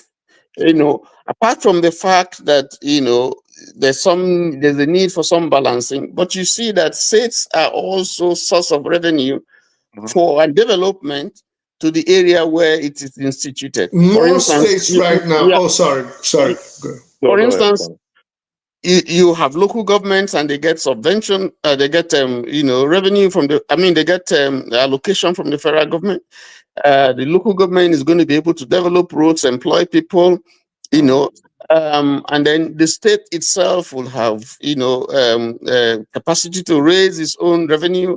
And apart from what they get, allocation they get from the federal, there are institutions that the state will just, the mere location of the state will attract to that particular area. Universities, federal infrastructure, roads, hospitals, specialists, schools, and so on and so forth. So, and then of course, when it comes to voting, things like voting and apportioning, WAEC, all this stuff, recruitment in the military and so on and so forth. So all this they are losing by virtue of the fact that they don't have, that they are short by one. Let me push back. Let me disagree. Go ahead. While on paper, I agree with you. On paper. I'll say realistically, and this is looking at Nigerian history, right? It's going to be the same thing. Let's even forget the fact that the Southeast itself is small enough as it is. And I think it already has too many states, which is why the Southeastern leaders are actually pushing to go across to the western side of Nigeria and take part of it to make their own state, which I don't think Nigeria is going to agree to, because then that will mean the Southeast controls both sides of the River Niger. We've argued this when I first came and people got upset. I said, well, it won't make sense for the people on the western side of Nigeria. That means they just cut themselves off of economic access and security, maritime transport. It won't make sense from an objective point of view. But now let's say the states stay in the Southeast and one of them is cut out. They are right now seeking for a data states, Ndokwa, Dada, to come out of Imo, and I think Anambra or Imo and Enugu, one of the two. There's Urashi, there's Adada, there's a couple of states that But my point is the Southeast is already small as it is. It's small. Already there's 5 states, which are not really economically viable. And if the argument is that, well, it'll increase allocations financially from the Federal Executive Council, and it'll lead to development and roads, and it won't, because the remaining 5 right now have shown that no matter what they get from the federal government, they are going to misuse it. So it'll be to the benefit of people like Ned Nwoko and other politicians. That it's something for them to now put their fangs into and their greedy claws and grab it again. That goes back to the core Nwoko of, is not from the east. Nwoko is not. Nwoko I'm saying if the state was to come from the Anioma state that they're pushing for. So No, it's probably not gonna. I don't see that, because that was part of. That was part of. No. My point is, he's pushing for it. I'm saying he's the guy pushing for it. That's what I'm saying. But that was what stopped the initial creation of Anioma by Murtala Mohammed, because there was a push to include Onitsha and the adjoining communities, into Anioma, and so I remember that one of those who opposed it was late Justice Maido, who stood up to say, no, we don't want that, because Onitsha actually wanted to pull out from the east, because they have been feeling marginalized, the typical Onitsha man, and not trust that he has the power to choose whoever he wants to represent him. Yes. But this. Oh, sorry. Yeah, go ahead. Thank you. But my point still remains that in Nigeria today, there has to be some form of competitiveness for economic development and prosperity to take place. Why do I say that? Nigerians are lazy. Nigerians have become lazy, not physically, but mentally. So the society itself has created a situation where people can actually wake up in the morning and they have nothing to go fight for in terms of sustenance.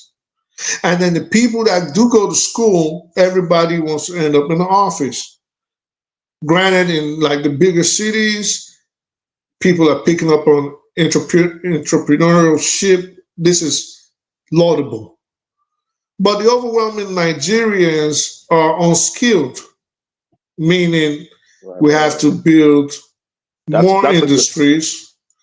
We have to invest more in agriculture. Things that don't take too much skill, you just train them, but it will lead further down the road to economic prosperity. But people have to be able to determine how they want to invest money that from whatever kind of production they give the nation. It makes no sense where oil from the Niger Delta is used to build roads in the north.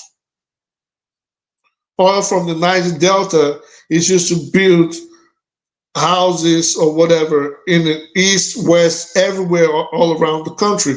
Oil for the Niger Delta should remain in the Niger Delta, pay taxes to the federal government, and then they develop their own society. Not everywhere in the United States is New York, and not everywhere is California. We still got backwater towns in Oklahoma and Arkansas, but it's based on what they can produce. And it'll also help with migration. Right. Within the country and development.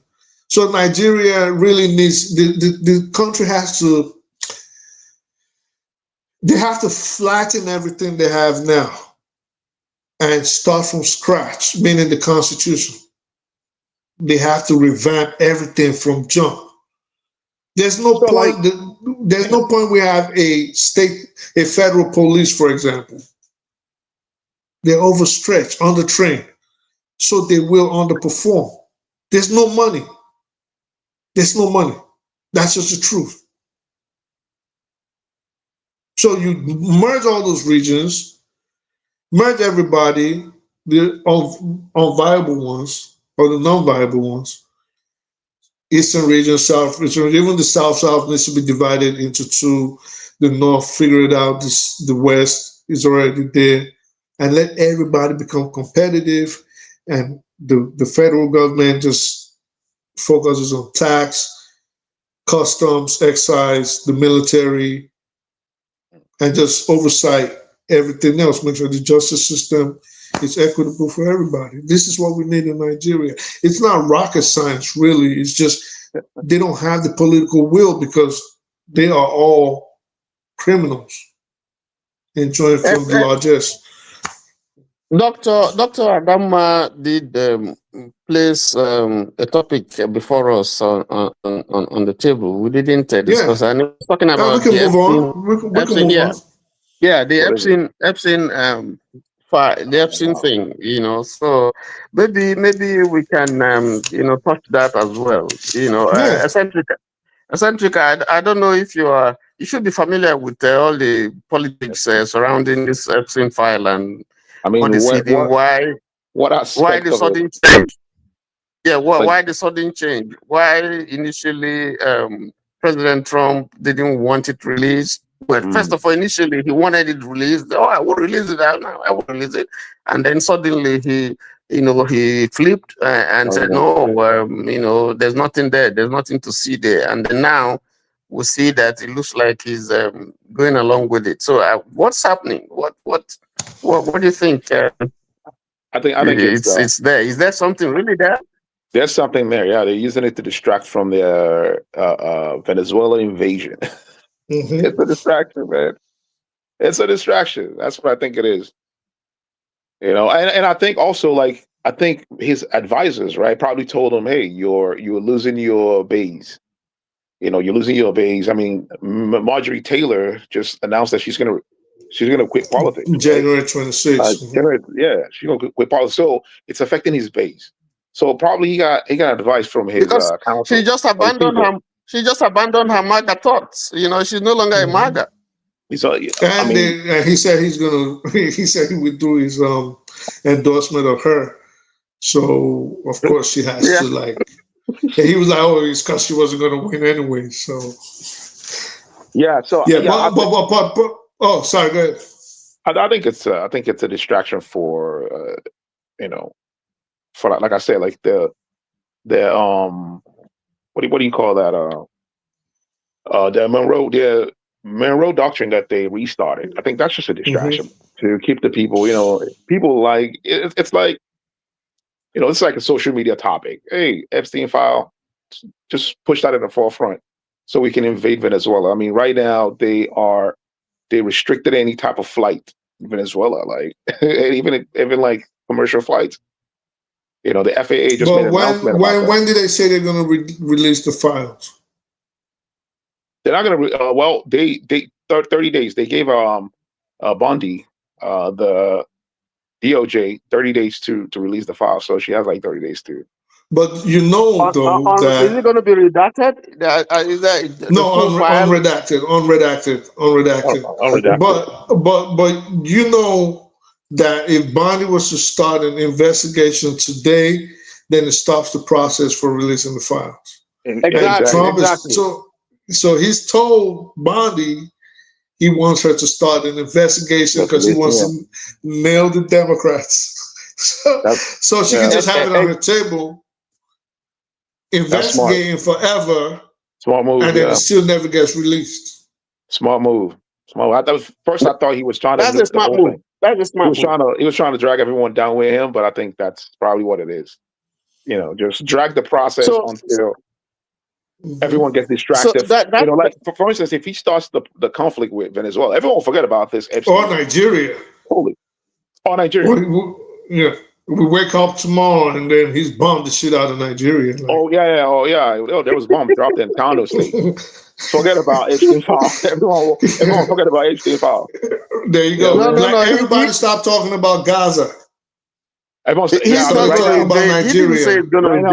Exactly. I think that's what this whole Christian genocide Nigeria was all about. It was to distract 100%. What Israel is doing in Gaza and Lebanon. Because I mean, today they just bombed Gaza, like bombed the crap out of that place right today, and then Lebanon as well, southern Lebanon. You know what I'm saying? I think that was the distraction, to. So it's all a game, like it's not a game. It's all tied together. The whole Epstein file, the problem in Venezuela, all the conflict going on. I think it's all tied together. Because he has to distract. Listen. Yeah. Supposedly, him and Bill Clinton had some nice action going on. That's not verified. That's not verified. But that's what they say. So imagine what else. Imagine what else is in there, and it's not. I think people are not really like going too crazy because they think it's just girls. Right. Sorry to say, I guess society is used to, as much as we might abhor it, society is used to when they hear those kind of sexual acts, they assume that it was the opposite sex, between the opposite sex, even if the girl was underage or whatever, you know what I mean? Deplorable, but I think people are going to lose their minds when they find out that a lot of it was also little boys. Little boys involved. But the thing is, like, does it really matter? Because you got to understand, like, I think we kind of infantilizes the Republicans, right? What I mean is that they could do the worst thing ever and no one would care, right? But if it's like the other political party, the Democrat, who I don't like, people people hold them in the high esteem, right? If they do any little thing, the news will blow it up. But this guy's like, we kind of infantilizes them. Nah, I don't think that's it. I think it's a lot of hypocrisy. I think, okay, check it out. Every time you watch on the news and you see somebody getting caught for some sort of sexual deviancy, a political leader, a priest, it's usually someone that's a Republican. But you see it in a little corner of the news and then nobody speaks about it anymore. But you really never hear of those kind of crazy, sick behaviors from Democrats.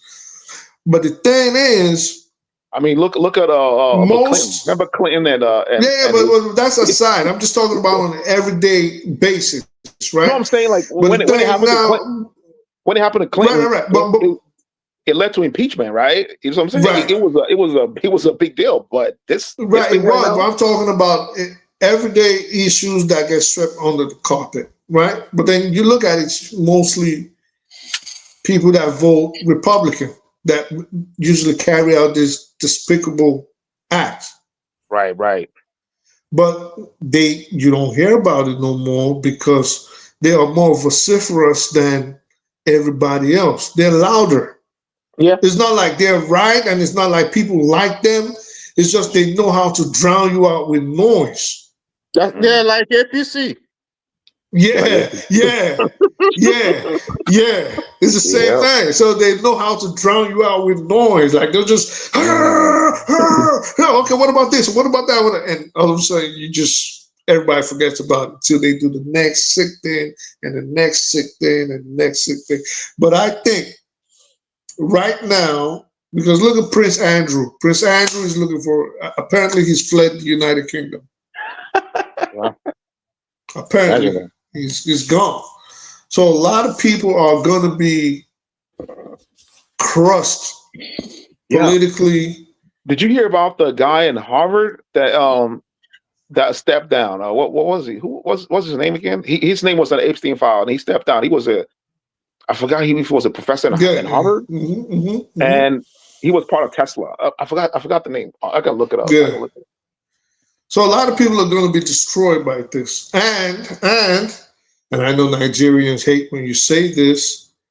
It's going to remove the influence that a foreign government, which shall not be named right now, has over the United States. It'll remove it totally.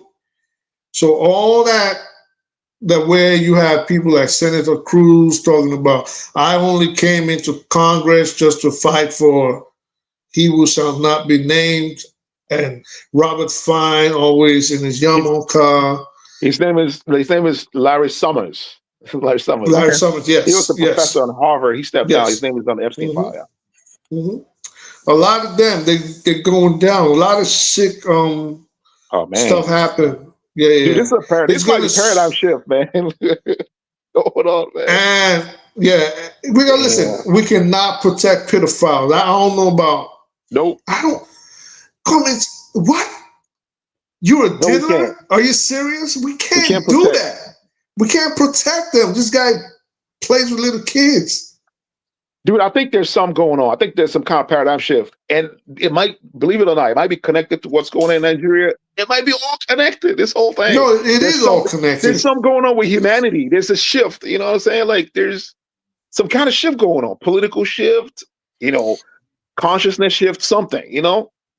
Like, there's, every time you wake up and look at your phone, there's something. There's always an event. Like, some crazy also, stuff remember, there's something I've always brought up here, and I'm glad someone like Jagan always talks about it too.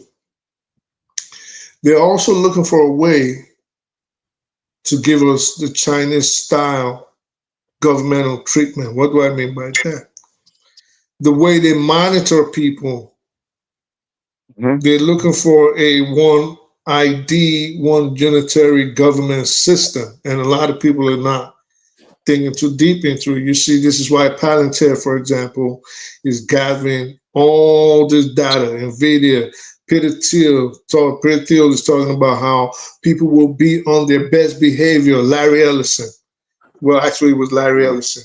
You know, if we monitor them 24/7. We don't want that.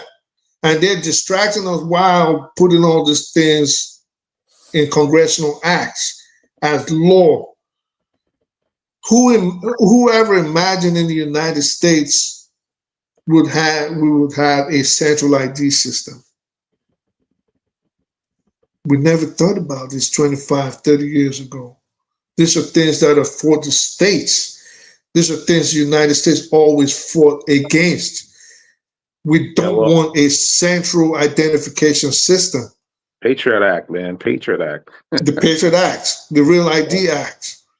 You know, so all these things are tied and intertwined, and they've been playing with people, and bit by bit, they're coming into fruition.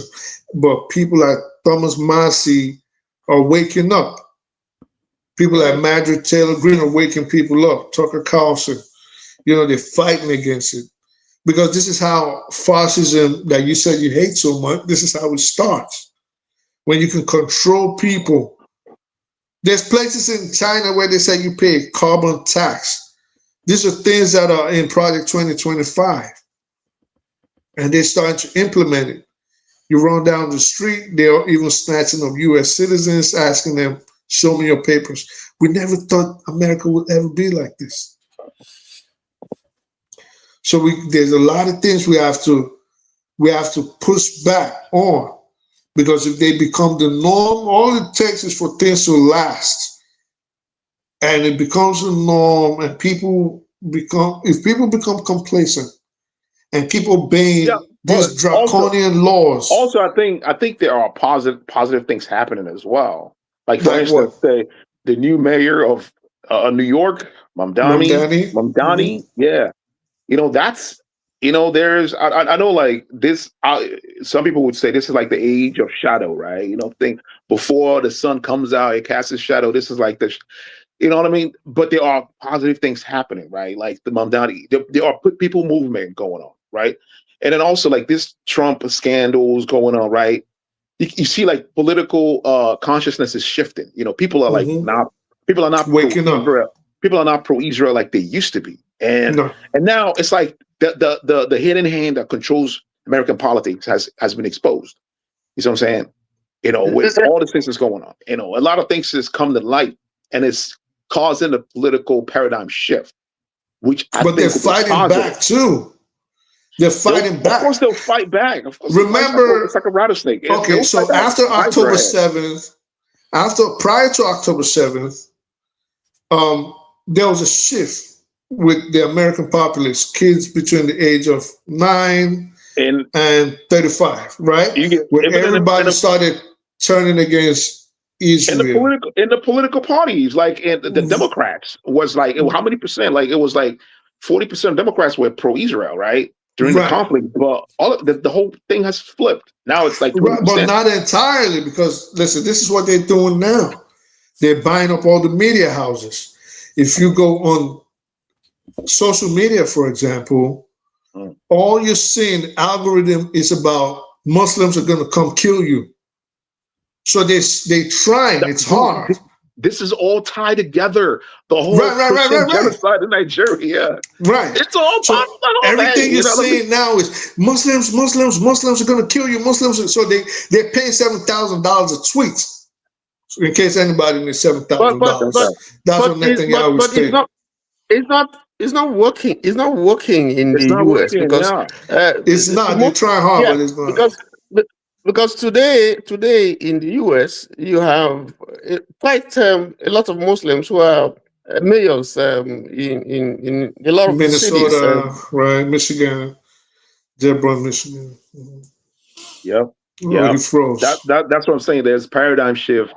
Is that Femi? Right? I don't know if that's working because the trend is actually changing. I would think that people are beginning to accept. In fact, let's forefathers is back now, and then we have a Pueblo with us. Oh, that's Pueblo. Can we switch off? I just want to say this. If we switch back to Nigeria, in the light of the things that are happening, we see so those of us who are in diaspora. Do you think that there's a chance that would ever catch up with the West or America or some of the tigers in Asia? In 100 years, 150 years, maybe. Here's the thing. Here's what I think, right? So if you look at Industrial Revolution, right, there is something about technological advancements bringing people forward.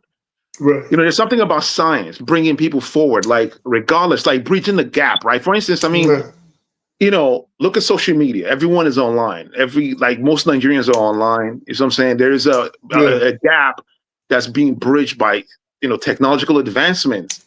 And I believe, like, as technology advances, countries they don't have any choice. Systems will evolve to meet up with the time. Nigeria, for instance, it's like, and you gotta understand, we all live in a different timeline. Like, if you travel from United States back to Nigeria, you probably moved back to 1970. Like, literally, like time, you know what I'm saying? That's one thing with time. You know, like, Nigeria might not be in the same century that you're in. And if you move to America, if you move from United States to China, you probably move to 2030. You probably moving forward in time, right? Yeah. But you know, if you look at BRICS, you know, this BRIC thing going on right now. You know what I'm saying? How the Chinese technology, like, I mean, I was looking at BYD car. They were doing their show, $10,000 car, dude. The car has a drone on the top. You can launch the drone. But what about the material? How long do they last, though? No, dude. How well made are they? Okay, here's the thing. In the UK, BYD sold more car than Tesla this year alone. Okay. You know what I'm saying? So look what's going on. They're bridging the gap now. These are things that Nigerians, people in the global South can afford, right? So there is this technological gap being bridged with with emerging powers like China. Economies, exactly, emerging economies. You know, so I believe it or not, Nigeria is going to meet up. It might take, and it won't take that long. The reason why I asked that question is some time ago, I saw a projection by one of these analysts, but international bodies, analytical economists, who said that by 2030 something, so 50, I can't remember, that it ranked Nigeria as that Nigeria would rise to become about, I think, the 5th largest economy in the world. There'll be a change in the new world. Or America is going to go down, overtaken by China, and then I think India or something like that. But you know, it took. Tony, they've made all these projections in the past. If we listen to the World Bank and the IMF and the Bretton Woods and all these people from 15 years ago, you think Nigeria would be amongst the top 15 economies in the world. This is what they predicted. But this is not the case today. It's not that Nigeria... Okay, so I think context matters here, which is what I think I should have asked before saying 100 years or 150 years. like development in what way, right? Or catch up in what way. But if we're looking at just economically, which would mean we would have to improve our infrastructure, that would be paramount. We'd have to have industries. We have to be able to produce our own raw materials and turn them into our products at home without exporting them and importing them again. Not necessarily. But that would be more economically feasible for us to achieve the standard. Right, the standard that we are hoping for. One of the things that's killing Nigeria, that killed Nigeria for a long time, was the fact that we did not have the ability to refine our own oil locally. That was the thing. Okay. Now the Dangote refineries, one second, the Dangote refineries was a game changer, right? We are in dire need of industries in Nigeria so we can produce locally. China doesn't have to go smelt its iron ore in Canada, then bring them back to Beijing before taking them to Shanghai to build bridges. They smelt them right there. If you can make your battery in China for let's say for $10 and then you do it locally and it costs you $20, why would you want to do it locally? No, that makes sense. Obviously, you don't want that. That makes no business sense to take on additional costs. That's not what I'm saying. I'm saying in a place like Nigeria where right now labor laws are lax, so labor is extremely cheap, right? Because the reason why labor is extremely expensive in the United States, most of it is because of the laws on the ground, right? So labor laws are really lax in Nigeria. They're not going to improve anytime soon, right? And people don't even really know their rights. That's by design. We need industries. We need industries to be able, it is required for sustained growth or for growth at all. So you don't want to take your copper right now or your aluminum and send it overseas first to get smelted and then bring it back to Nigeria to get sold to you, your own product. It makes no business sense. Can I say? Ovie, what do you think, Ovie? Ovie has been listening. Ovie, what do you think? I think Femi, it's Femi, not Ovie. Is that Okay, Ovie? Femi. Okay, I thought it was his point. I'm sorry. I said that's Femi. Yeah. Okay. Mr. Tony, good evening, by the way. Yeah. So, Hi. I think you will have a better handle on something I wanted to add. You know, because sometimes when I tell my my girl that it's when I picture the Nigeria I grew up in. Again, I know at the risk of sounding repetitive, growing up in southern Kaduna at the time, at least I know I saw something called Bata. It was huge. The shoe. I remember NASCO Industries. I know it was not a mirage. It happened. Even if it was towards the end of what we knew as industrialization. I remember when proper social studies and civics and moral instruction was still being taught, and history to an extent. At least I met some things. I know about I think it used to be called development plans. I don't know if it was 5-year, 10-year. And apparently a lot of these things were being followed.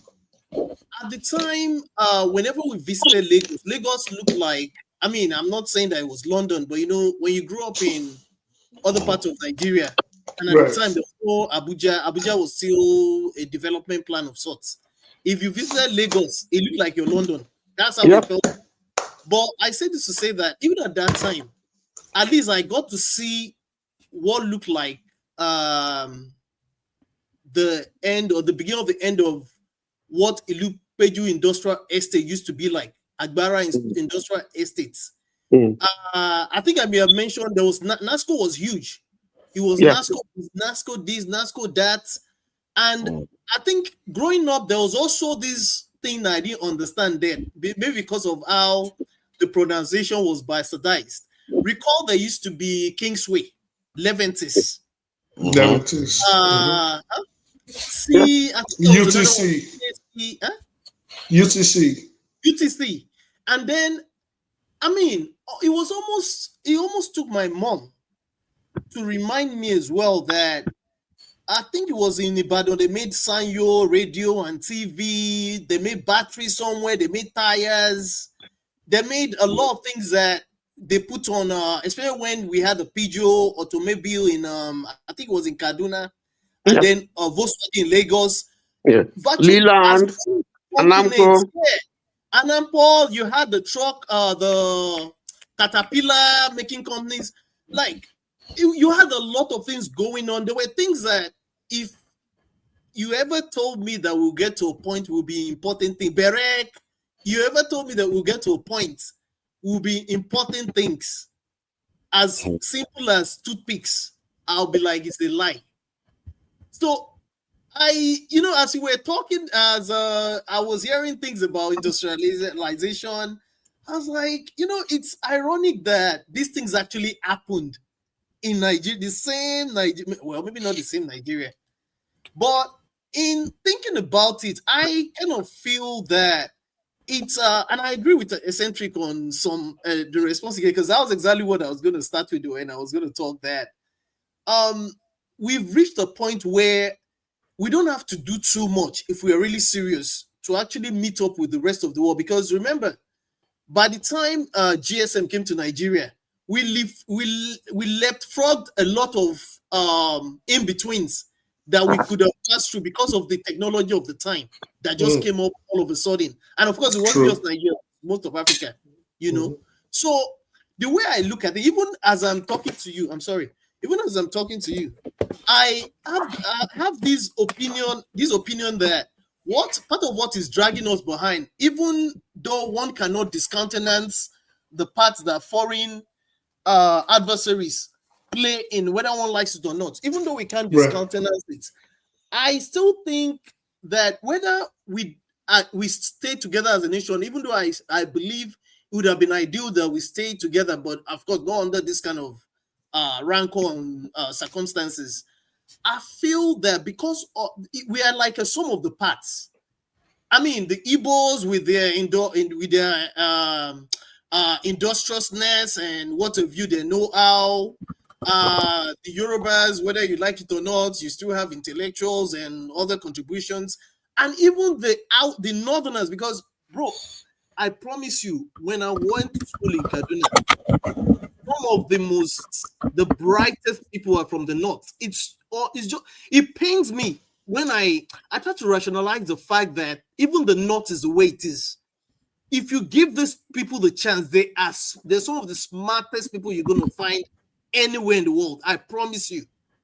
So, but putting all of this together. Femi, let me stop you there. I just want to add something that I want you to interrogate. Now, take Dangote refinery for example. This was supposed to be a game changer, and I think to some extent is a game changer. Now, he has put up a refinery and is acting like a stopgap in that industry for us. Now, but we are making it difficult for him to operate. Now he imports crude, which we have here from America.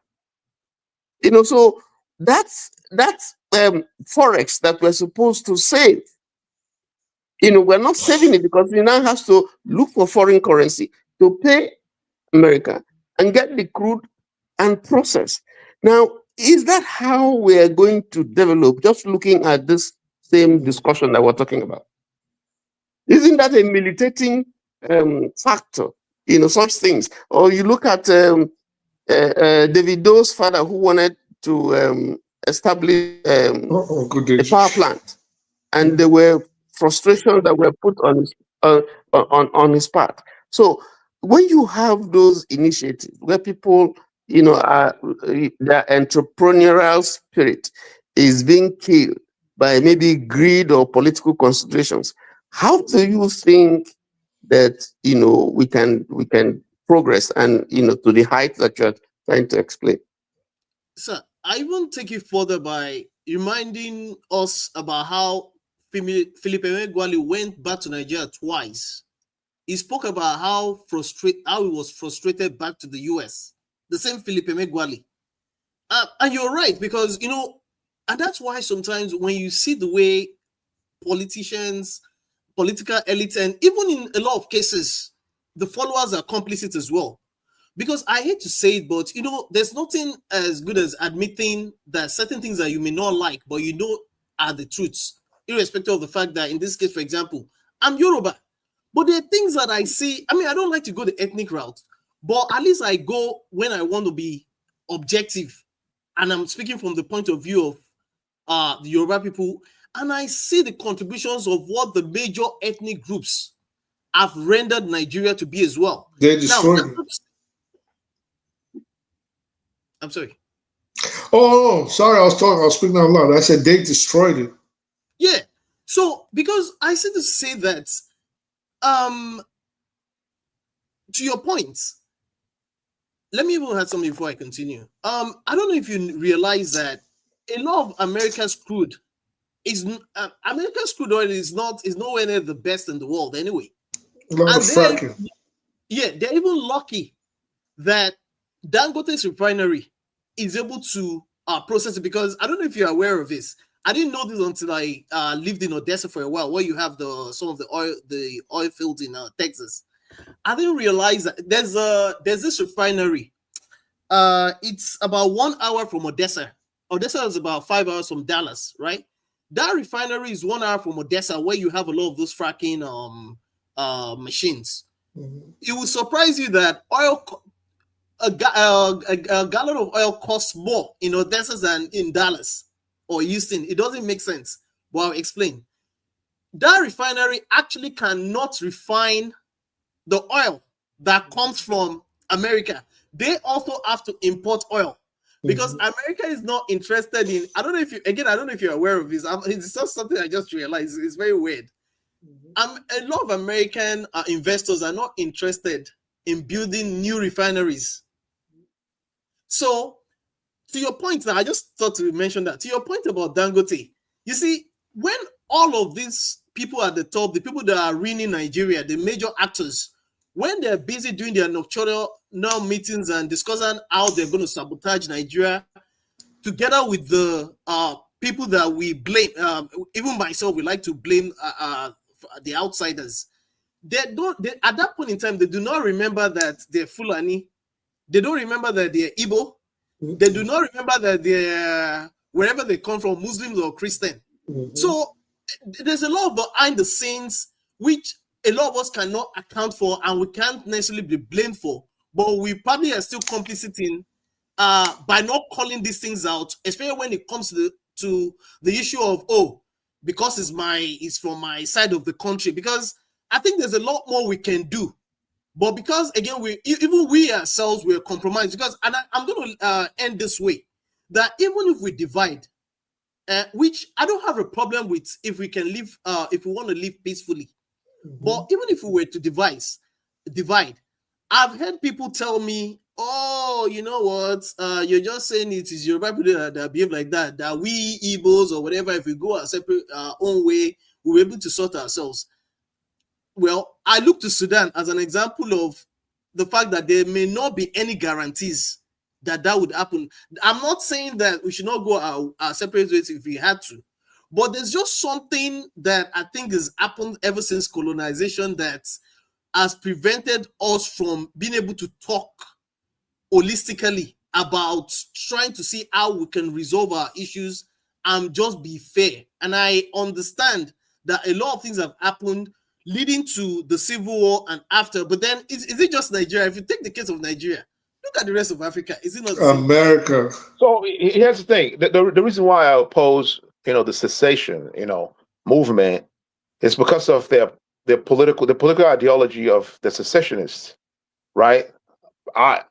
I regard myself as a socialist. You know what I mean? I lean towards socialism, right? Those guys are neoliberals, you know. So for that fact, nothing is going to change if they secede.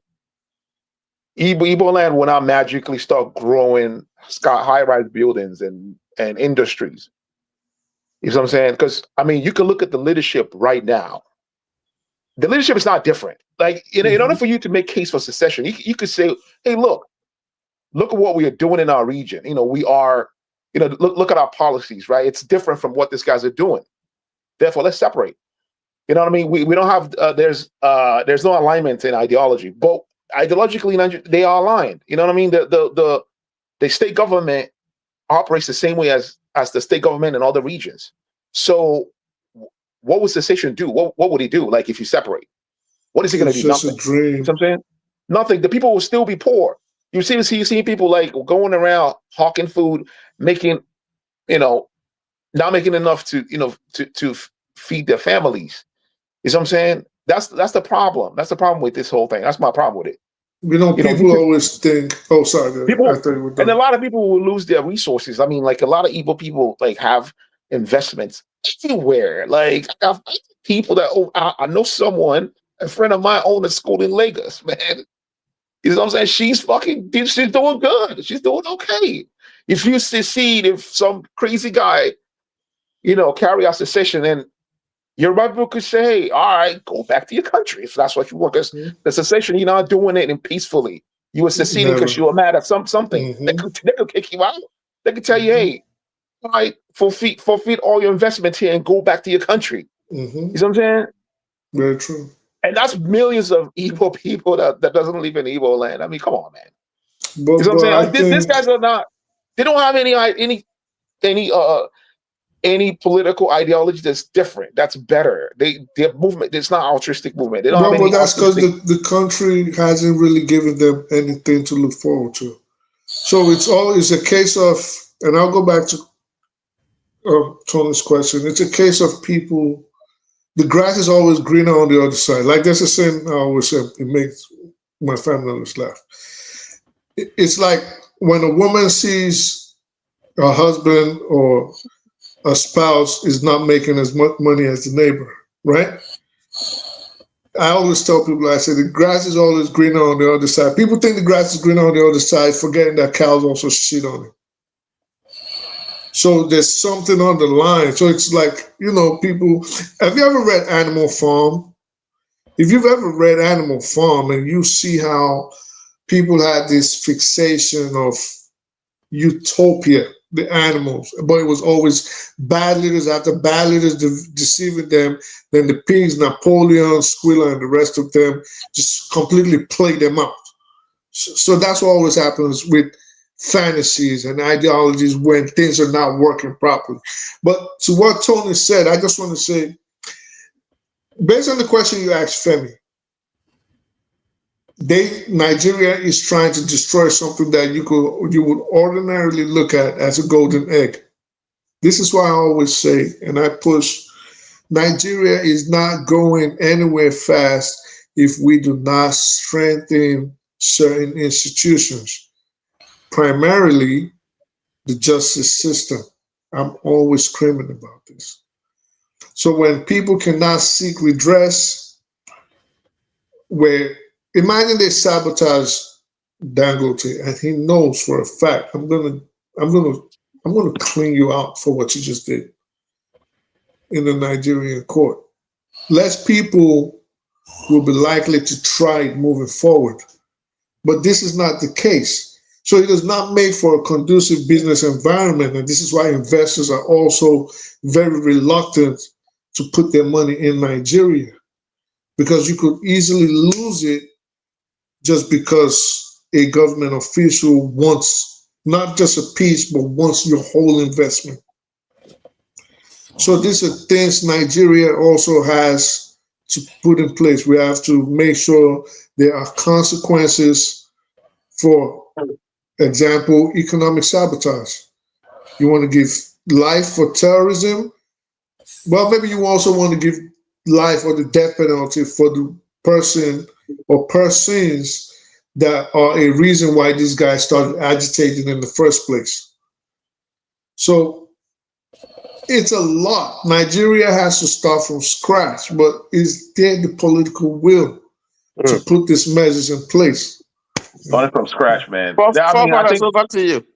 countries go through an evolution, right? Like starting from scratch means we have to repeat everything that we've gone through again. Like no, starting from scratch just means you have to just strengthen certain places in the institutions.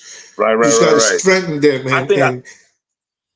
I think the problem is the executive branch, right? Like of course, the police, because they are the ones that. I mean, if a judge gives sentences, right? Someone has to execute the sentences, right? Like the police, has to be strengthened. I don't know what that's going to look like. They have to strengthen the police, the executive branch, the judicial branches, right? What do you think about the place of actually restructuring and just getting back to basics in terms of fairness as well? That's what they need to do. This is what the government needs to do. Sorry, Sentrats, I'll tell you something. Go ahead. The regions, however they want to split them up, they figure that out. In my head, I think I know what I want. I think I want about 8 regions. That's debatable, whatever. I'm sorry. I'm talking in respect of letting them control their resources. That's what I'm saying. All right. That's what I'm saying. So 8 regions. I was just talking about that just before you came on. That's what we were talking about. And everybody controls their own resources, but then there has to be strong governmental oversight, a strong presence in the states, in the regions, to make sure that anybody that violates federal law in our attempt to advance the Nigerian economy gets especially punished. So you have to, I speak the truth. Eccentric, just hold on. I want to defer to Forefathers is here. He's the moderator, so I want to defer to him. But there's something that he has always said here, looking at political leadership, and he has always used the Swiss example, where you have power shifting, just around. Rotational, presidency, and there's enough representation in all those. Even when you have a president, you still have members of who are representing the other regions, like they are VPs or something like that, but they're also part of the ruling council. Although you have one person who is the president at a time, so he has advocated the Swiss model, that is like all inclusive, to ensure that all this bickering that we're talking about zoning or no zoning that is causing problems in the country and so on, would that kind of arrangement, and I'm talking to forefathers now, diffuse this tension over political office, over who is the president, who is the vice president, and an inclusive governance. Yeah, I think that will evidently clear it now, given that if you have one person from the 6 geopolitical zones each assemble in this presidential council, and one person each rule for 1 year with the presidential council. When they say rule, it's a kind of misnomer, because it's just a representative ceremonial. It's a representative of the council. So the council are the ones ruling. So you have 6 heads ruling your country instead of 1, which is actually richer. So, and more diverse. That is our problem, man. This whole red tape crap. Okay, here's the thing. Here's what I propose. It's called, look it up, homeostatic system of government. Homeostatic system of government. You know what I'm saying? Like the idea is this, right? Let's say, let me give you an example. The government will say, okay, here's the threshold. We don't want any hungry children in Nigeria, right? That's the threshold. If we find any hungry family, if there's going to be a way to report, locally, they'll be reporting, you know what I mean? And this is how China was able to alleviate poverty completely. from their country. And I've mentioned the place in India. I mentioned the name of the region in India that actually alleviated poverty completely. We can implement that system where, regardless of your policy, as a political party's policy, it will not affect the fact that this is what's agreed on. Every child has to eat something, right? That's a policy. That policy has to be maintained. And if there's a case of like poverty in a certain region, everything has to stop to correct that. Kind of like how your body, when it gets hot, it starts vibrating. You know, that's how the Middle Eastern governments are. Exactly. Like I'm telling you, man, that's literally, that's it. Not having like 6, 7 leaders. Like what are they going to do? Collect more? I don't even think seven. They're going to get paid. Those guys are going to get paid. Eccentric, the point I get the point you're making.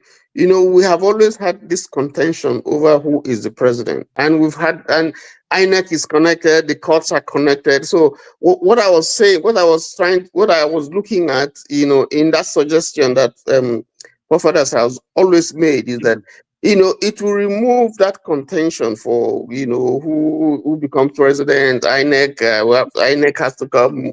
The courts have to, you know. So if you have I don't think Nigeria is ready for that.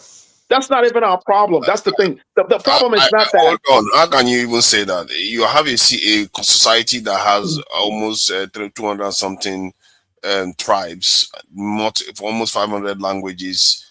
People are divided, and you are talking about rotational system. Remember, what you are describing has nothing to do with transfer of power. Transfer of power is a very, very delicate aspect of any nation. It can cause chaos for any nation and can destroy it in some cases. So if you have such a system, it will make for a very, very stable system. And most people will feel that if anybody wants to tamper with Nigeria, you see that the people will protect it because they are all represented. You are not going to get this nonsense where some side is feeling like a fifth column in the nation, because this time they are all represented. But you know why I kick against it? I kick against it because I don't think Nigeria is ready for that type of government. Like, how are they going to be chosen from the bottom up, right? How much are they going to get paid?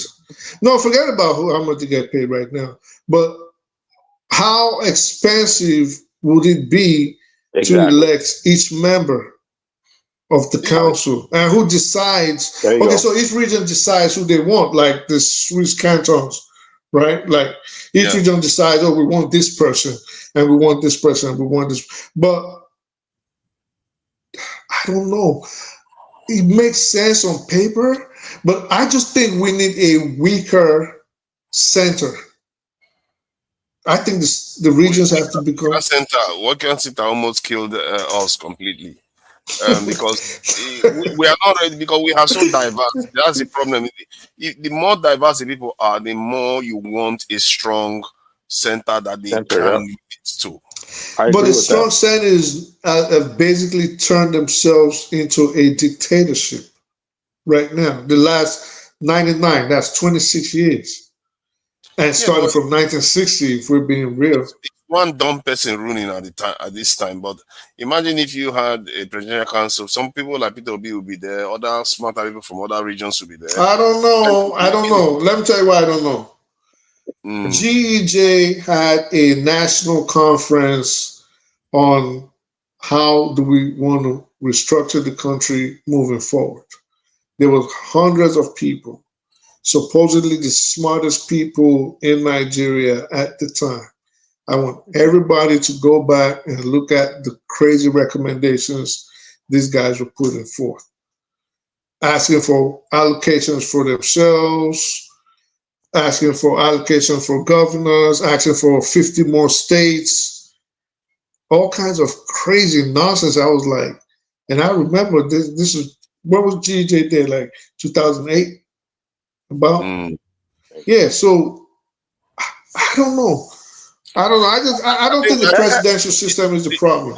What makes it quite good is that what makes the system good is because we've seen a system that is practicing it, And secondly, it makes our own democracy actually more advanced than all the other destinations, because that nation's democracy is the strongest in terms of, because they are, it's so stable.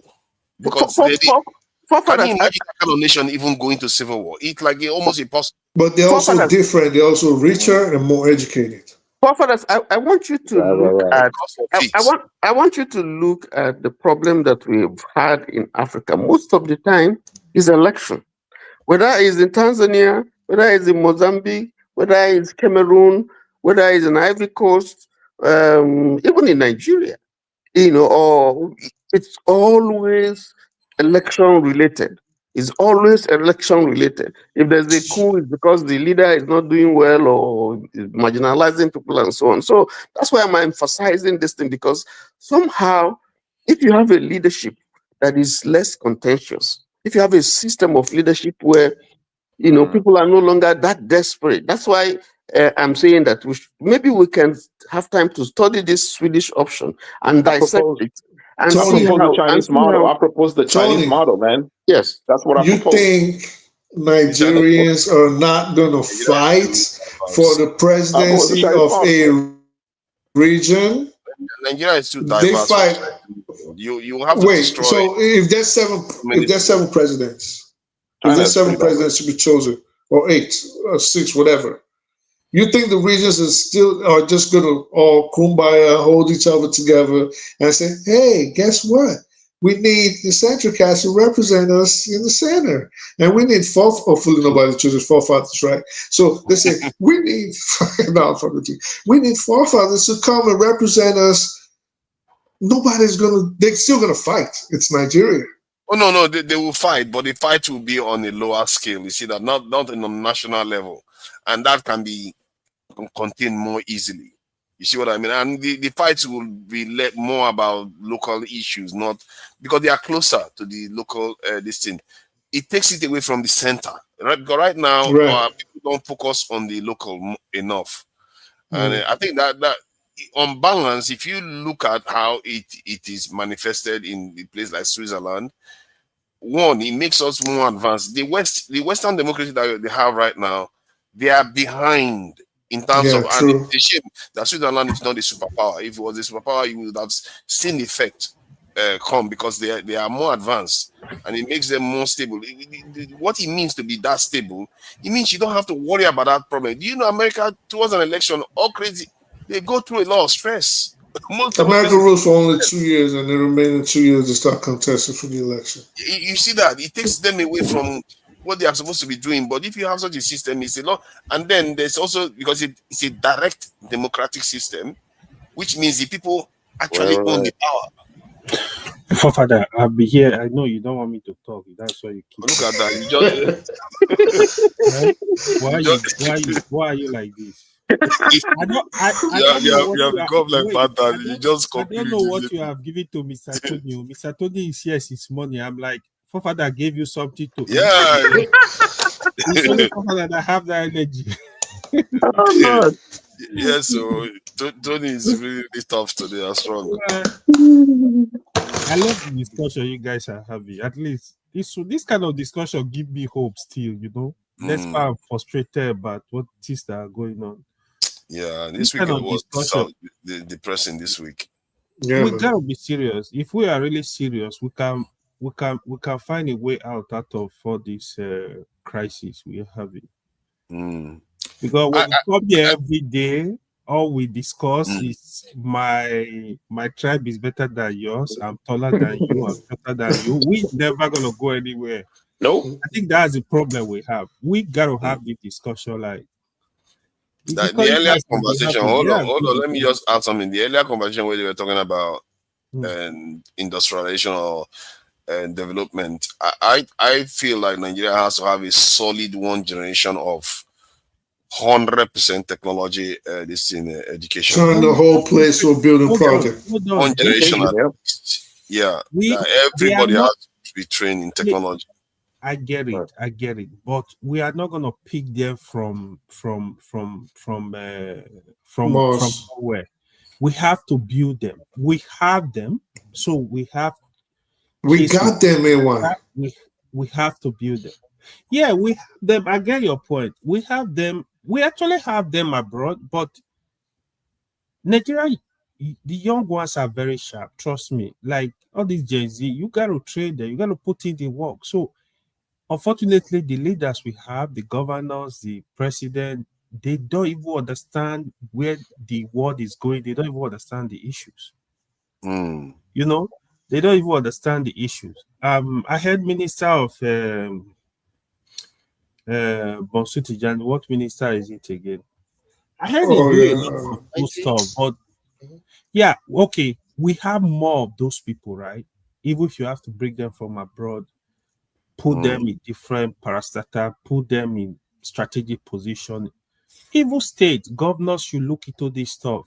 You know, we can get it done, but Anyways, I don't mean yeah. to cut you. Let me Yeah. tell you what the guy is doing. Okay. You see, because of course, let's not lie to ourselves. Nigeria will humble you and frustrate you at the same time. Let me tell you what the guy is doing. He has that Andela guys. I just want to give you an example. He's silent. He knows Nigeria well. Right. So it doesn't. That's why sometimes, anytime you see him appear on you don't just see him appear anywhere just to make a noise. He's doing what he did with the technology hub in Ogun State. I don't know if you know about that hub. Limelight.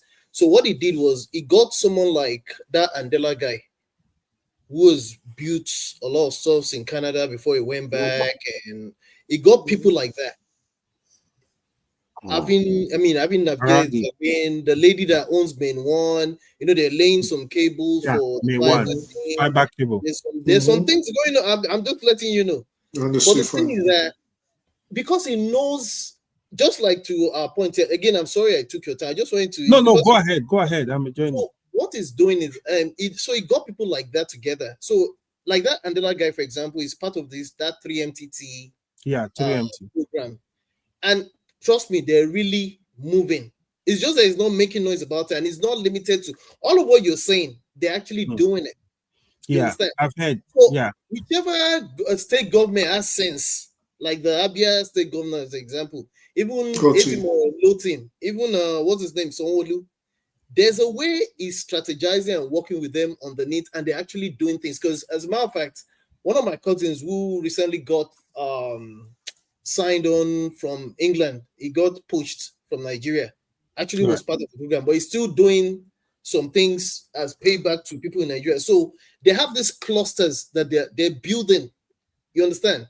I mean, for example, I've not fully penetrated that group. But at least whatever some other guys are doing, whether from abroad or in Nigeria, they're forming some kind of cohorts that's merging with that main 3MTT thing. Remember, I think it's in the second module now.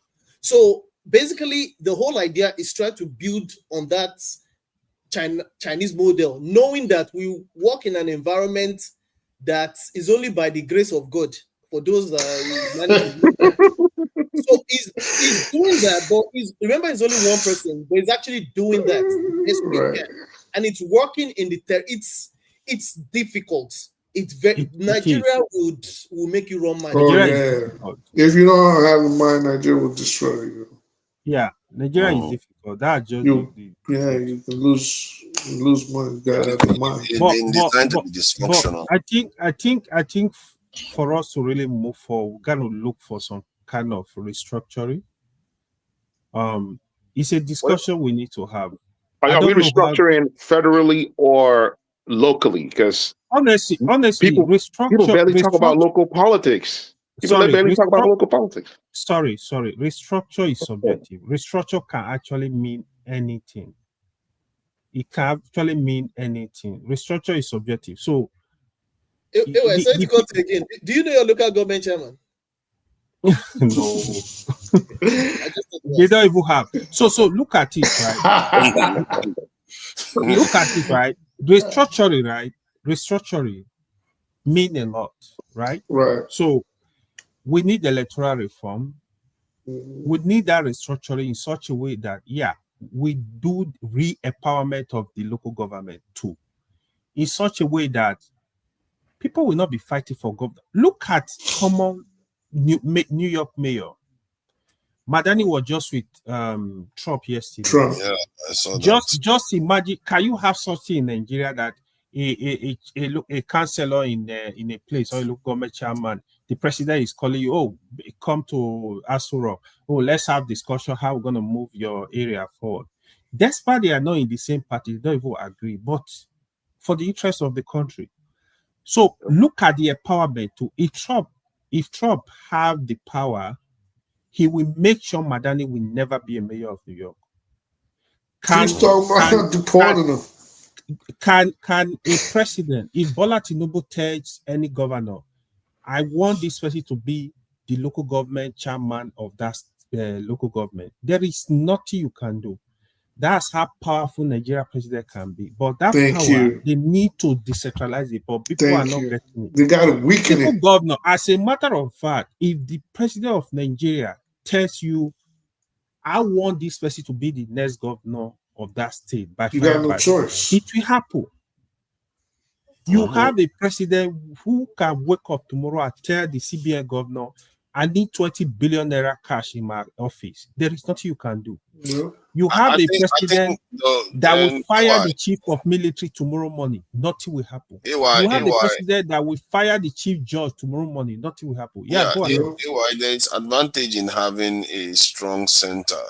Because if you look at the UK, they have quite a strong prime minister. If he gets his majority, he can pass almost any law. Yeah, but there's still checks and balances from Parliament.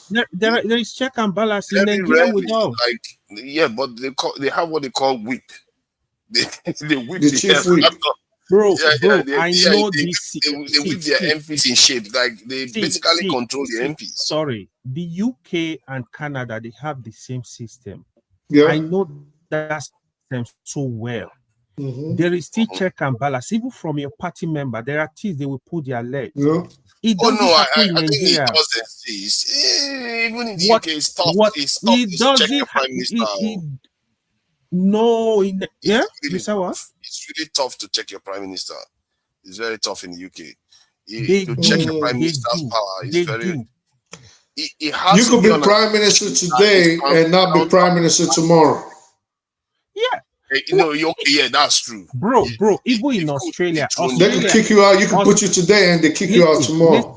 Australia in the last 10 years, they've had around 9-10 prime minister. Go and check. Yeah, Australia. They kept switching. Yeah. You can change the prime minister, but the prime minister is still very powerful. That's the one I'm saying. Okay. Wait, let me give you an example. What is the essence of us having Senate and Rep? If they are gonna be doing rubber stamp Senate and Rep, what is the essence of having the Senate and Rep? Let the president just be Omega Alpha and Omega. Yeah, but don't you think that use the money to develop? It's not the constitutional problem. It's a Nigerian problem whereby the presidency has captured the other three branches. It's a system. It's a system. It's a system. It's an institutional problem. What part of our law is different from that of America? So that's where we have the same problem. Is the problem now? So if the president decides to abuse the law like Trump is doing right now, then we're going to face the same thing. Yeah, but they used to check them now. They used to check them in America. Let me give you an example. Ordinarily, the executive, legislature, and the judiciary is supposed to they're supposed to be independent. There is check and balance. The judiciary, who is giving them money? You think they have independence? They don't. And they're supposed to be the most powerful in this system. They're supposed to be most powerful. Next year's election, you see, one of the areas, if I was to say, that's something you should have said. One of the big difference, which I find a bit peculiar that Nigeria didn't do that between Nigerian system and the American system is they have the midterm. Nigeria doesn't seem to have that. Yeah, we're not developed that way yet. We're not that rich. The problem with it's a lot of money. The system is fantastically corrupt. The people in charge, they don't want to touch anything because it's benefiting them. The only time, if Tinubu leave power now, You will hear him coming online telling you, no, the systems. Look at Obasanjo, for God's sake. Obasanjo used what we call veto power, do whatever. Obasanjo tell you he does not want you to be governor. Obasanjo, it was during Obasanjo. The lack of they midterm kidnapped. Hold on. It was during OBJ. See, despite I praise OBJ for some economic improvement, when it comes to politics, I don't want to hear that man. Yeah, during Obasanjo, terrible. it was during Obasanjo they kidnapped a city governor with the power, with the backing of Obasanjo. A city governor, he was kidnapped. During Obasanjo, if he does not want you to be governor, how many governors did he remove from office? Obasanjo, that you do. These people, we need to do something. I think that critical part, because American government presidents, which is the system we are using, if we had that midterm, anytime the president wants to run crazy, then that election seems to be the one that checks them. Okay, if you have midterm, do you have elections? Our elections don't count. So there should be electoral reform in such a way that the vote of the people will count. Because if the vote of people count, Mr. Tony is here with his experience, can go to his place, say, you know what, I want to contest. You're going to talk to the people, you're going to convince the people, these are my programs, this is what I want to do. Even if you don't have the money, the people can say, no, we believe in this man, we vote for him. Yeah. There's go something to Nigeria, go to your local government and tell them you want to contest or cancel, or you will know what I'm talking about. There's something Speak the Truth said that's tied to what you're saying right now, right? Strengthening all the institutions. Like if the Supreme Court is very strong, right? The president cannot remove a sitting government, right? A sitting governor from a state, right? Right. You know, yeah, exactly. You know, so we need to strengthen the institutions that could hold the government responsible. Yeah, exactly. And it has some kind of checks and balances. But who's in any society? Go ahead, sorry. No, go ahead. Thank you. In any society, I'll tell you right now, like AY is even saying, the judiciary is supposed to be the strongest institution out of the other remaining two branches of government. They have to be the ones that will say, well, this law is reasonable, or get this out of here. Not good for the people. Then Congress, of course, goes and remakes them however they want to reshape it. If we don't have that in Nigeria, not only are we going to have the kind of injustice that pervades or permeates the society today, again, I will reiterate, Nigeria will have a long way to go economically. Because if people cannot seek redress in court, why would I want to come invest my money there? If a governor, that's a solid point. Yeah, if a governor can look. Sorry, go ahead. Do you think I think it was Mr. Tony. Somebody mentioned what Davido's father was doing, right? So you saw what they did to Davido's father at Deleke, right? His beauty power station, I think, in Ondo State. You saw what they did to Dangote. My major concern was, do you know the implication of that? You see Dangote want to cry on a live TV, the richest black man in the world. Investors are watching this. So here is people are going to say. So if you can treat Dangote with $20 billion investment in that way, thank you. Me that have $1 million, you want me to go and risk my life? I'll tell you how much I've lost. But see, this is why we need to strengthen like people's movement, right? Something like the unions. If what I'm saying, like at the end of the day, the people have the power, right? The union can go if the government does something egregious like that. The people can go on strike if the people like unite under one umbrella. Let's say in the unions. In some kind of organizations, right? And the president goes in. Dude, Nigerians are always on strike. The law. You know what I'm saying? The president circumvents the law. The people can go on strike, like what Nnamdi Kanu does, where he says every Monday don't go to work. Imagine Nigerians are always on strike. No, don't. I'm saying imagine like if it's more robust, like kind of like in China, right? You know what I'm saying? Where you have like people-centered a type of government, right? Where the people can say, hey, okay, the government is going out of hand. We can shut down the whole economy of Nigeria and put a full stop to the economy. Like, what are you going to do? One of the reasons why Nigeria does not make gains economically every year is because one industry, whether the medical industry, the educational industry, they always go on strike. Strikes are not a problem for Nigerians. No. Not a problem. Yeah, so strikes are good because changes can happen out of union uprisings, right? Union uprisings can cause changes. I mean, that's how you have the Bolsheviks, right? It's the uprising of the people. So if the government has so much power, you know what I'm saying, and act like a dictator, and there are no one to check them, the people don't have to come in and riot and burn stuff down. Union leaders in Nigeria are very they can hit them where it hurts. You know what I'm saying? Like the port, all the institutions, they can go on strike. They can say the government is going out of hand. They go on strike all the time in those industries too. That's not the issue. Ask anybody on here that's conversant with how Nigeria is run. Yeah. The Port Authority always go on strike. Everybody goes on strike. But for what everybody's on. What are the reasons that they go? What reasons are they going on strike for? Like, what are the reasons? Well, they complain about maybe the what's the word I'm looking for? They can't complain on anything. The atmosphere, their treatment, their pay, everything.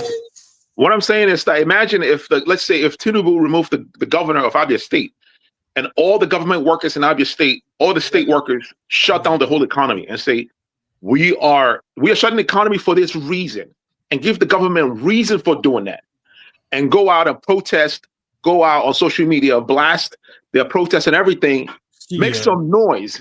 You know what I'm saying? To shame the government. These are humans. Let me tell you an industry. Wait, let me just say one thing. Let me tell you an industry, Nigeria. I just wish these people were forward thinkers. All right? The prison industry.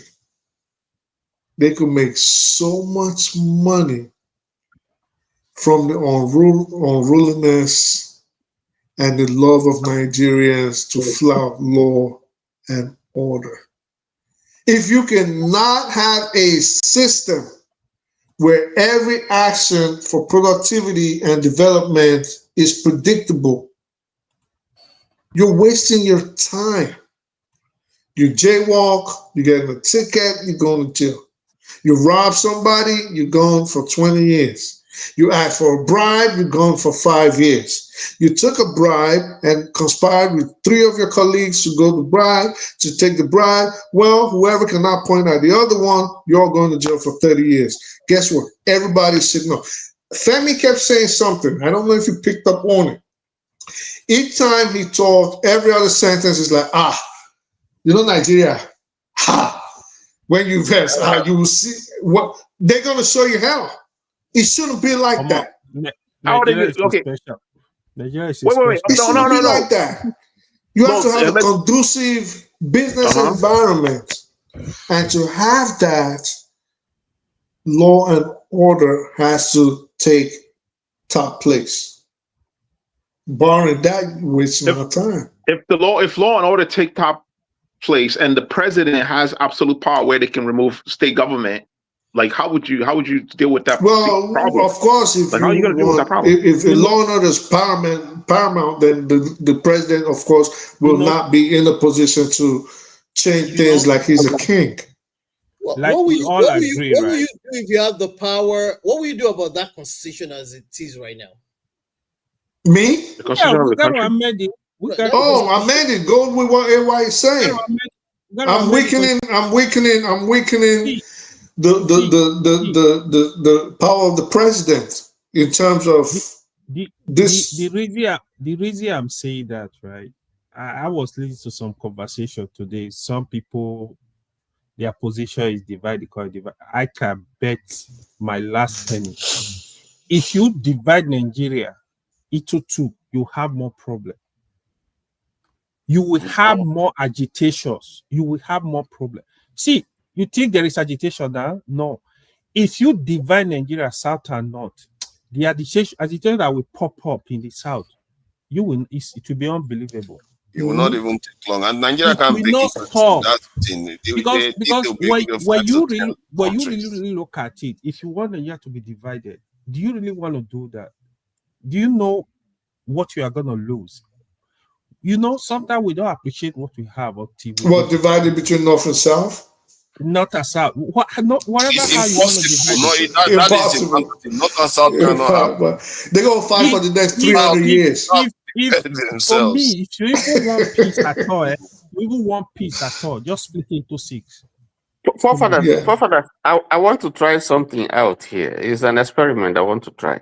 And I think I want everybody to just participate. Okay. What do you think is Nigeria's greatest problem? Something that if we get it right, then Nigeria moves on. In fact, Nigeria, you will jumpstart the economy or politics, and what is just that one thing? Not two. Yeah, forefathers, I start from you. It's obvious now. Security. You take care of that, you stop the bleeding, and everything. The Nigerians will take care of the rest. They can go to farm, they can do whatever they want to do.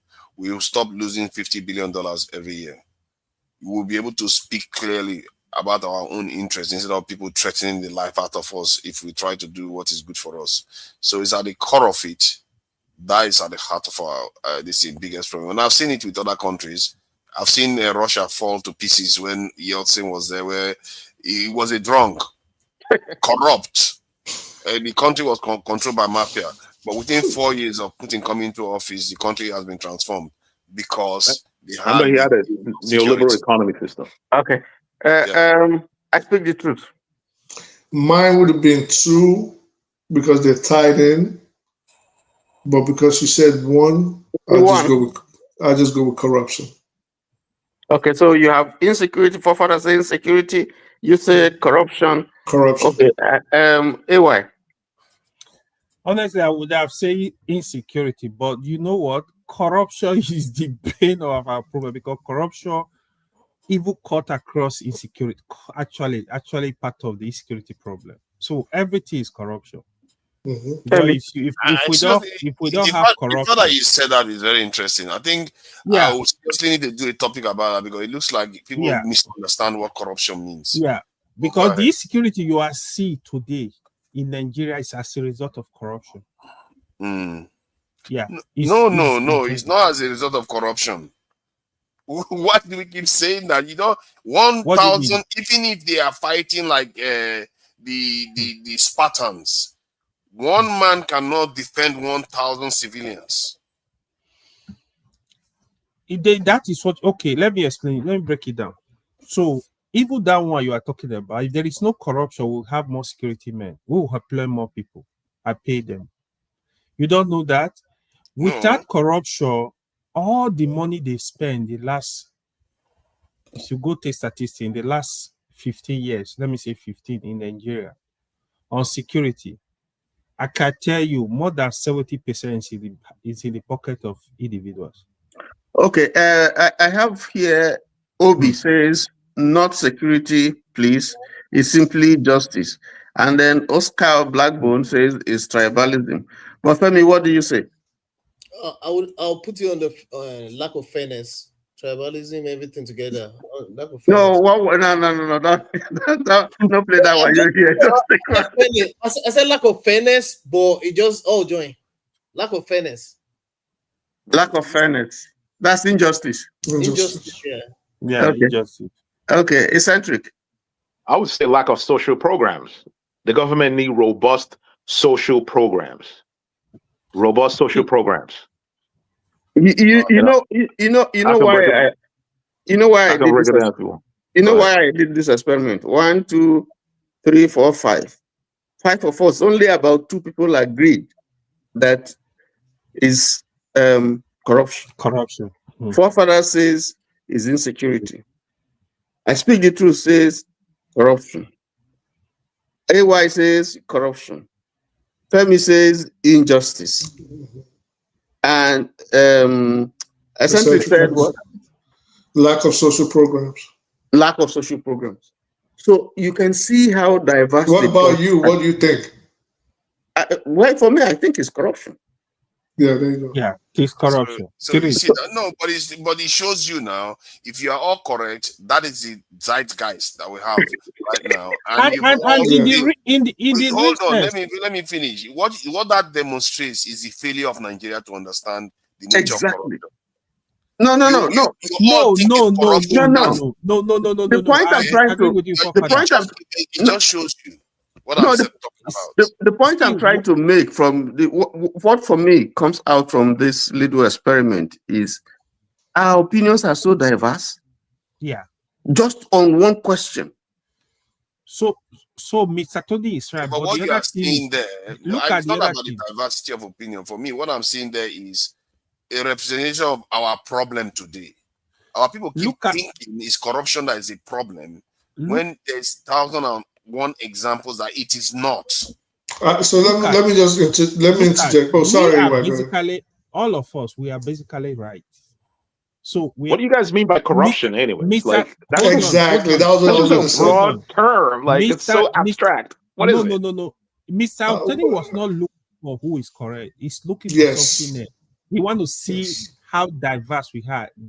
Right. Actually. But we are not I would like to know what you guys so let me explain. Let me explain. Explain the corruption, please, because it's so abstract. Yeah. No, it's not. It's not abstract. I think it's really abstract. I don't know. No, I don't think so. I think it's clearly corruption. I'll take it from like your position, because the three of us already agree, right? So I'll take it from your position, forefathers' position, and Femi's position. Without corruption, a lot of the problems we have today will not be in effect. Basically, you eccentric cast those social programs, the money allocated for these kids, for the adult, for the feeble, for the old people, disabled, they would actually go to who they were allocated for. But they steal them because of corruption. This is why you're complaining about no social welfare. Same with forefathers.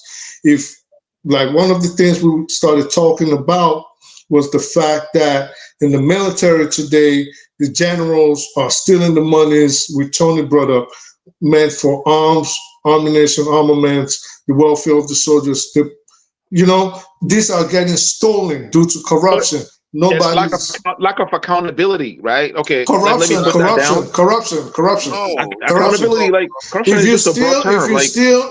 If you steal money or keep monies that are meant for the welfare of the people, if you are in a governmental position, if you are entailed with public trust, if you are violating that public trust, you are committing corruption. This is what it just simply means. You're abusing public trust. You were in a place of public power, and then you violate that trust. You violate the public trust. That's just corruption. So same with forefathers' position, which ties into yours. If they weren't stealing all these monies, there will not be the insecurity he's talking about. So how would you deal with that problem if you don't have like the Chinese model? Like, how would you deal with that problem if you don't have a Chinese model? Like, how would you? I don't know. Again, it goes through strengthening the institutions that will serve as the judicial system, the police, that will serve as bodies for deterrence. So Nigeria, there's not a lot of deterrence. They do it. No. I speak the they truth. commit a crime. Who's gonna do it? Will it take the people to rise up, irrespective of the ethno-religious divisions, especially with the way things are right now? Who's gonna do this? It depends on the politics. It's in the hands of the politicians. They have to have the political will to say this is the direction we want to go. And if they're not doing it, who's gonna do it? Then I guess the people. But then if the people get involved, the system gets destabilized. Who knows how it's gonna go? That's why I propose strengthening the union and having having some kind of people-centered organizations that could, do some kind of protest to bring this matters, to bear, like bring it to the forefront, right? Essentially, And so to cut you, but I don't know if you know how badly the unions are compromised now as well. I don't know if you know. Bro, let me just say this, right? That's why AY is laughing. Nigeria did a complete reset. This is just complete. You don't understand. So when I hear people just defending some people because you are from the criminal is from your tribe, I just laugh. Nigeria need a complete reset. Somehow we need to have this discussion. One thing, we don't have the resources. For example, I kept saying that to manage the Senate and the Rep, I feel it's a waste of resources. Let's start from there. So if a government, just quickly, if a government allocates funds to a local government to feed like, let's say, the school children, right? And the local government doesn't do that, takes that fund and pocket that money, right? Let's say in a small local government, let's just say this, name it small local government, and the people in that local government say, hey, we're going on a hunger strike. We are not going to work. Well, but most of them don't do that. They're going to blame the president. They blame the president. Eccentric, sorry. This your system is not going to work. This strike. Let me tell you what's going on. Even the stuff you mentioned now, right? Nigeria have Ministry of Humanitarian Affairs. I usually call it Yahoo Ministry. That's what I call it. That ministry, they don't fear God. They are going to tell you, for example, we spend 50 billion to give to the poor, to help. Listen, this thing is more than what the truth is. They don't have records. Now, if you go to your village, even when you campaign with a microphone, you're not going to get one person that was giving that money. So who is collecting the money? So we have, to be honest, we need restructuring. This restructuring, Nigerians are going to be involved. How we want to run this country? How can it be effective, basically? What are you going to restructure, though? What are you restructuring? That is the thing. The people are going to discuss what they are going to do. The people cannot be involved. It is so abstract. No, it's so abstract. Like, what are we restructuring? The people. I'll tell you why I said the people cannot be involved. Hold on. Who are the people? There's the question you ask. Oh, okay. All right. Fair question. Representing you, right? Okay. We have senator in East Central District. He's representing the people. He is the people. Right, because the way we think, right? They should be able to sit down, really have discussion, look at the issue critically. Okay, how does it benefit the country? How can we? Me personally, I will say the way Nigeria is complicated now. First of all, regionalize the country. Let's destroy some things. Yeah. Let's start from there. Regionalize. I agree about it. Then I also think about something. Is it the same senators and reps that looking at? Thank you. Lose out. So that is the thing, right? They are not interested in doing the work. So that's why the place to start this fight is electoral reform. We got to look for a way for. Are they going to allow? Are they going to allow it if it doesn't benefit them? No, exactly. So the presidents don't. Very serious. Somehow, I blame Peter Obi for the past after election for the past 1 year.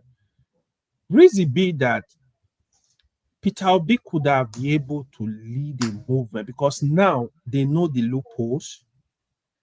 All the Labour Party, the Labour senators now rep, almost all of them they cap. These people are supposed to voice out, say, listen, we've got to do this. This is what we need to do. Work with the civil society or organization. Do some kind of reform because, listen, if the vote of Nigeria start counting, it will reduce at least 30% of our problem first. That alone will solve that. Here is what will happen. You will have experienced Nigeria, people educated that can do this job. They will sacrifice, say, listen, I want to help my people. I'm going to the Senate, I'm going to the rep, I want to be a local government chairman. They will come out and come out. And what you find now is these people, they can't even contest. Because here is Nigeria politics. Let me explain to you. You have a situation where a professor let's say a professor with 30 years of experience, you want to contest a local government chairman, you will go and prostrate for one idiot somewhere that will call himself a leader. If you don't prostrate, you don't worship him, you going nowhere. Especially with APC or PDP, you going nowhere. Sorry that I'm interjecting you, but this is from experience. This is from experience, and it's not just once. Have you ever seen how they do their meetings at the ward level? Yes, now. What time do they do their meetings? At night. Okay, that's what I want to say. When sometimes when people speak, they don't understand this issue. Our issue is all over. It's so bad that you will not even understand it. Let me tell you. That is why you see some civilized, experienced people, people with a lot of exposure, they stay back. Sometimes, like, man, I don't want to go and be having a little boy will just insult you. All we need in Nigeria is a president with political will.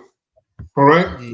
Not a president that gets elected after people have smashed bottles on each other's heads, kidnapped each other, stabbed each other, shot the shit out of each other. And then it takes you 6, 7, 8 months, 9 months to get a cabinet. No. You go into the National Assembly, the very day you get sworn in, the next day you go in, live TV, make sure everybody sees it. These are my proposals for the country. Maybe some of us want to work for free. Maybe all of us want to work for free. If we really want to change in this country, let's work for free. No allocations. Especially when these people already have a lot of money anyway. They don't need we got money already. What else do we need? Where are we taking the money to? We're working for free. You blackmail them in front of the Nigerian people. Now then you put the paper in front of everybody. This is what we want. Justice reform is tough for me. It's always going to be tough. One last thing. So there is something forefather used to, forefather people don't take him seriously. We need to put capital punishment in our constitution. There is no two ways. Listen, because this stuff, we can only say, oh, a criminal, he shot somebody on the road, like, oh, let's go eliminate him.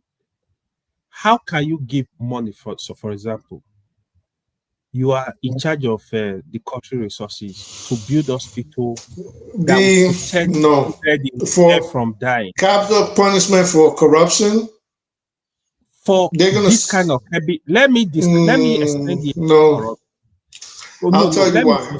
Let me just finish. First of all, build hospital that will save the life of the people.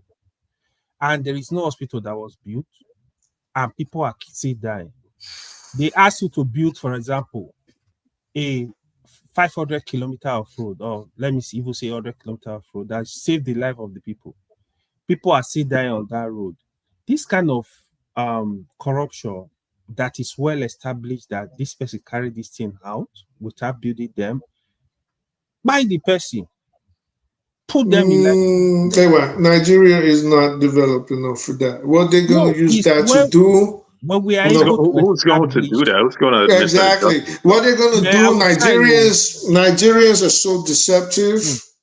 Nigerian politicians are so deceptive that what they're going to do, if they want to eliminate you, for example, if you're doing things that they know is favorable to the people, and remember, this is not Call of Duty.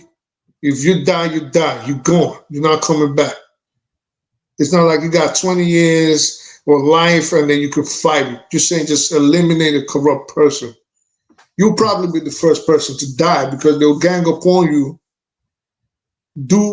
give you some responsibility, make sure it doesn't work, steal the money, the next thing you face in the hangman. Nigeria is not developed enough. The institutions are not strong enough. It sounds good on paper, again, but as devious as Nigerian politicians are, all the good guys are going to die. I can guarantee you that. The good guys are going to die first, and every good guy is going to die after. But so it's not going to work. Yeah, I get your point. You see today, for example, like You will not even believe this. What we are seeing in Nigeria today, this is security.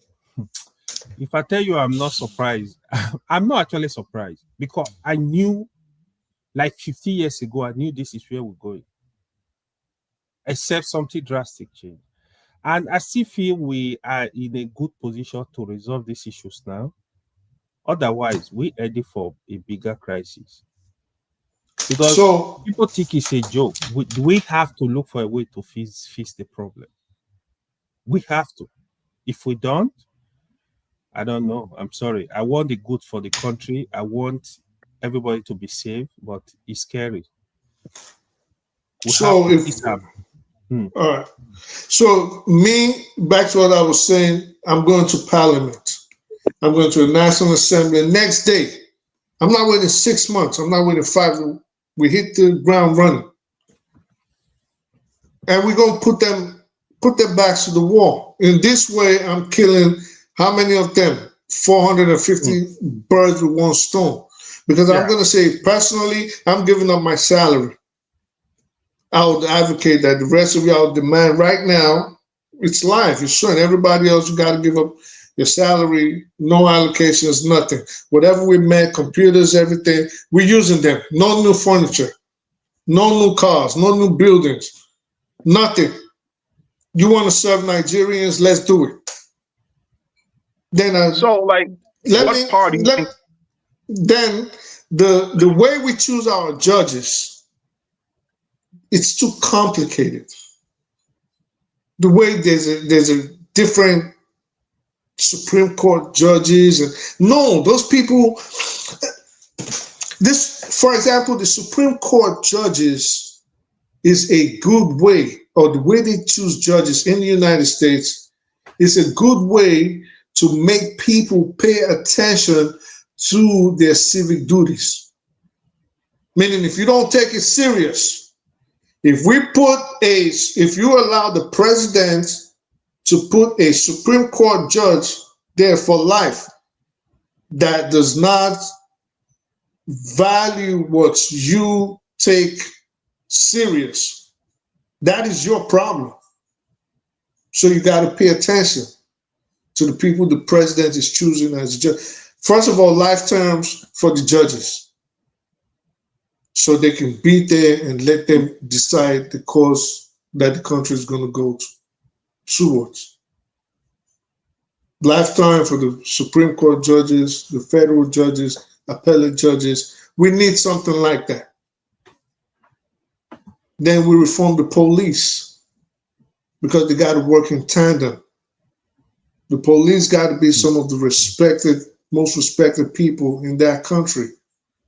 Have you ever walked past some policemen in Nigeria? They stink. I was going to ask you that question. How are you going to do that reform? How are you going to do that? How are you going to reform the police? Increase their welfare, retrain them. Okay, retrain them. Increase the welfare. You got to retrain them, improve their welfare, improve their methods of.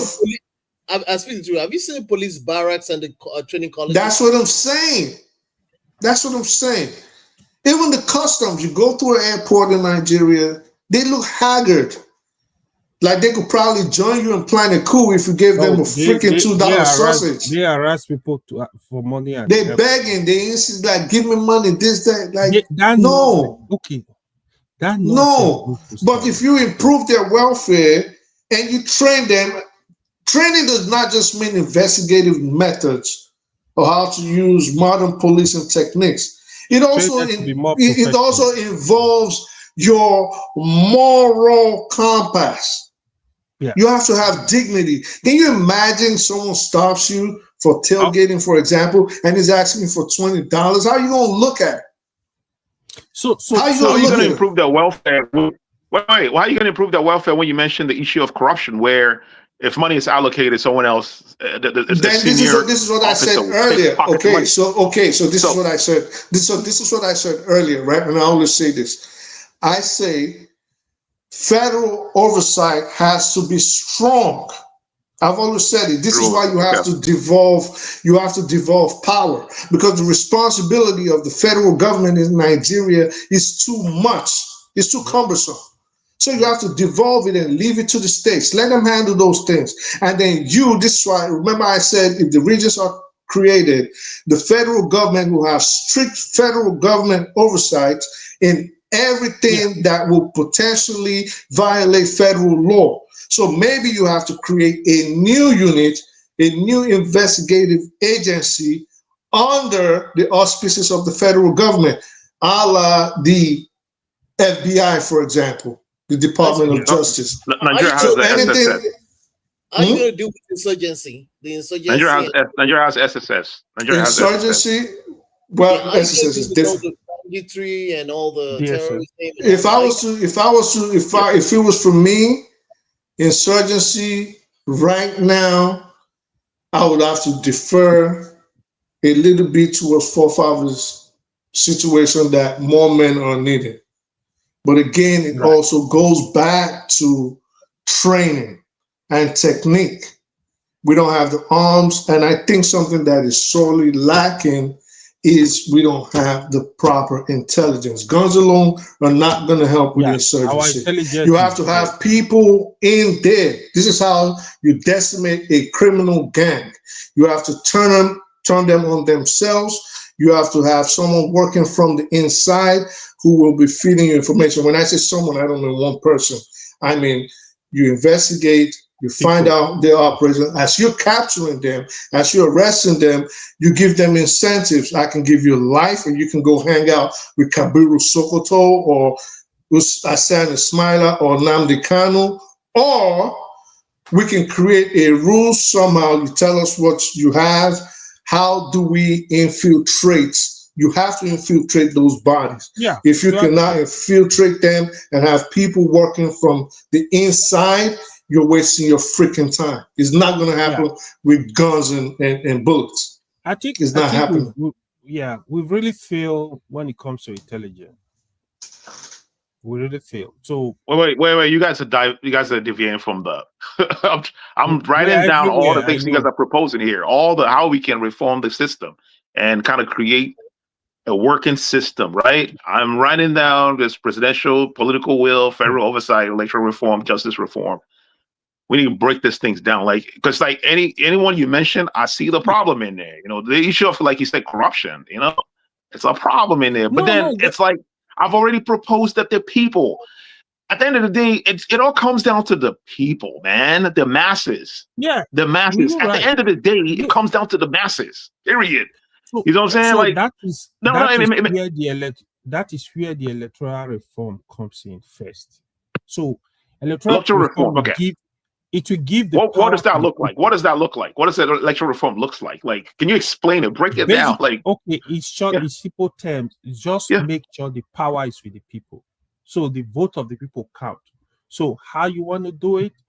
You got to block all the loopholes. So the end goal is just make sure the power is with the people. They are able to vote anybody out. Wait. What's gonna do it? It's we that we are gonna do it. So here how you do it, right? So for example, I'll give you an example. For example, like last election, part of the disagreement was the vote, the presidential election, the results were not transmitted electronically. From the law, the electoral law, it's not compulsory that result must be transmitted electronically. Now that's a loophole. It has to be mandatory that any result that is not transmitted real time electronically is not a void. So take that point, right? And then use the concept of SWOT, SWOT, right? Because there's always going to be a problem with it, right? What will be the strength, the weakness, opportunity, and the threat? Just look at it from that, from that perspective, right? Like you said, electoral reform, it has to go through electronic systems and whatnot. But remember, people get harassed when they're in the polling booth. You know what I mean? Like when they go in to vote, people come in. So all that issue, the electoral reform, the issue you have to deal with, those are security issues, right? You have to. Because people that also are going to operate the systems too. Yeah, we have to have very strong laws. You're breaking. We have to. Your phone is breaking up. Oh yeah. That's why you got to have deterrence. You have to have deterrence put in place. Oh, yes. Wait, exactly. Femi's phone broke up. I didn't hear what. Oh, it's Femi. Okay, we have to have deterrence. I'm sorry. I said it's also there is people. Remember, AY is also people that are going to operate as that system. That is the thing, right? So again, that is why we're also talking about the law. So all the electoral reform is, if there is evidence of compromise in an electoral, what's it called, a polling station, a polling unit, the result, you cancel it.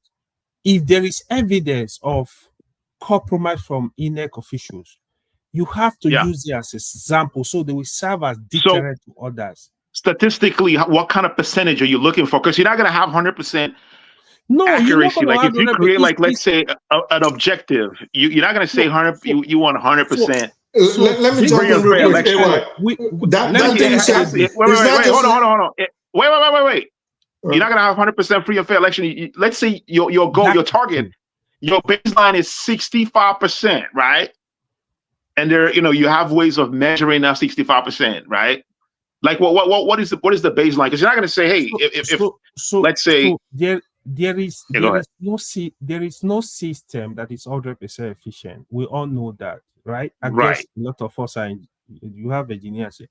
There is no system that is 100% efficient. It's not done. Now, when you have a reasonable percentage, let's say we have 70% this year, we have to keep improving that system and blocking all the loophole continuously. It's continuous. Even in America, look at where Trump try to steal some vote. They have to do something. You have to do something to protect the. Let me jump in. Let me just say any loophole you see, you protect it. That's so. What do you think? One second. Even better. Wait. It's very, very, very, very short. Go ahead. Instead of canceling the elections, right? When you find an abnormality, what happens to the people that made those elections void? Where's the deterrent if they're not doing 20 years in prison for circumventing the legality or the fairness of the votes? Of the people. But you have to prove that, though. You have to prove that. That's what I'm saying. That's what I'm saying. People will have evidence. So it's done. It's doable. We have to, because we can't just be like this, right? What about doing like a mock, form of election, and then use that to find the loopholes, and then work. They do that. They do that all the time. No, well, they actually do it. But it's expensive. They do. Okay. Yeah, but they actually do it. They do it. Those are not the issues. The issue is there is no punishment for bad behavior in Nigeria. That is the bottom line. Yeah. That's the bottom line. There's people right now in the last elections that they were on camera, literally bullying people, threatening people, shooing people away, busting people over the head with bottles on camera. You go on Twitter right now, you still see it 2-3 years after. Nothing happens. So the one before that, people were macheting people. Nothing happens to the culprits. So this is where, but if, for example, the investigative agencies took that serious and tracked down the people that violated people, disenfranchised people, and track them down, you know their locality, you know who they are, you will find them and use them as an example. That's a crime. You violated the law, minimum, no fines, that nonsense fines, you got to go. 10 years in prison, 20 years in prison. Guess what? Next election, people in that locality or people in faraway localities will think about it. That this person, people got 20 years for stopping people from voting. So there's no incentive to stop bad behavior in Nigeria. That is just the truth. That's the bottom line. There's no incentive. I will get away with it. What's going to happen? Nothing's going to happen. So the other thing, right? So you see all this our tribal nonsense. Okay, now I can tell you in the last 1 hour, people are going to be impressed watching all of us here. even before I came in here, the kind of topic we are discussing, stuff we are discussing. It's not that we are from the same place, but we can actually have this discussion and put the interests of the country at heart because it doesn't belong to us. But you see, when you start everything, tribe, it becomes very difficult to discuss. It becomes very difficult because you don't need progress. You have to, you have to also respect people, respect respect Nigerians, irrespective of their background. You have to respect everybody. Basically, we all have things to contribute. That's why I said, let the people decide how they want to restructure. You gotta give the people we gotta do like real reforms, real what's it called again? We have to do like real reform where your senator, for example, go to your senatorial district, we have real discussion with the people. Okay, this is what we want to do, this is what we're planning. Whatever you got from that senatorial district, they cannot move to the federal and have real discussion. This is what my people want. This is what you got, because I don't know.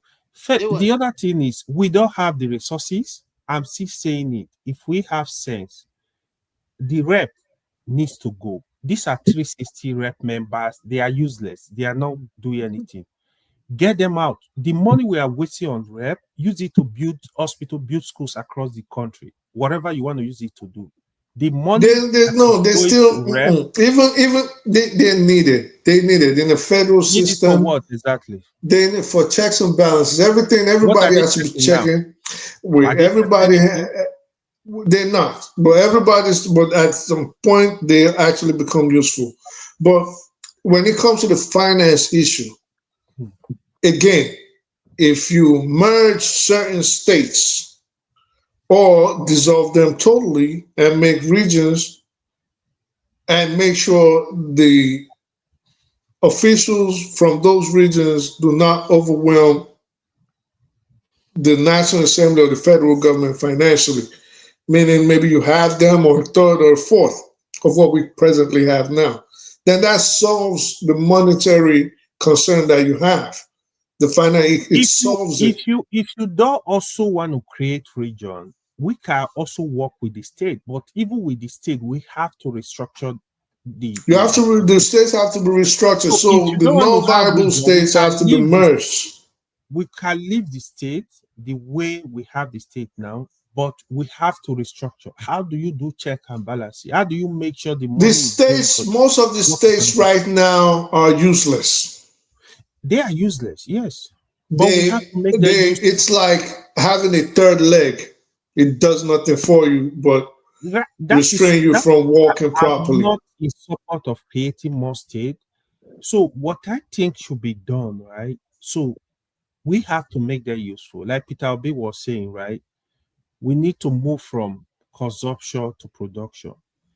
This state, they have to. That's just a platitude. The idea sounds like Trump said we're going to start producing shit in 4 months. We're going to bring all the jobs back. I really love the idea of testimony things.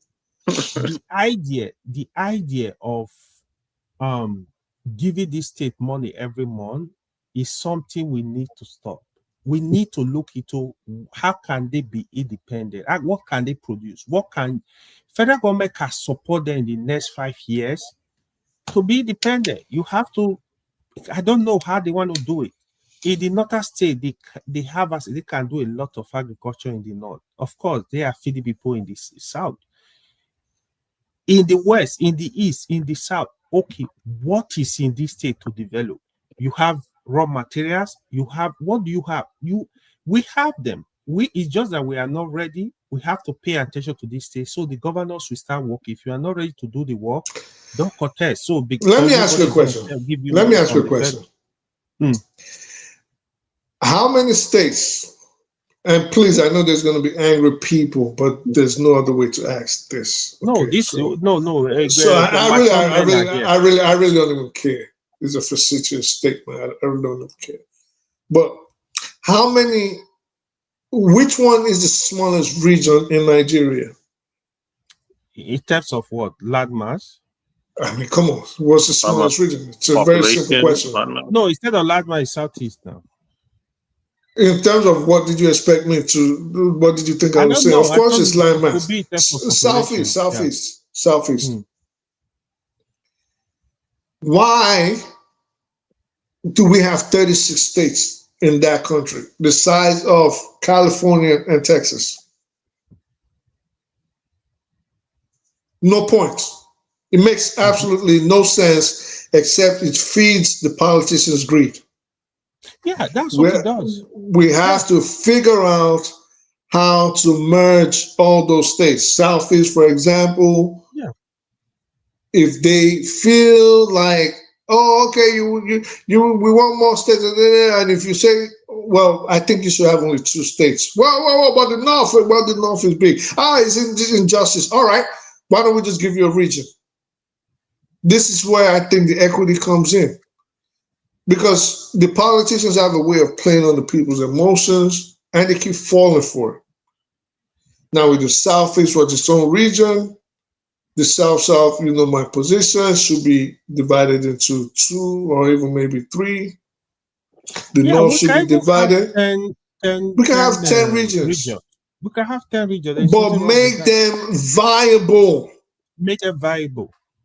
I have a question that I want to ask, since we're talking about viability.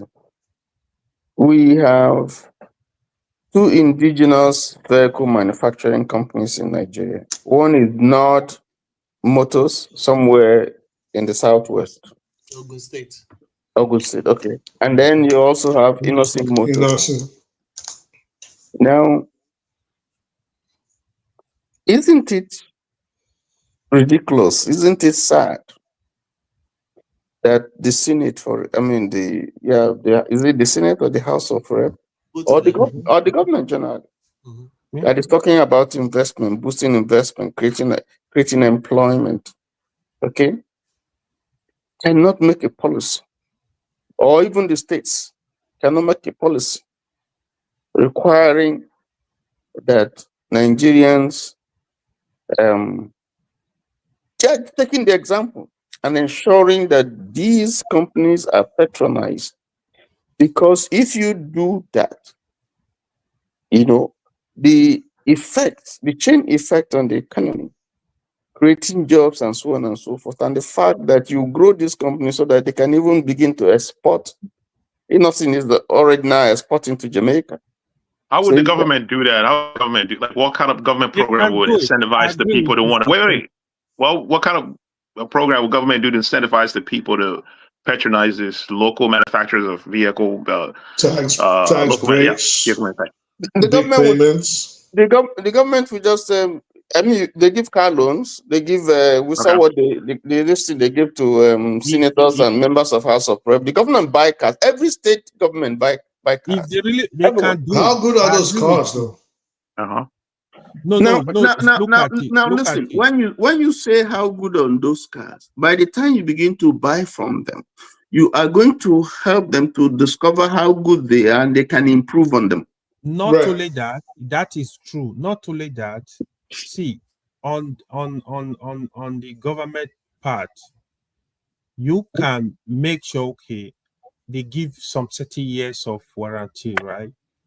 So that is important. I think government needs to look for a way. Compare, first of all, let's start from the government. Compare every state government. You must have 60% of your cars must be locally made. Now you know where you want to make them. So even the ministries, you do all that, then encourage the people in such a way that what countries do. I was in Egypt last month. When you go to Egypt, most of the cars you see them driving, they are manufactured in Egypt. Nigeria need to sit up. Instead of growing people's economy, you grow your economy. You grow the economy. You can put a lot of tariff on imported cars to discourage people from buying imported. But then again, I guess it's more like maybe the government is also looking at it like, why am I going to be why is it my job to make a private entity rich? Oh, it is their job. So in that regards, maybe the government might now want to become a partner in those businesses and invest in them. Yeah, they can do that. Like that go to refinery, I think the government, if we're having like 20%. Yeah, you can do that. NPC has like 20%.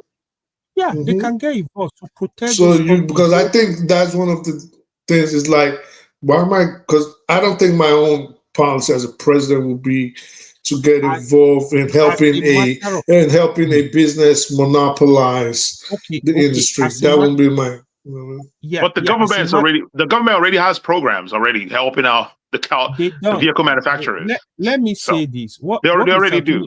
What Mr. Tony say is very important, right? Even if, for example, I would say, looking at Nigeria, I think the are you going to ignore my point? I'm saying the government already has a program. Like, why is there my point? You can compare Toyota and Honda to come and put plants in Nigeria. By the time they see you are serious, let there be competition. Let there be competition. We have to do something. That's the way we can move forward. Look at refinery. Nigerian government already support local car manufacturers. Like, do you not hear that?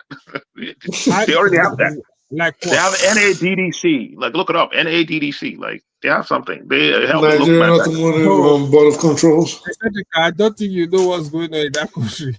Eccentric, how can you say you are encouraging local vehicle manufacturers when you are buying Mercedes-Benz, you are buying Honda, you are buying Prado and Toyota and so on? No. It's not about buying the vehicle. The government have policies to help local car manufacturing. Maybe it's not enough. But the honest truth is that the government has a policy to help local car manufacturers. But then again, you always have to remember international treaties also. Buying the vehicle is not enough. Like the government, what about the people that actually work in those? Like, what can the government do to encourage skills? You know, like we're looking for the solution. International trade treaties also entail that some of these trades have to happen between countries. The car manufacturers. Nigeria has affordable financing for car manufacturers. These are facts. We can have.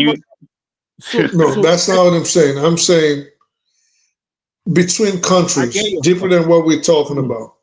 Certain amounts of goods have to be traded between. Let me ask you a question. How many countries do you know we have trade balance with? Do you know? Are you going to move away from the point? Like, no. You're going to move away from the vehicle point? We're not exporting much, bro. We're not exporting. No. Yeah, but that's the thing. Regardless of what we export, I'm saying the import side. There are certain treaties that dictate that you cannot lock this country out of bringing XYZ into your country. No. What countries? Excuse me. Let me say this. What country really focus on is the trade balance. If there is a trade balance, we're good. That's what country focus on. Why? How else? What is different from what I'm saying to what you're saying? There are bilateral trade treaties that you have to abide by, which of course you would have to have a trade balance. Now, what that will entail, I don't know, but I'm just saying with regards to like the import issue, you can't in this day and age, especially if you've signed a treaty. For example, I don't know that we've done that with the automotive industries. There is no treaty around stuff like that too. What do you mean? Did you guys know that the government has $20 billion in free interest loan for car manufacturers? Do you guys know that? Oh, really? I'm not. 20 billion naira. Yeah, but eccentric. 20 billion. But eccentric. No interest for car manufacturer. The fact still remains that if you want me to buy locally made cars, I don't see you buy it. You don't show the example. You don't show leadership. Yeah, you got to show leadership. Buying the locally made. It's so simple. Like, but are they good? Are they good? Oh my God. His forefather still alive. This one forefather is quiet for 1 hour. Vehicle. It's You're saying are they good? From time to time here in America, you see cars, they ask you to turn it in because one steering, because gear or something. Record. Dude, American vehicle emptied my whole savings, bro. I bought a freaking American car. It's my whole savings. Yeah, American cars are really. They start getting better though, but on the whole, I really don't like them. I really don't like them. I think I'll ever have only one American car ever. They have a program to help. The government has programs to manufacturers. That's the fact, right? Or maybe they can expand it. They can expand it by doing more. But the fact is that they do have something, you know. It's not all bad. It's not. There's still a lot of good that can happen because we have really bright minds. But it's just we don't have optimistic a little bit. We don't have the tools and the toys to play around with and become ingenious and develop stuff. The ingenuity is not there to. They don't have the opportunity to show what they can do. Government has a program for that. The government has a program for the ingenuity thing you said. Government has a program for that. To train people on EV manufacturing. They have a program. Right. And that was in 2024. So it's under the current government. So yeah. Nigeria has setbacks, in terms of infrastructure development and insecurity, from the insecurity setbacks. It's part of the, countries go through those setbacks, right? Nigeria is going through the setback. That's why I'm always focusing on the local. You know what I'm saying? On the local, what the local governments are doing. Not, you know what I mean? The federal government is doing something, but it's not enough. Of course, obviously, it's not enough. But most of the changes that we need is gonna happen locally. That's why the people need to be involved. Local government are not even in a position to do nothing. The governors are they cripple our local government. The governors, they are like militant. That's an issue that's an issue that could be addressed. You know what I mean? That's an issue that could be addressed. That's why we're talking about we're talking about reforms. We can say whatever we want about Nnamdi Kanu, but movements like that, if they're focused correctly, imagine local movements like that holds the government accountable locally. And if the people can find where they hold power, where they can hold the government, accountable. Like the people have power at the end of the day, right? If the economy is not running, like for instance, the reason why they were quick to sentence him and get him out of the picture is because of his sit-at-home thing he does. It affects the government. It affects their pocket by a lot. Imagine if the people start doing that and say, "Hey, you don't have any program that's helping us. You're not helping us build infrastructures." I mean, look at the Abia State. Do you think Abia State governor right now is doing this because he just feels like doing it? He's probably doing it because of IPOB movement. Because this is his own way of translating the movement. This is just my own thought. He was probably, man, I got to do something for these guys so they don't come for me, right? They can't do nothing to him if he decide not to work. I think he's thinking bigger. I think he's thinking indirectly. The pressure is there. There's a pressure there indirectly. Bigger. You know what I mean? Even though they're not focusing on him, but there's that pressure there. That's why I think it has to do with the people have to rise up somehow, like locally. You see what I'm saying? Like people have to form their own local unions, local organizations. When has IPOB ever worried about good governance? Yeah, IPOB. Yeah, I know. Trust me, I know a lot of IPOB. I know a lot of IPOB people. All they do is like post what the governor is doing. They post all the infrastructure he's building. Oh, he's building this infrastructure. Anybody will be happy, even if it was Al Qaeda on the ground. Yeah, but I'm saying like indirectly, that pressure indirectly could be responsible for I think the government. He's being a good politician. From Abia State, yeah. Go ahead. I think he's being a good politician, and I think he has his aims at bigger sites in the Nigerian political sphere. This is what I think. I think after this is I probably going to run for Senate, or he might actually shoot and run for president. And it'll be hard to say, well, we don't want this guy when you see the good he already did for his people. You can point to it and say, hey, look, he's a good administrator. You see, that's what I think. I think he has a. He's just been a good politician. He's doing what he's supposed to do. I agree with him. I agree with what he said, right? You see, if Lesotho can get the job done in Abia State, Nigeria needs this kind of politicians now. The point where we are today, you just show your Nigerianness, that you are for everybody, and they see you have the capacity. Nigerians will make you president. Yeah. And Esenka, you are muted.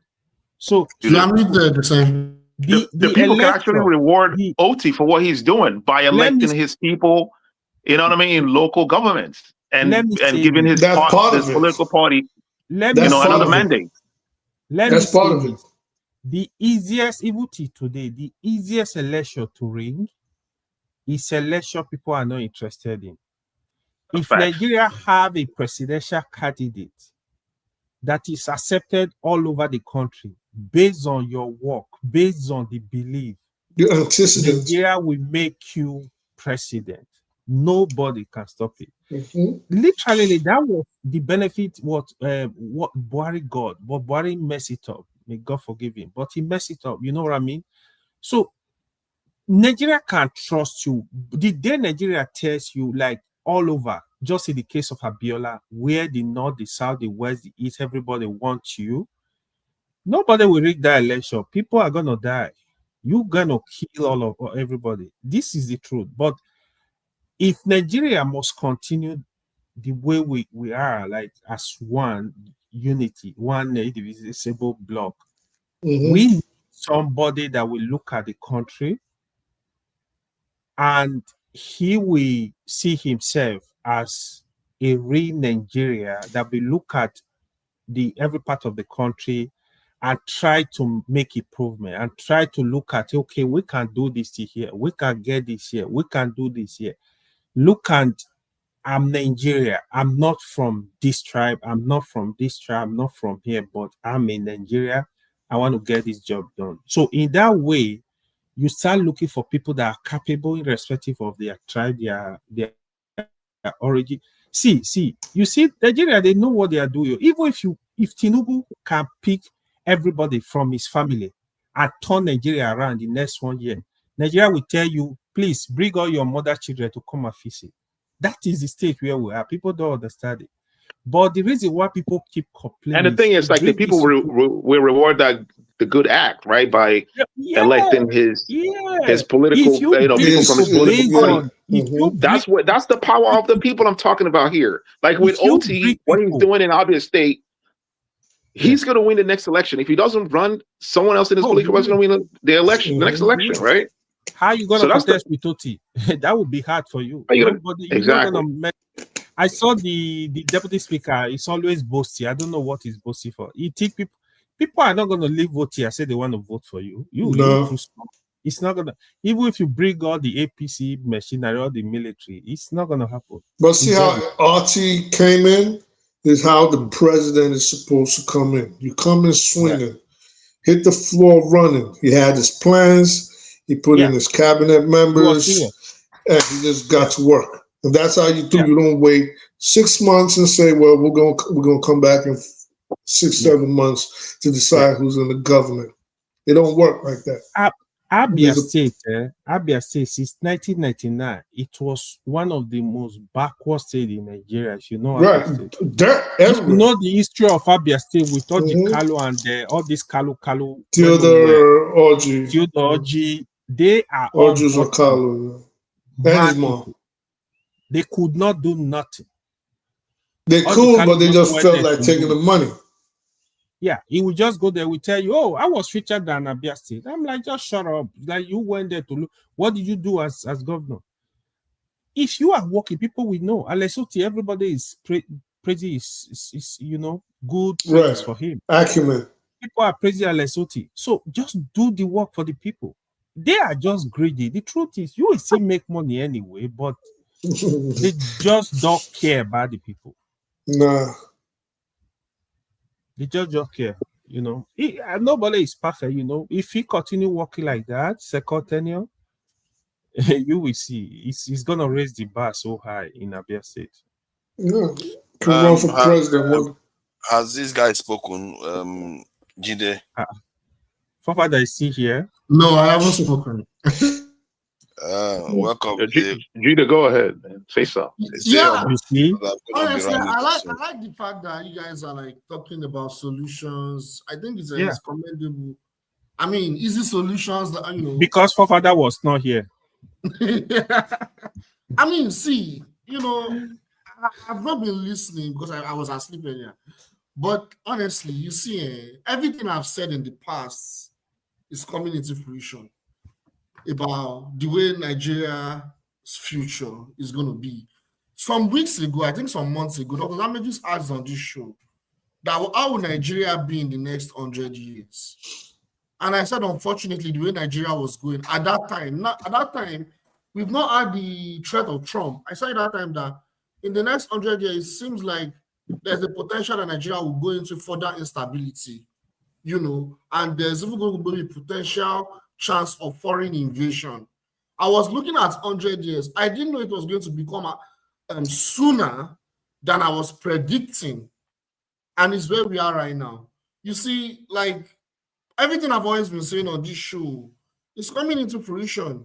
It's like I think sometimes when I talk, I'm just talking, but I can see what's going on. Like this man made a threat, and we can see that the attacks have escalated. I've said it before. Everything they are doing to Nigeria right now is not new. It's not unique. It's the same playbook they've used in other countries. They're using the same playbook they used in Yugoslavia. They are using exactly the same playbook. Like How to Kill a Nation. Everyone should go and read that book. That book states how they destroyed Yugoslavia. They are doing the same thing in Nigeria right now. In fact, Nigeria is probably like even less complex than Yugoslavia is, in fact, in terms of political dynamic. And still, they are still able to use that playbook perfectly. Using, one extremist group, destabilizing the country, taking over lands. This was what they did in Yugoslavia. As according to everyone today, every nation of Yugoslavia, most of them cannot even face each other diplomatically today. They are still fighting each other. They still have enmity against each other. Is that where we want our country to go? Of course not. Of course not. Of course not. Because right now, the way things are going, if there is no radical shift politically and culturally, ideologically as well, things are going to get worse and get out of hand. And it's gradually already getting out of hand. And still, some people are still clamoring that the people that are creating and orchestrating this problem should come and save them. It's very disturbing, but I will just keep listening. I'll stop there. Thank you. That's a good book, man, by Michael Parenti. Yeah, I read that's a that good book man. 3 years ago, and I'm reading that book again, and I'm just seeing it, and I'm like, God. I'm reading that book again. I started reading that book 4 days ago. I'm reading that book again, and I'm like, God, this is exactly what is playing out, and no one can see it. It's unfortunate. No, the reason why we can't see this stuff because we are so divided. That's why we can't see what is coming. We are not able to wrap our head around it. I don't think so. I think people can see it. They just don't care. Except they are just deliberately. No, they don't. They don't care. They just listen. There's nothing new under the sun. Okay. America's used the same tactic in more than 90 countries. The same freaking tactic to destabilize and enforce change in regimes. Same thing. Maybe they might have little different variations to it. If, for example, your country has coca fields and you have rebels, then yeah, they create an Iran-Contra affair in your country and things like that. But on the whole, it is the same thing. It's just divide and conquer. That has always been American game play. That's how they've always been playing the game. But when it comes to Nigeria, the thing is Nigerian politicians just don't care. They're like, if it burns down, it burns down. We get on our private jets and we get out of there. That's what's going to happen. So they don't care. It's not like they can't see and know, like, oh, this is going to happen, or they're playing into the hands of the governments. They're not that dumb. They're not that stupid. But the Let's truth not. is, Gentlemen, I gotta go. Good morning, everybody. Okay, Mr. Tony. Good Okay, morning. Thank you for nice joining man. us. You've been Thank here you. all day. Yeah. Well done, man. The guys endured. But if America really have coming with a plan to come and destabilize Nigeria, I think that is the most foolish decision. Look, America has been destabilizing Nigeria since the inception of Nigeria. No. In this magnitude I'm looking at, say for example, you want to create war in Nigeria with the population of Nigeria, with the crisis you want to create. They don't care if they feel they can get away with it. Yeah, if it's just they probably talk to their advisors and the guys in charge of drawing up a war plan and things of that nature, and they look at the state of the country. They look at the fallout of things that were happening. They look at simulations. They do all these things all the time, and then they'll say this is not gonna be to the benefit of the United States. You have 250 million people running around. We're getting their money already anyways. We don't have to strangle them with guns and bombs. No, we can put policies in place. We can press them through the president. We'll seize your properties. We'll put sanctions on you. We'll put travel restrictions. I agree. And then you will have to give it to us anyway. We don't know what deals they've cut behind us right now. Nobody knows. For all you know, they've cut deals already, and this is why Trump is not going ahead, except nobody's talking about it. But for America, America has been destabilizing that region forever. Let me give you guys a story, and I think I've mentioned this before. So this will be within a little bit. Charles Taylor, was locked up in a place, and they used this in training. Charles Taylor was locked up in a place in Massachusetts called Plymouth County Correctional Facility, Old Colony. When Charles Taylor was there, he was wanted by the Liberian government. The Liberian government put an international warrant on him. That was why he was there, right? There was a red warrant on him. Interpol, they wanted him. America, Old Colony was like a fort.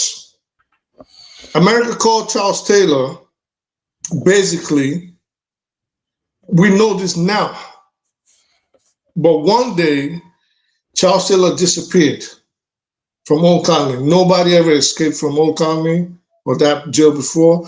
Till today, nobody has ever escaped from there. Supposedly, Charles Taylor escaped, shows up in Libya. The next thing, Charles Taylor is leading about 300 men through Guinea, Sierra Leone into Liberia. He starts a war. Prince Yomi Johnson is with him. They split, have a factional war.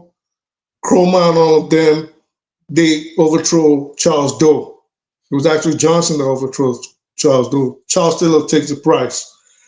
The next in America is ruling by proxy through Charles Taylor. They used him until he was of no use. He flees to Nigeria. OBJ sells him out in the end. I say this to say America has always had a hand in the affairs of West Africa. When they say this, when they say the presidents in Africa are all stooges, this is what we mean. So a lot of clandestine things happen.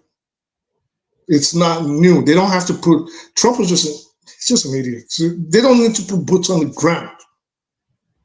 They don't need to put boots on the ground. You guys give them the money for free anyways. You give them the money. What do they have to risk American Marines' lives for? If they decide who runs Nigeria, we want this guy, we don't want this guy, we want this guy, we don't want this guy. This guy got to go. You got to kill him. You got to invade here. That's how it works. So that's how I'll be hard pressed to believe. It was worrisome, yeah. because it's crazy, but I'd have been hard pressed to believe that America was going to attack Nigeria. So they called the shots already. It's my bottom line. It's nothing new. But now Africa just has to decide to develop a system of how they can stop foreign infiltrators from messing with their affairs and telling them what to do. This is what Africa has to decide and have to figure it out, and fast. And how can you do that? The number one way is to come together. But how can you even come together when everybody's even fighting themselves internally? Colonization did a job on Africans because it just divided brothers and merged enemies, people that have nothing to do with each other. So until Africa figures out a way to have something akin to the European Union, where military pacts and Africans can travel on, what's the word I'm looking for? Like you can just freely travel between regions of Africa. Nothing is going to happen. And then if BRICS ensures that the gold standard is brought back, Africa is at an advantage. But all these stooges that Africa has in power right now, from Mugabe to Museveni to Tinubu to the president in Guinea-Bissau, all these people gotta go. Every other day, your president is in France. Doing what? We don't know. We don't know what he's doing there. So Africa is at a disadvantage. And for Africa to leave this enslavement right now, to be real between me and you, I think it's gonna be real hard. It's gonna be real hard. Like, I don't see it happening anytime soon. All right. I think we've done going to 7 hours. It was 7 hours already, not even going to 7 hours. Gentlemen, I think we should call it one Saturday. Today is 11 hours altogether. I think Dr. Damage did 4 hours at least. Jide, thank you for coming in last. Femi has coasted off into the great nether realms. AY, thank you for joining us in the later stages. Eccentricas, I thank you for coming in and having a conversation. Same thing for One Brain Cell. Thank you for joining us. And as always, Jide, funny enough, because when you came in the last time, you were like sounding like you are frustrated.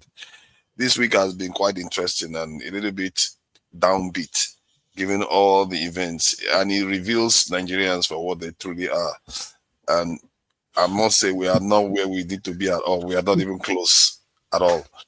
And I'm not even sure I'm even anywhere near close. I think we are in big trouble here, but so be it anyway. Even when Neanderthals were going extinct, some did enjoy the last embers of their time. So it's not always it's not the worst thing under the sun.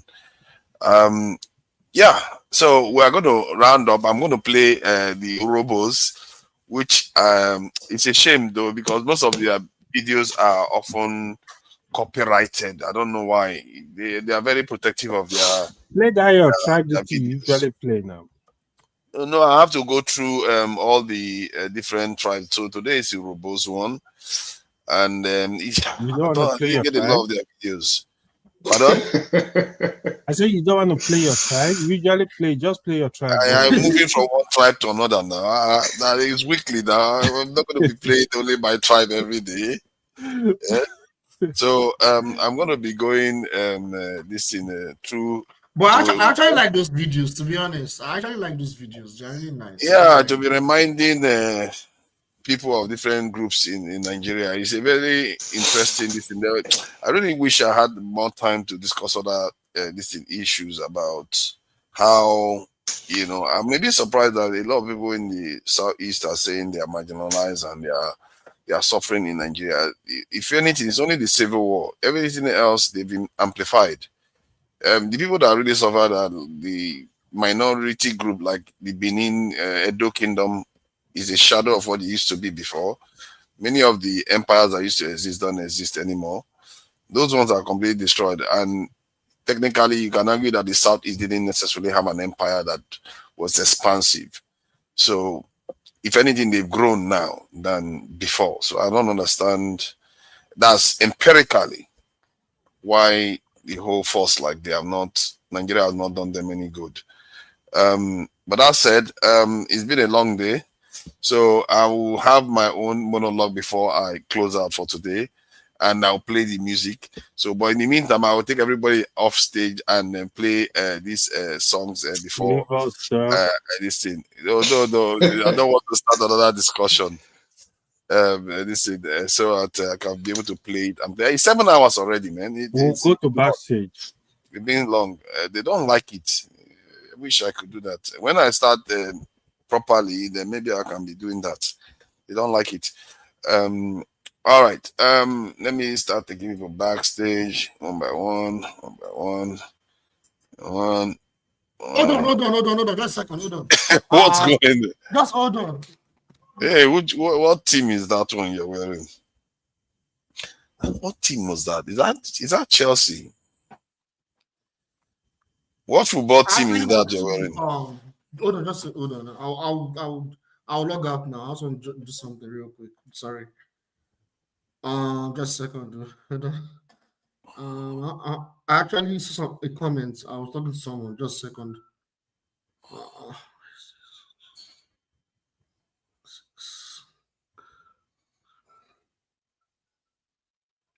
Okay. I'll talk to you later, fathers. Bye. All right, thank you for joining us. Let me play some of this. onye nọ na kebe kebe onye oyibo onye ma kebere onye oyo ike wefe kire ogidigbo oyo ni mara okwu mesio ya uyere ko wa jobi isi yo ni bi ye janeje isi yo maru ko olugere ye na ja ugere ogwo bi maruku ba omi febu bi maruku tano maruku ga ikweje nya voka isoro le mi wata aye ke na iforo fi eja ti ya na ja gbara ni e ma uwe ye nwedo aye ka isoro le mi wata ada yo na ke jero iti gbabe ofe na gbigbe ana na ja imoko ogbo mari oni mi yeruwe e ba review ya ba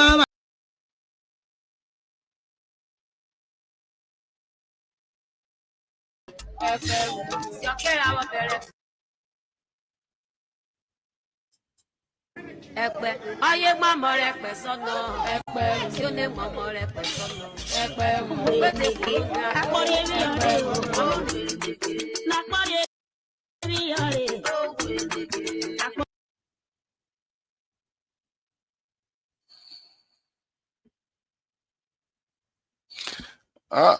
TikTok. I don't know why TikTok is so heavy.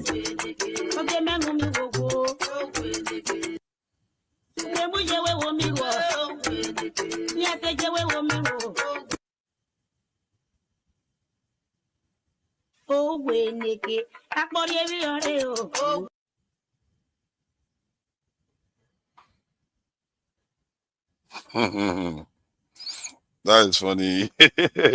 You did call it copycat. Maybe it is but I'm doing it out of maybe KJ was ahead of me then. Maybe he was just ahead of me then because he was there to have his own time to have his say, because sometimes when you are talking to people, they don't always. And I wasn't in the mood to argue with people today, to be fair. Given everything that has happened in Nigeria, it just let me turn this thing down and bring this other one up. Actually,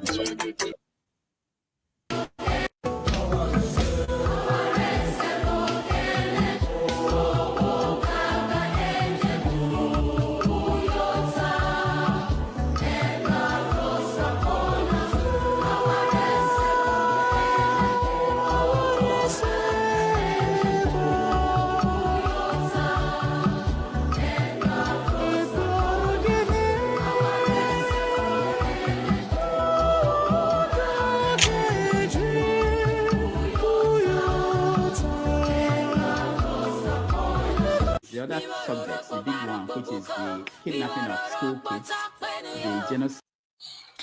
All right. It's been quite a day, and I see a lot of people are dropping off already, but it's all good. I just wanted to.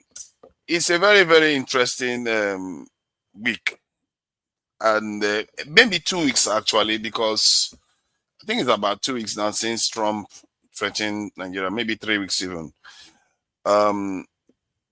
It has revealed a lot about Nigerians, and maybe not a lot surprise. It's not a lot that is surprising, really. That we are very primed to go after each other.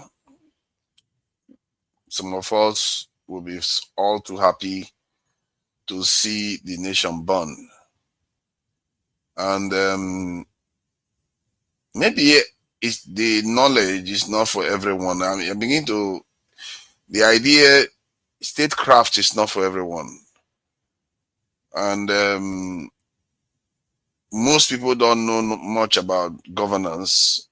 That's what I begin to find out, and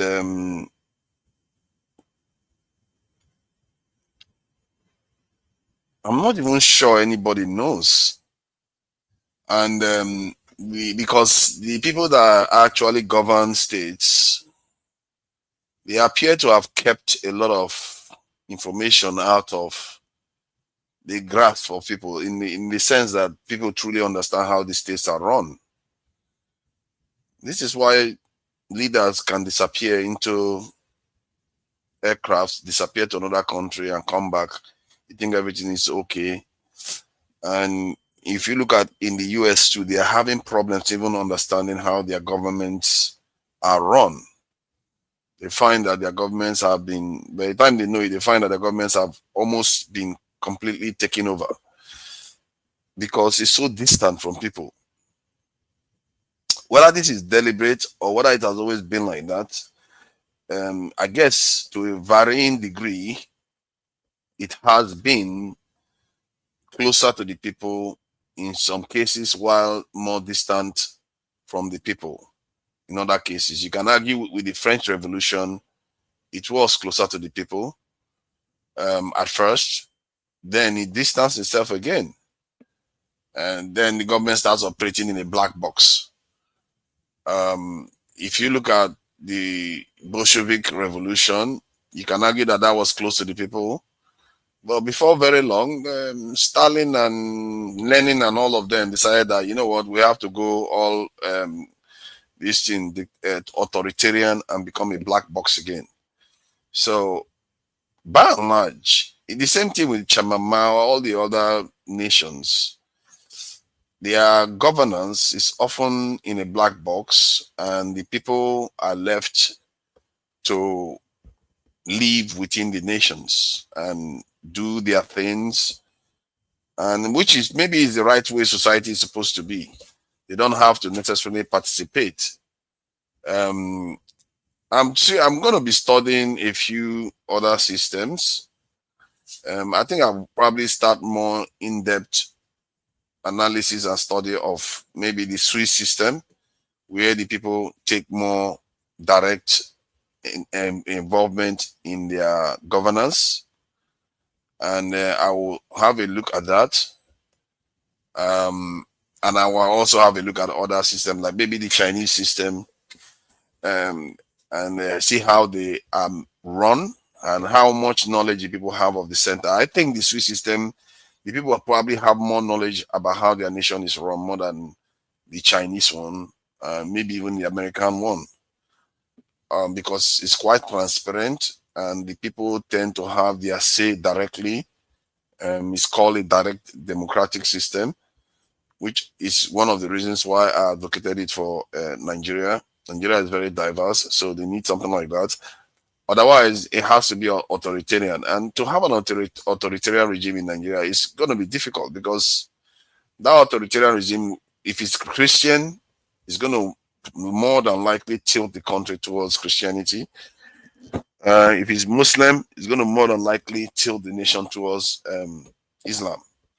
So you can see, I'm not sure that is ideal for Nigeria. A dictatorship, a benevolent dictatorship is is going to be tough for Nigerians to bear. Maybe that's why one leader has hardly been able to govern Nigeria for 10 years. No leader has managed to do that in Nigeria. Maybe Jonathan tried to hit that record, but he failed. Babangida tried, he failed. And maybe Gowon even tried. And I'm not even sure Gowon lasted up to 10 years. So, because the nature of Nigeria they don't like one strong man. They don't like it. Especially because they have diverging religions. So, it's going to be difficult to expect the nation to function like that. Hence why I think the ideal one, that especially is also long-term stable, is the Swiss model, a modification or our own variant of the Swiss model would be ideal. That is my take on the way you can govern a nation in a more stable manner. And because it's a kind of regionally based, it can also isolate some uniqueness that is often found to be unsettling for other parts of the country that are in other regions. It can help isolate it. And yeah, and also it takes care of the issue of central government, whether each of the region has a chance to govern. This will mean all the regions are governing all at the same time. That is something I for the life of me, I will wonder why anybody will oppose that. I really think that is what Nigerians need. Yes, Mark Eneli, another wishful thinking. Yeah, wishful thinking is good because ideas are better than knowledge. I can see that Nigerians have too much knowledge and very little ideas. I can see that a lot of people have ingrained, biased, or conditioned knowledge that they can't shift, even when the evidence points the other way. They hold on to it. It's like, it's crazy. I've never seen anything like that. It's just, I don't know why I didn't hold on to those things actually, because I was educated like that. Maybe because I just wanted to throw everything out and start all over again. I grew up listening to all the garbage. They kept talking about economic development, corruption, economic development, corruption. If that was the case, how have we not been able to solve that simple problem? Corruption and economic development. I've not seen a nation that works so hard to solve one problem or two. They can't figure it out for more than 4 decades. Because that is not the problem. You're diagnosing the wrong problem. But yet they double down. They double down. Like, let's go, let's do more of it. Let's see whether that's gonna make a difference. Even when they see that other nations, that is not what is making the difference. As a matter of fact, many Nigerians are actually corrupt with those foreigners. They're like some of the corruption we get ourselves involved in. Foreigners are also part of it. Yeah, those foreign nations are thriving, but we are not. Does that not tell you something that our corruption, we don't seem to understand that corruption has nothing to do with whether your nation is corrupt or not? Corruption makes nations fall, that's for sure. But it's not the reason why you're going to rise. As a matter of fact, some political scientists and theorists believe that corruption to an extent is actually essential in the early stages of nations actually rising. But tell Nigerians that. They don't have a clue. They will still think that corruption is a big problem.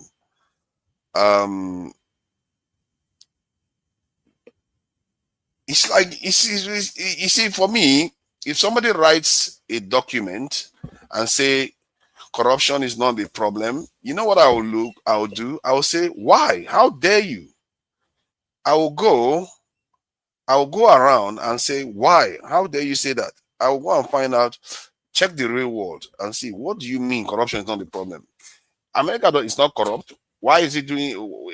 That's why America is doing well. UK is not corrupt. That's why UK is doing well. But when you look just closer, you find out all of them are corrupt. They are bribed to the hilt. They are not putting their people first. They are overcharging their people, making the people poorer. They are all corrupt. It's almost inherent in all human systems. Just like systems become, you have elites and you have class system in almost all systems. When you build any human system, you develop classes. You have the elites, you have the middle, and you have the lower ends with various, different variations of the same representation. That is how nations are. They eventually acquire that state, and just the same way they acquire that corrupt state. Even China, there is corruption. Some nations treat it a lot more strongly than others. And corruption is not going to be the reason why our nation rise in terms of, because we are going to avoid corruption, our nation is going to rise. You can avoid corruption all you want. You will still fail. It makes no difference. I actually believe that most of the ancient kingdoms that fell, there was a story about, not a story, it's a history of Europe.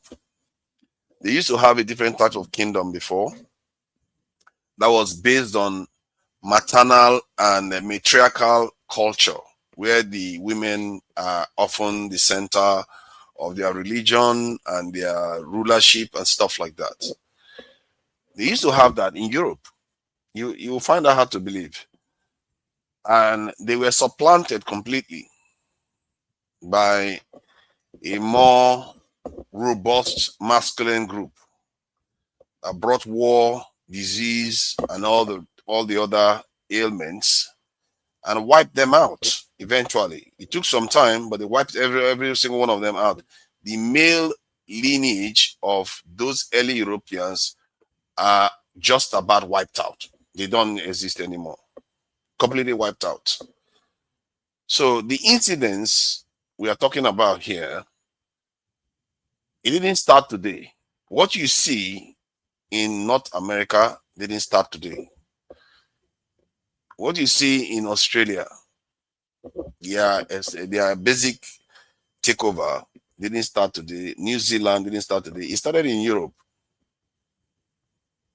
From the Caucasus Mountain, they took over the old Europe, supplanted it and replaced it, and they started extending further south and into the Americas and everywhere.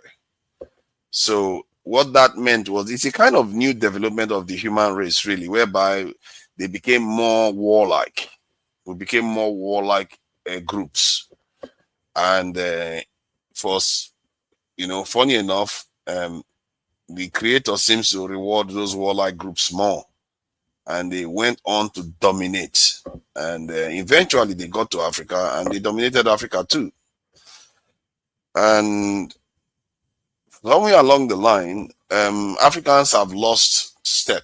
Maybe they never did have the step because they never really encountered this group. The groups you're talking about, they never really encountered them for thousands of years. Maybe up to 30,000 years, they never really encountered them. And they didn't exist 30,000 years ago, to be fair. I think it was around 4,000 or so years ago. Maybe a bit earlier, I'm not so sure about the date now, when they replaced the old Europeans. So now they are coming south and they have encountered us and they've done with us to an extent what they almost did to the... You can even argue that they are doing to us what they did to the old Europeans. It took almost 1,000 years to wipe those old Europeans out. Ours is barely 400 years. So it took a while to wipe those old Europeans out. They said there was one holdout. I've forgotten the name of the kingdom. I think Vinci or something like that. I think it's Vinci culture. They used to call it the Vinci culture, I think.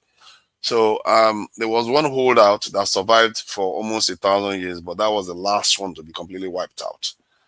So this is a long story that most people don't know. And this is why sometimes it's good to, when they are talking about all this historical stuff, archaeological stuff, you listen to it, because it sounds like just a story, you know. Yes, it's a story, but because it's a story, when you hear other stories, you start seeing patterns, because the stories begin to repeat themselves over and over again. Then you start seeing patterns, and it might be important to you to understand those patterns. Like I said, maybe this is our last days, not last days, last years, or last 1,000 years, or who knows. Maybe this is it. Maybe it's not. Who knows these things? They never encountered us before. Maybe they will find out something they've never seen before. So when I look at the way we discuss things in Nigeria, I just feel like we are so far behind in so many ways. I don't even know how we are going to get out of this mess we are in, given how far behind we are. Maybe they will make a mistake. Maybe when they make a mistake, then we'll create the kind of leaders that truly will transform that country. I don't think anything we say will change anything. We can talk from now till we'll get blue in the face. We can build institutions. The only thing that you can build that can change that country is their security. That's the only thing. Everything else is rubbish. As a matter of fact, if you think about it, one of the things that destroyed those old Europeans is the fact that they didn't take their security as seriously as maybe they should have, especially after they encountered those invaders from the steppes. Maybe they should have taken it more seriously, but they didn't. And they paid a heavy price for it. At least those men paid a heavy price for it. The women survived. The men didn't exterminate the women. The men paid a heavy price for it, and they wiped them out. And they probably deserved it. They probably deserved it. If you sit around doing nothing, and other men keep coming and trying to finish your people off, and you don't do much to defend yourself, don't be surprised tomorrow you don't exist anymore. It's just the nature of life. An antelope has no business pleading mercy with the lion or the leopard. That negotiation is not going to go well. It's simply not going to go well. And I really hope people pay attention to that, because what we are playing with right now is, I think I really have hope for the younger generation, actually. I think this generation, I think they are almost gone. Because sometimes when you hear them talk, you would think you can, it's like the examples are everywhere. I don't know where they got the example that corruption collapses nations. I don't know where they got that example. Like, I wanted to ask, but I said, don't bother. It's not going to make a difference. Where did they get any example in recent history that the corruption collapsed the nation? What? No, give me one example that a nation that was doing so well, because they were corrupt, they collapsed. There is no example of it. Russia was corrupt. It didn't collapse. It's not, corruption is not what collapsed Soviet Union. They were just outmatched. It didn't mean America was not corrupt. America had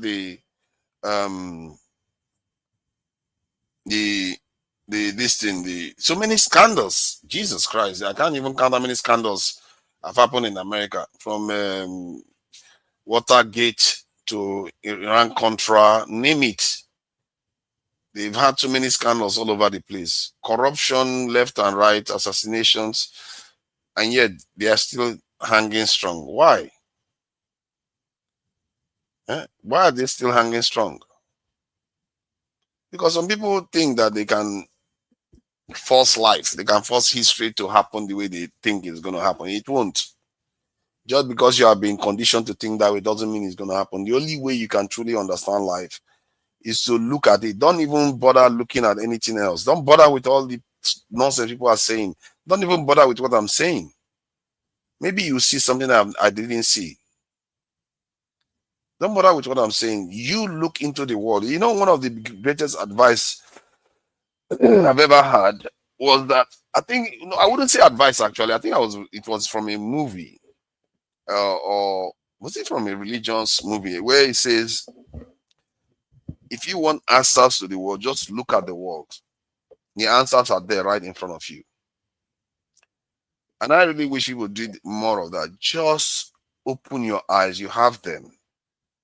Don't always listen and hear, make decisions based on what your people are telling you and what you've read.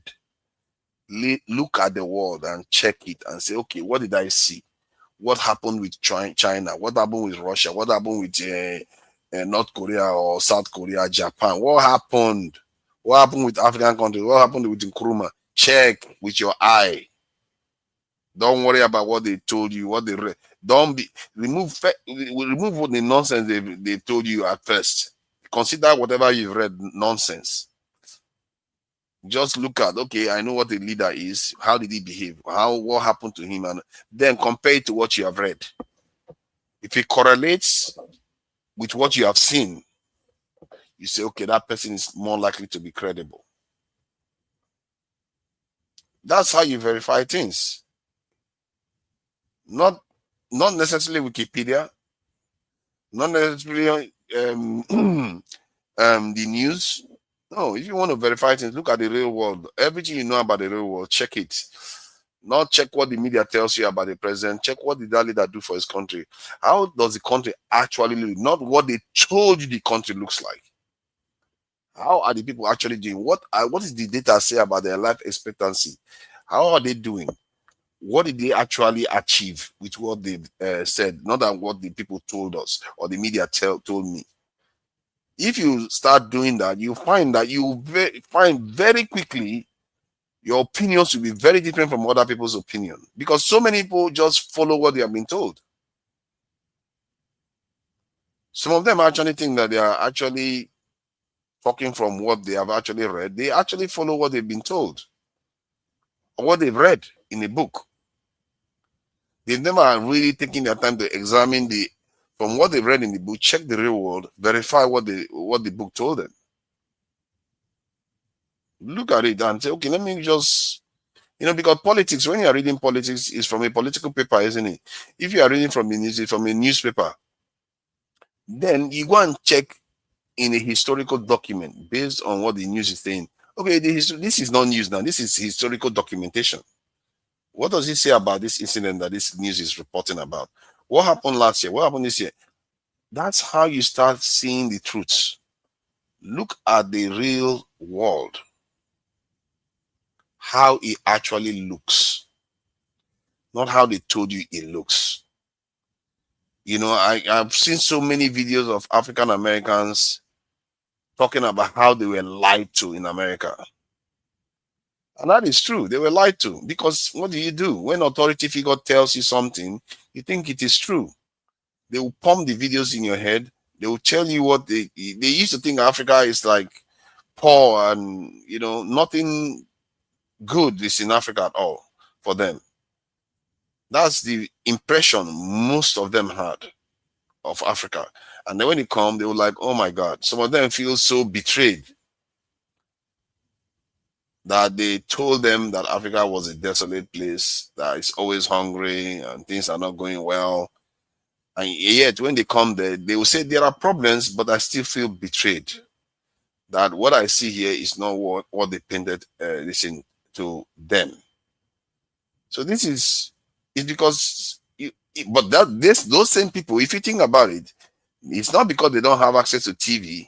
It's not because they don't have access to maybe traveling down at that time to check. It's not because they don't have access to books that they can actually check. But most people just check information. They turn their eye, watch TV, and they move on. That's it. Or hear what somebody said on the news, or somebody told them, or sister, whatever.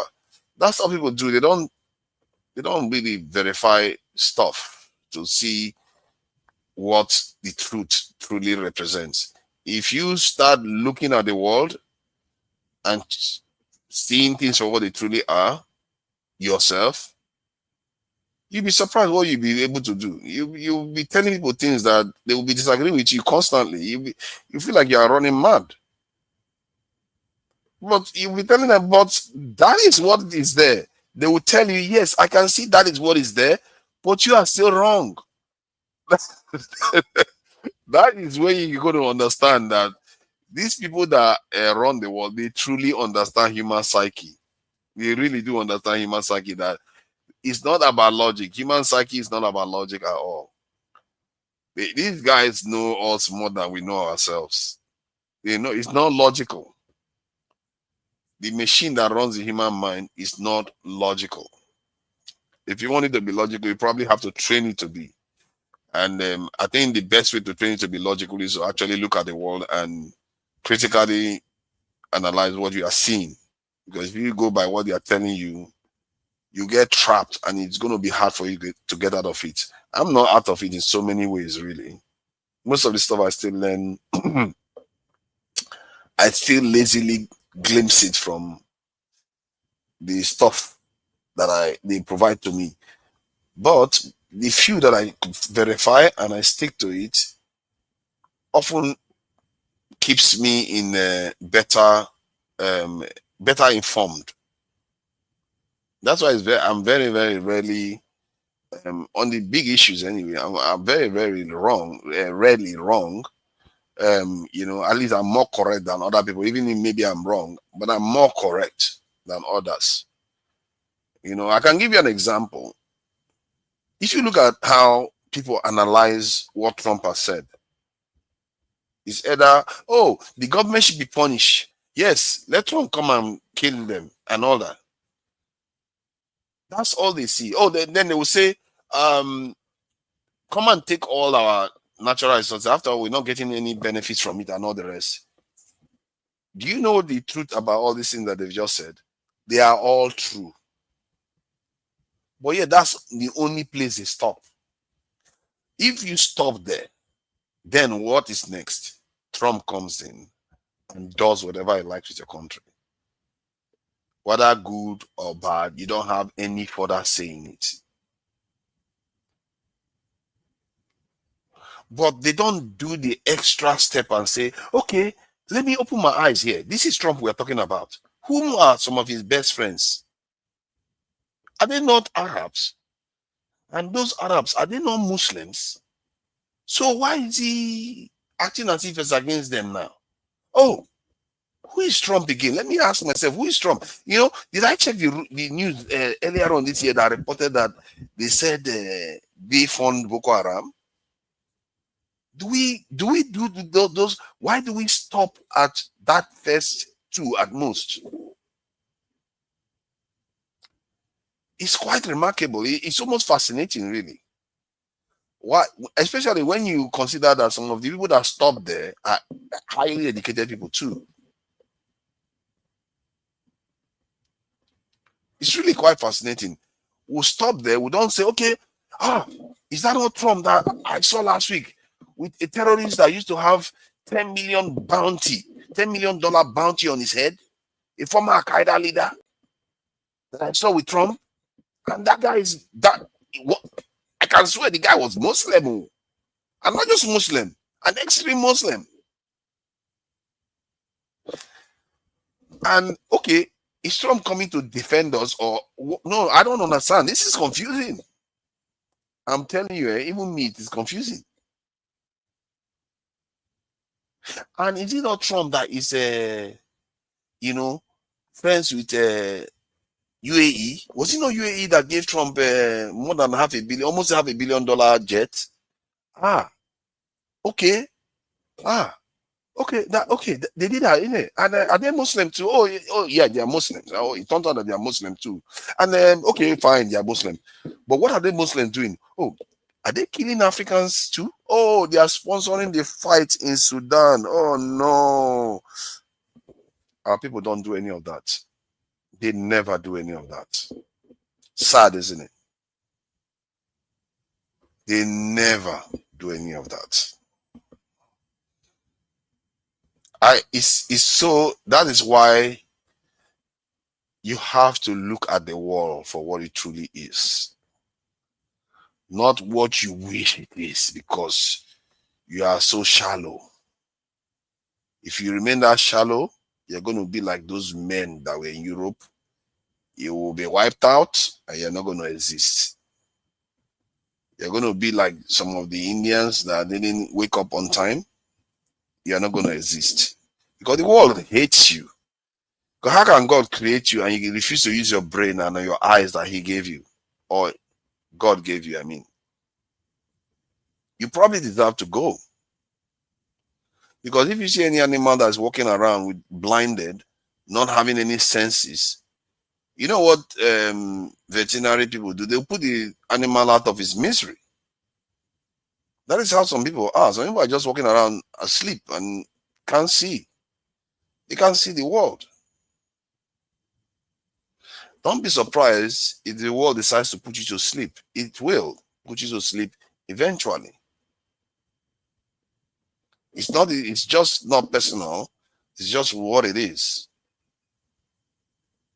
Rules have to apply. The strong have to survive. And the weak have to make way. Otherwise, even us wouldn't be here. Our ancestors were once strong, at least stronger than the ones that they met. Maybe they got help from the environment or from luck. They were once strong. Today, we're encountering forces that may be stronger. It's just life. Nothing personal. You either kit up or you kit out. It's simply how it works. And so if I'm going to leave a message for our people, is that one thing that is clear to me is that you need to look at the world a bit more.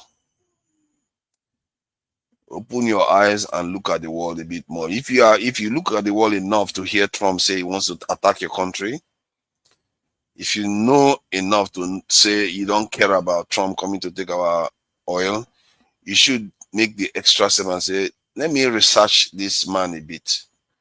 Was it not Adiola that said when they want to get married to, no, not Adiola actually, sorry, it's not Adiola, it's Evita, if I'm not mistaken, that said this. If Nigerian people want to marry a wife, some of the people who go to the wife's family and they want to know everything about the wife's family, the history, whether they have a cause in the family, or whether somebody, whatever, they want to dig deep into that woman's family. They will try to understand everything about that family. But yet, how is it that they are wishing for somebody to come and attack their nation, but they don't care about checking Trump's history or America's history? They don't bother to check anything at all. So why that laziness? Why that laziness? Conditioning. You have been told not to think about that part of things.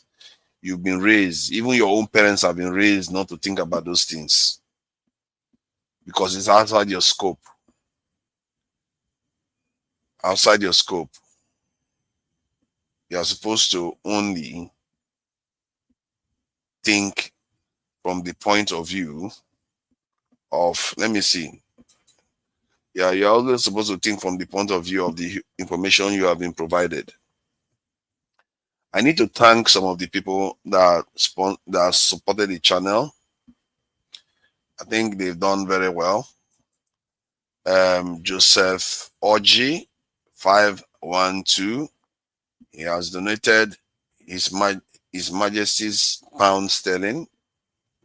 We really thank you for that. £5 is solid. It's about £7.50. You know, $7 have to crawl and try to catch up with pounds. You see, pounds is solid. And again, Oji is here with another £5 again. This is real money here that he's donating. I really appreciate that. And I hope we start supporting Dr. Damages a bit more. because the channel is, trying to do a lot of good work before the coming election that is going to take place. It's going to be very, very important. Again, from this is from Eccentricast 3232. I don't know what is going on, but the numbers that come after the names, it seems to be quite universal lately. I don't know why. Because I think last year they didn't have numbers after their usernames, but now everybody seems to have numbers after their username. Can anybody tell me the reason why that is in the chat? Why are the names, why do they all come with numbers at the end of it now? Have they got so many profiles that they have to now start writing them with so many numbers after their username? I don't understand that. Where that is, yeah, almost everybody has got numbers after their names. Is that an auto-generated username, or is that a real, username? Because I don't have a number after my name, I think my profile name. So why is that? Can somebody shed light on that? Let me read this. Olajikiemi 5910. The IPOB is designated a terrorist organization by Nigeria authority. He definitely got no chance. I see. That's interesting, actually. I think there's some truth there. If the organization is already designated a terrorist organization, you can't expect this thing. You can't expect anything else to come from the judgment. It's like an Al-Qaeda person showing up in court. They are not likely to acquit that. It's just a matter of the sentencing now. They are not likely to acquit the Al-Qaeda member. So unlike guy like Keizo, you hear he speak English, speak his native language, talk high level economic conversation with regards to Kenya, etc. But to Nigeria, who thinks he has monopoly of knowledge. Oh, look at that, Mumu. Who says I have monopoly of knowledge? If so, this is the only thing you know. Say I have monopoly of knowledge. I don't have monopoly of knowledge. If any person that start telling you that they have knowledge at all, I guess somebody can say they have some knowledge, but if somebody tells you that they really have a lot, then they don't. That's the irony of life. The more you understand, the more you see, the less you understand. And that is the whole essence of life, really. Maybe that makes it quite interesting, but it's quite mysterious like that. You can't understand everything. You can't know everything. It's impossible. But you can know that you know more than some. And it's not a good thing to know too much more than others. Because what that means is that you're going to always be it's going to be painful. It's like sometimes debating with people that it's like you are studying one other, like competing, and some other person is studying what do you call it, PE, and you want to discuss your professions in a way that both sides can relate. It's going to be difficult. So it will be aching one of the heads there. So that is one of the problems. So when somebody has knowledge and you stray too far away from the average, you'll have a problem. I'm not even sure straying too far from the average is even good. So you can't create leaders that are too far from the people. Most leaders that are created, they are often like their people, at least a reasonable population from their people. If they are not like that, the people will do away with them. Because people don't like leaders or people that are too different from them. They don't like it. This is why you have racism. This is why you have tribalism. This is why you have all this. People don't like it. So the same applies with knowledge. If you have the knowledge too far away from what the average is, they don't like it. Especially on controversial issues, on scientific stuff. Yeah, you're welcome. And even that, you get attacked. There's a lot of scientists that have done some breakthroughs that died poor and died miserable because of their discoveries. So it's not only in politics, it's also in almost everything you do in life. If you stray too far from the average, you may just pay for it. Not all the time, but there's that possibility is there that you could pay heavily for knowing too much, being too different. That is inherent in human nature. This is why we as a people, we can't create leaders that are way too different from us. We are a reflection of our leaders. We like it or not. Sad to say, the leaders you have are you. All they know is similar stuff that you know. Maybe you may be slightly different if you go into office, but you are not so different from them. Their beliefs, their ability to tolerate, their loyalties, their endurance to be able to, withstand pressure, it's not so dissimilar. Most Nigerians would trade anything just to make sure their neighbor envies them. That is how petty we think. They will make sure it's almost as if the hardship they go through, then they actually will teach them that, that neighbor or that brother or whoever, that friend that I used to have that became successful and he didn't recognize me. When I have money, I will do everything to get money and I'm going to show them. And then we will work and work and work. We'll do anything to succeed them. After we succeed, then we'll go and flaunt it in their face. That trait is almost unique to Nigerians. It's almost unique. I don't know what I've seen any other people that consciously go out of their way to do that. I've never seen any other people that really put that much effort. I've heard of cases where some people want to drag each other down, where they will be like, hey, they will say they hate each other. I think Ghanaians say that about each other a lot, that they hate each other. They try to pull each other down often.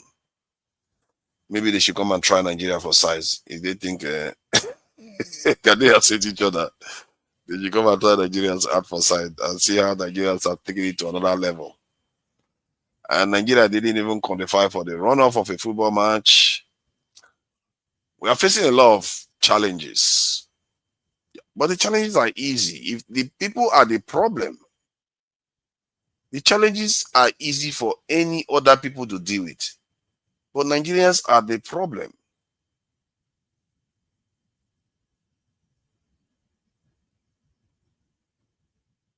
That statement has weight. It has more weight than I realized. Not even just the problem. It's almost like you can't, what some people say, you can't give what you don't have. You simply can't do it. You as the people themselves, as a collective, they don't have it in them to do the right thing right now. They don't just have enough of the knowledge base, consciousness, will to do the right thing. If anything, quite a lot of them have acquired the will to do the wrong thing. And if anybody that can control people at this level, I have to say they are geniuses. because that is so effective. No matter what an individual thinks, it makes no difference. You can produce 20 people that have good ideas to liberate the people. It's not going to change them. It's not going to change them. It will take a long time of hard work by that 20 to convert people to their ideas. And not even that will not work. Events has to force it to happen.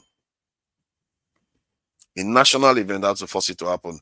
Stalin and Lenin didn't emerge from the thin air. They emerged from events that forced it to happen. There were wars going on in their country. They lost it. I think the Tsar lost the war. So there were things happening that forced that change in place. If you look at the Chinese, the same thing too. Things forced it in place. Americans forced it in place. The Civil War in America forced them to move.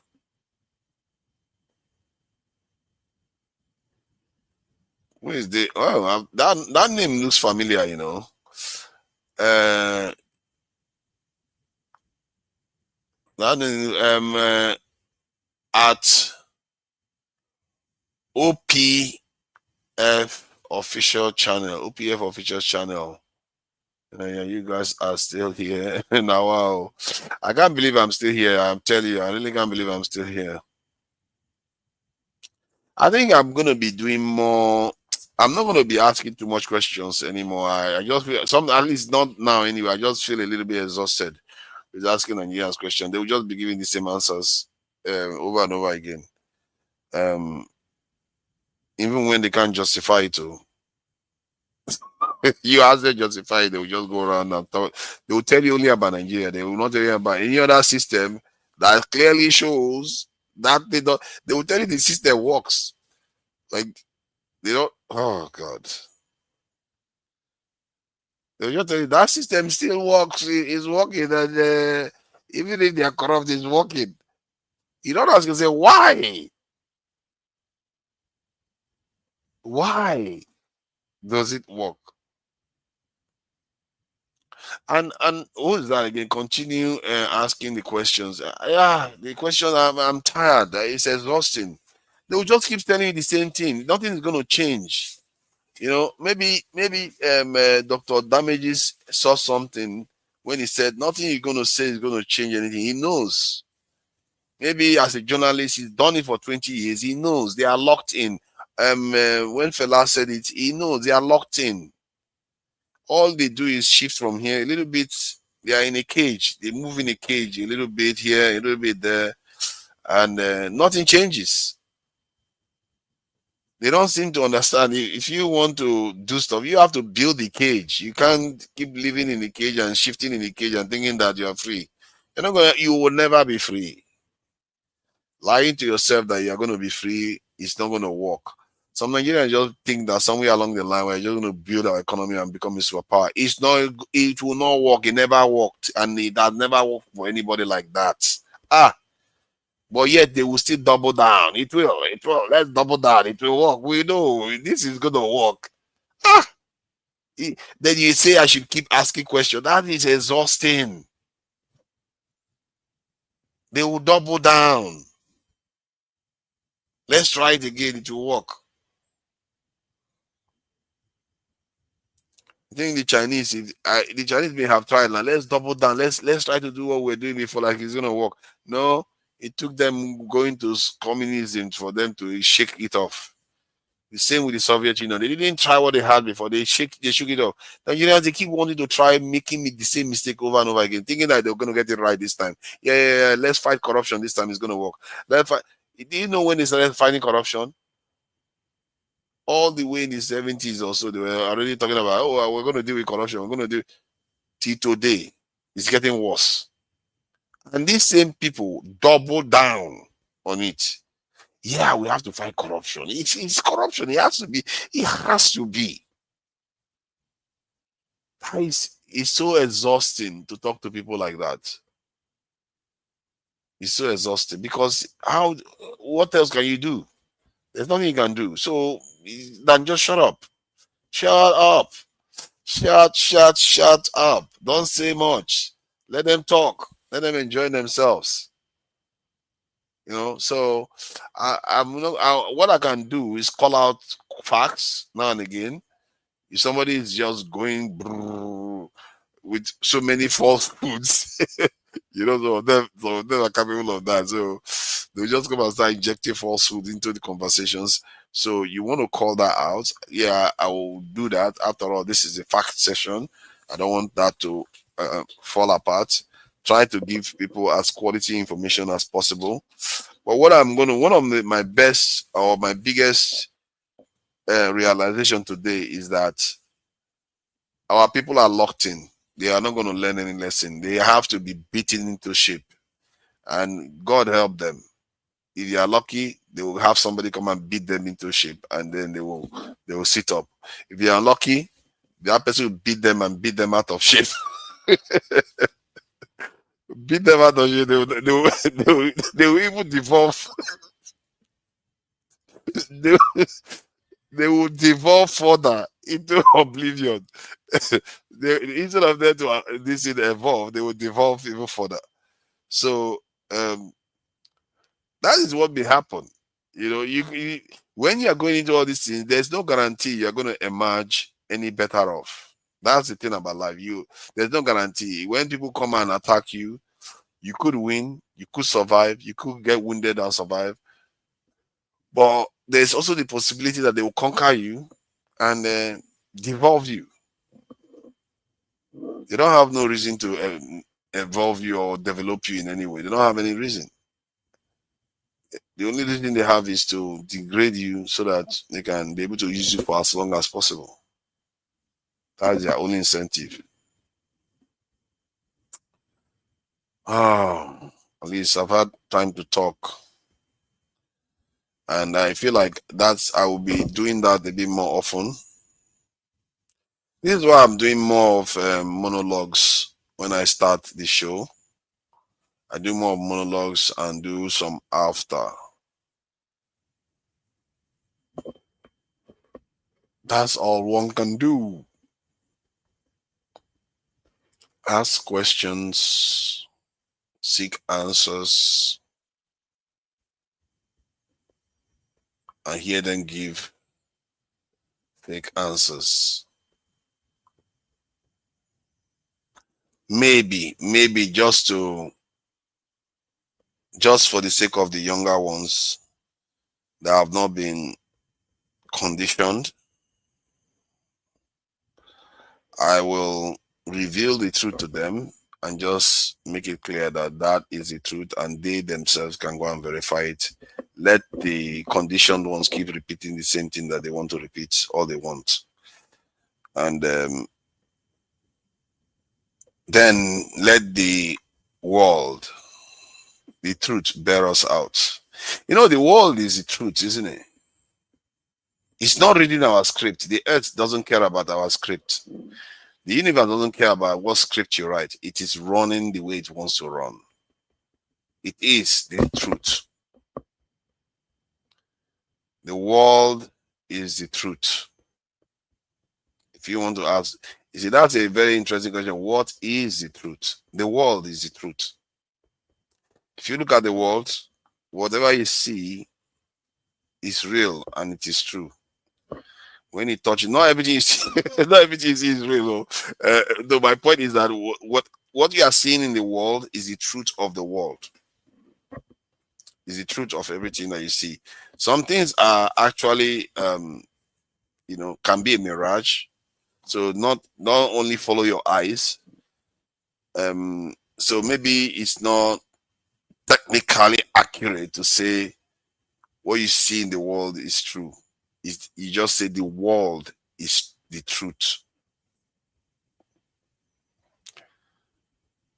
Yeah, I know, it's confusing. You see, that's the thing now. When you are talking about the world, there are so many layers to it. So you have to be careful when you say stuff. You have to try to be very precise. And this is why I'm struggling with it. The world is the truth. If you put it absolutely like that is it. But then again, somebody could say, oh, how about, you mean, including the conditioning and everything? No, I'm talking about the actual physical world. the actual physical world and all its manifestations is the truth.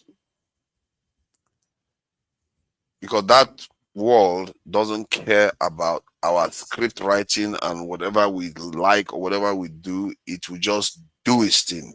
The sun will rise and it will come down. The stars will shine. The moons will go through their phases. The seas will experience their tides.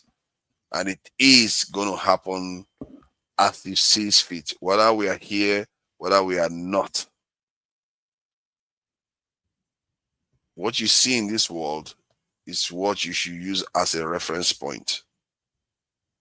Don't believe what anybody tells you. Don't believe even when AI tells you. Verify. AI is going to come along soon and make a lot of people fail to verify stuff. And often it's going to be hard. Even it's sometimes really, really tough to get to the truth. Because if you check AI, okay, fine, that's one source. You check Google, that's one source. You use your eye from what you understand from history, reading history books and stuff like that. That's another source. You check from disparate sources and different subject matters as a reference to one truth.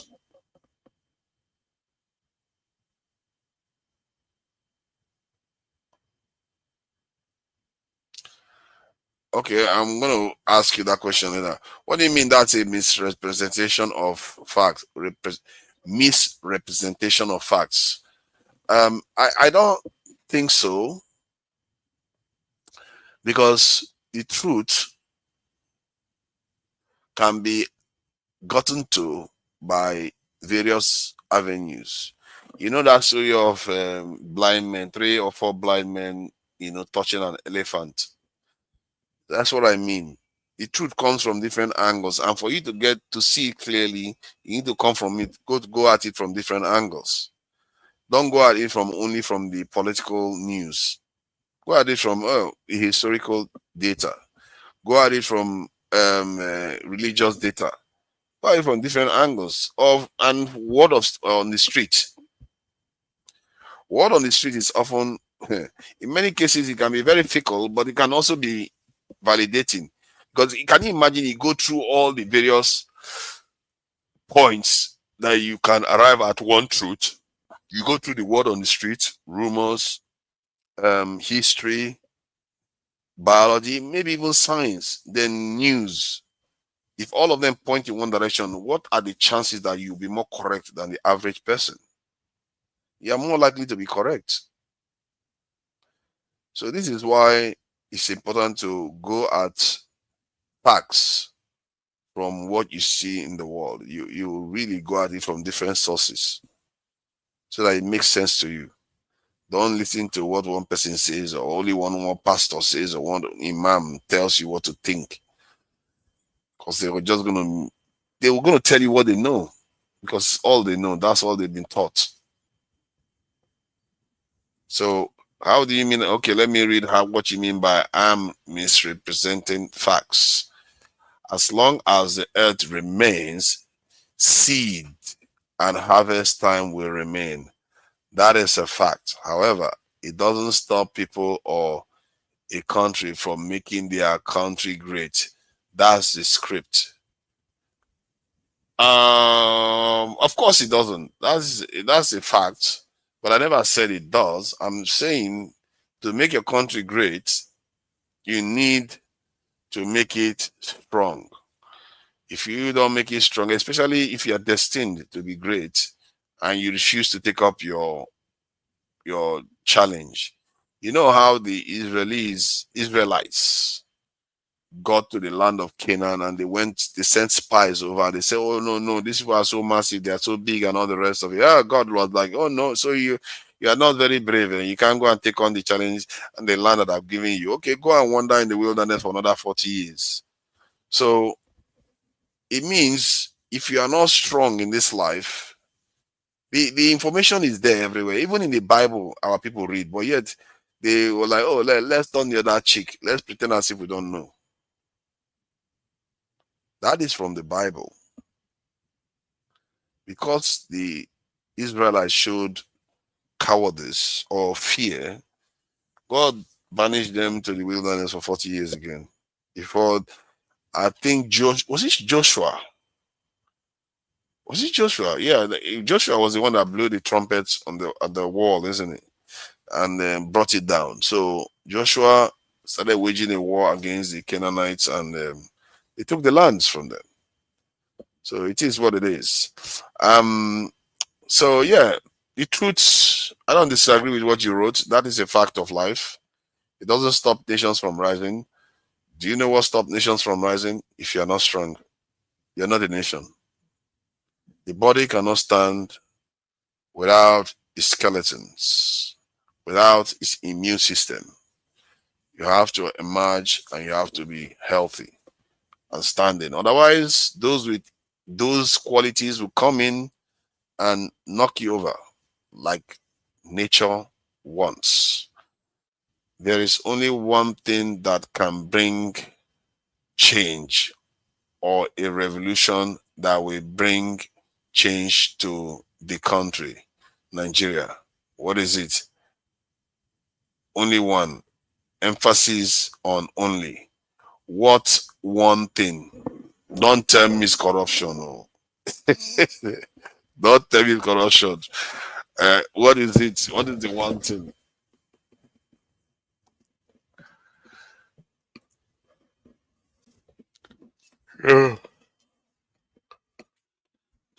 I'm waiting for the one thing. What is the one thing that will bring change to Nigeria?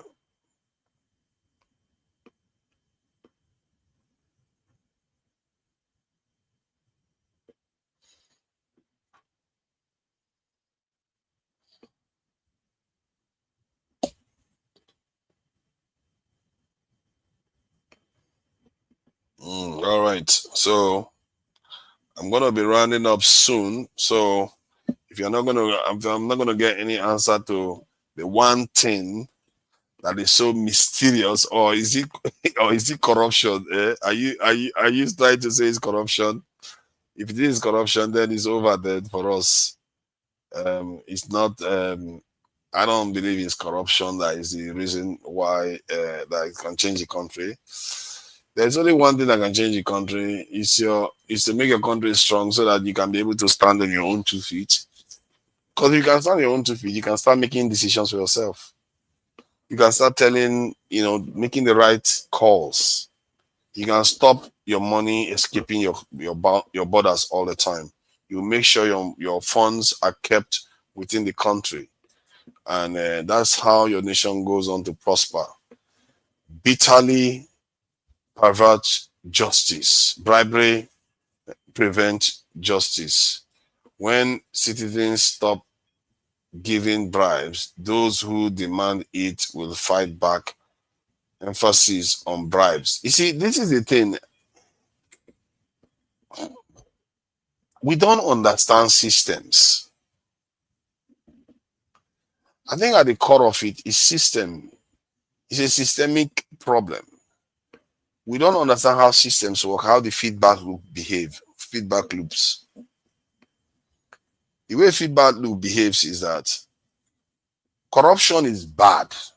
Make no mistake, it is a bad aspect of any state that wants to prosper, because it's short-circuiting the process and trying to get rewards that one does not merit.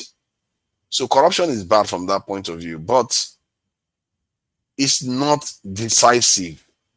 It's not pivotal to whether a nation rises or not. Some of the worst leaders that are as corrupt as hell has risen and transformed nations. And yet, how did they do that? Stalin was robbing the banks. He was robbing banks. Stalin was robbing banks. Let me say you. National banks, stealing their money, and yet he transformed that nation. Why? Is that not a corrupt behavior? Stealing? It's like Nigerians, we do this thing where when we talked about constitution. Oh, we have to get the right constitution. Well, but the UK doesn't even have a proper constitution. Why did they manage to conquer the world? You know what? Nigerians will still double down anyway. That is the core of the problem. They will still double down. It doesn't stop them. We have to change the constitution. The constitution is the problem. Even when there is so many examples that even Israel doesn't have a constitution.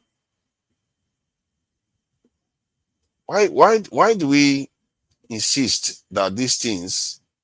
Why do we double down on wrong ideas? I don't know. I really wish we ask ourselves a question a little bit. Like, when somebody tells me something, it's not because they are trying to humiliate me. It's they are trying to share information with me, and then let me take that information and see whether it is true. Maybe it's harder for some people to check for the truth. I understand that, because it's not everybody that just want to go and start typing in the internet and start finding out information. But some of us, we already have the information. That's the one that scares me more even. Some of us already know that America confessed to funding terrorism. Some of us already know America is friends with the leader of Al-Qaeda in Syria. Some of us already know America supports Saudi Arabia, but we'll pretend as if we don't know any of that. When we start saying that they should come and do whatever they like with us. How do you help that? How can you help that kind of person? Even when they know, they still say, you know what, it's better. Let them come. Let them come. The only thing you can do with such people is just to like ignore them and just get on with hopefully finding people that are like-minded that can actually believe what you believe. Because those same people, it's not because they don't want the country to be better. They want the country to be better. So when it comes to corruption, they will come and work with you then. But they are not going to be the ones that determine the direction of the nation. They can't be, because they will fail. From the get-go, if you start off like that, you have already failed.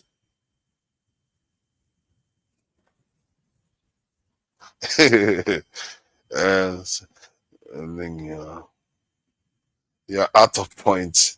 I'm not out of, you are out of point. I'm out of point. I really wish you could tell me that. I'm sorry, I don't want to debate. Maybe some other time. It's a shame I don't have enough time to do a lot of talking. Maybe next weekend or so. I don't know whether I even have time. Things are very tight these days. So, but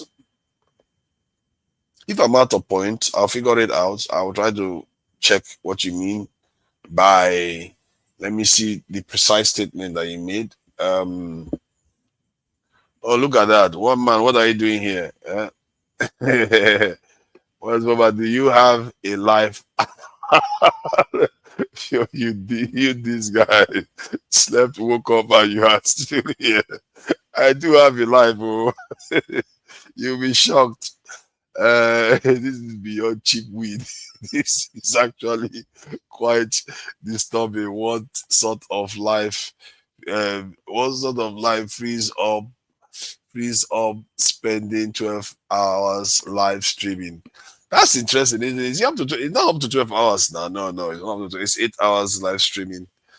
It's evening now. One man, you know, you can go from one point of the night to the other point of the night. On a Sunday, you wake up in the morning, you go and sleep in the morning, wake up by 12, you know, you're chilling out. It's all good, you know. 6 hours sleep is more than enough for a man, isn't it? I slept, woke up, and you're still here waffling.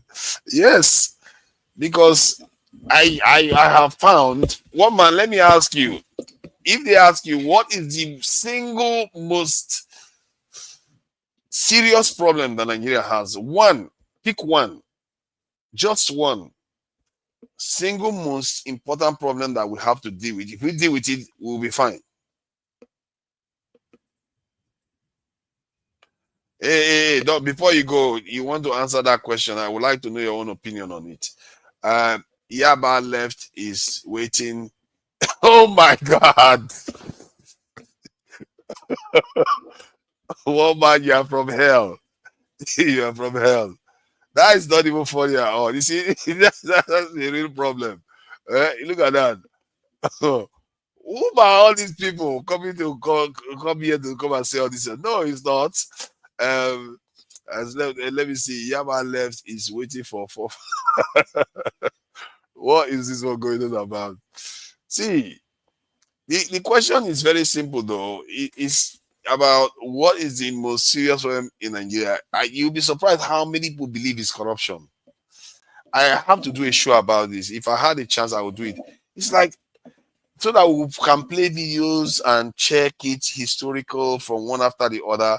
Let's see whether Nigerians will change their mind. You know what? They will not. They will still double down because they've been conditioned to believe it's corruption. They will still believe it's corruption. No matter what you do, they will still think it's corruption that's the problem.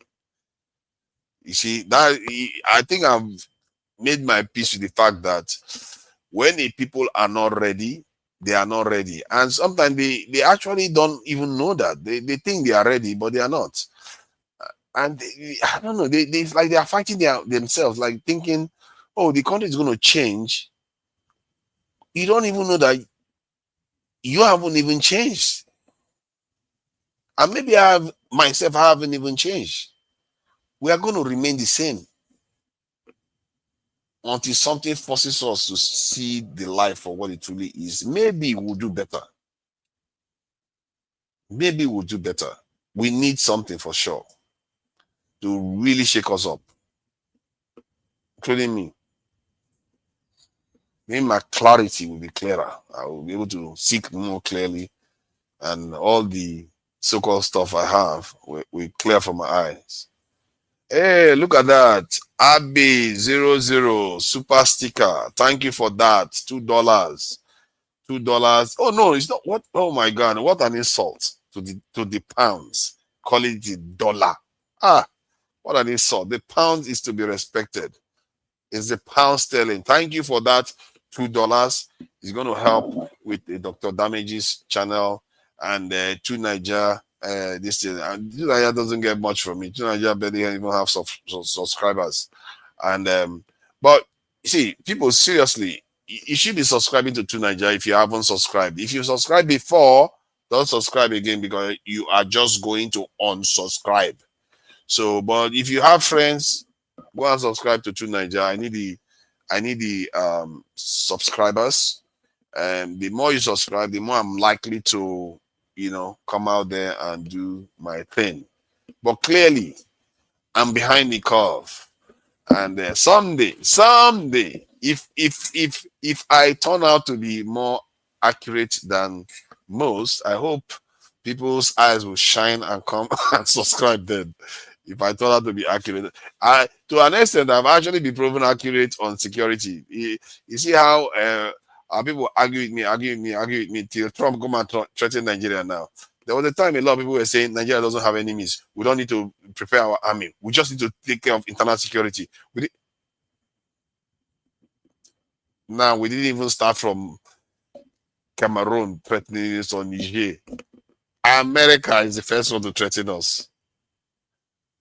The fact that many Nigerians never thought that was something to consider before now shows you where we are. That's many Nigerians never thought to consider that as a possibility at all. When I was having these conversations years ago, they don't want to. Even a former retired military didn't. What is a former retired military? A retired military officer, senior officer, I guess depending on what you call a colonel, mid rank, I think. He didn't think we had enemies.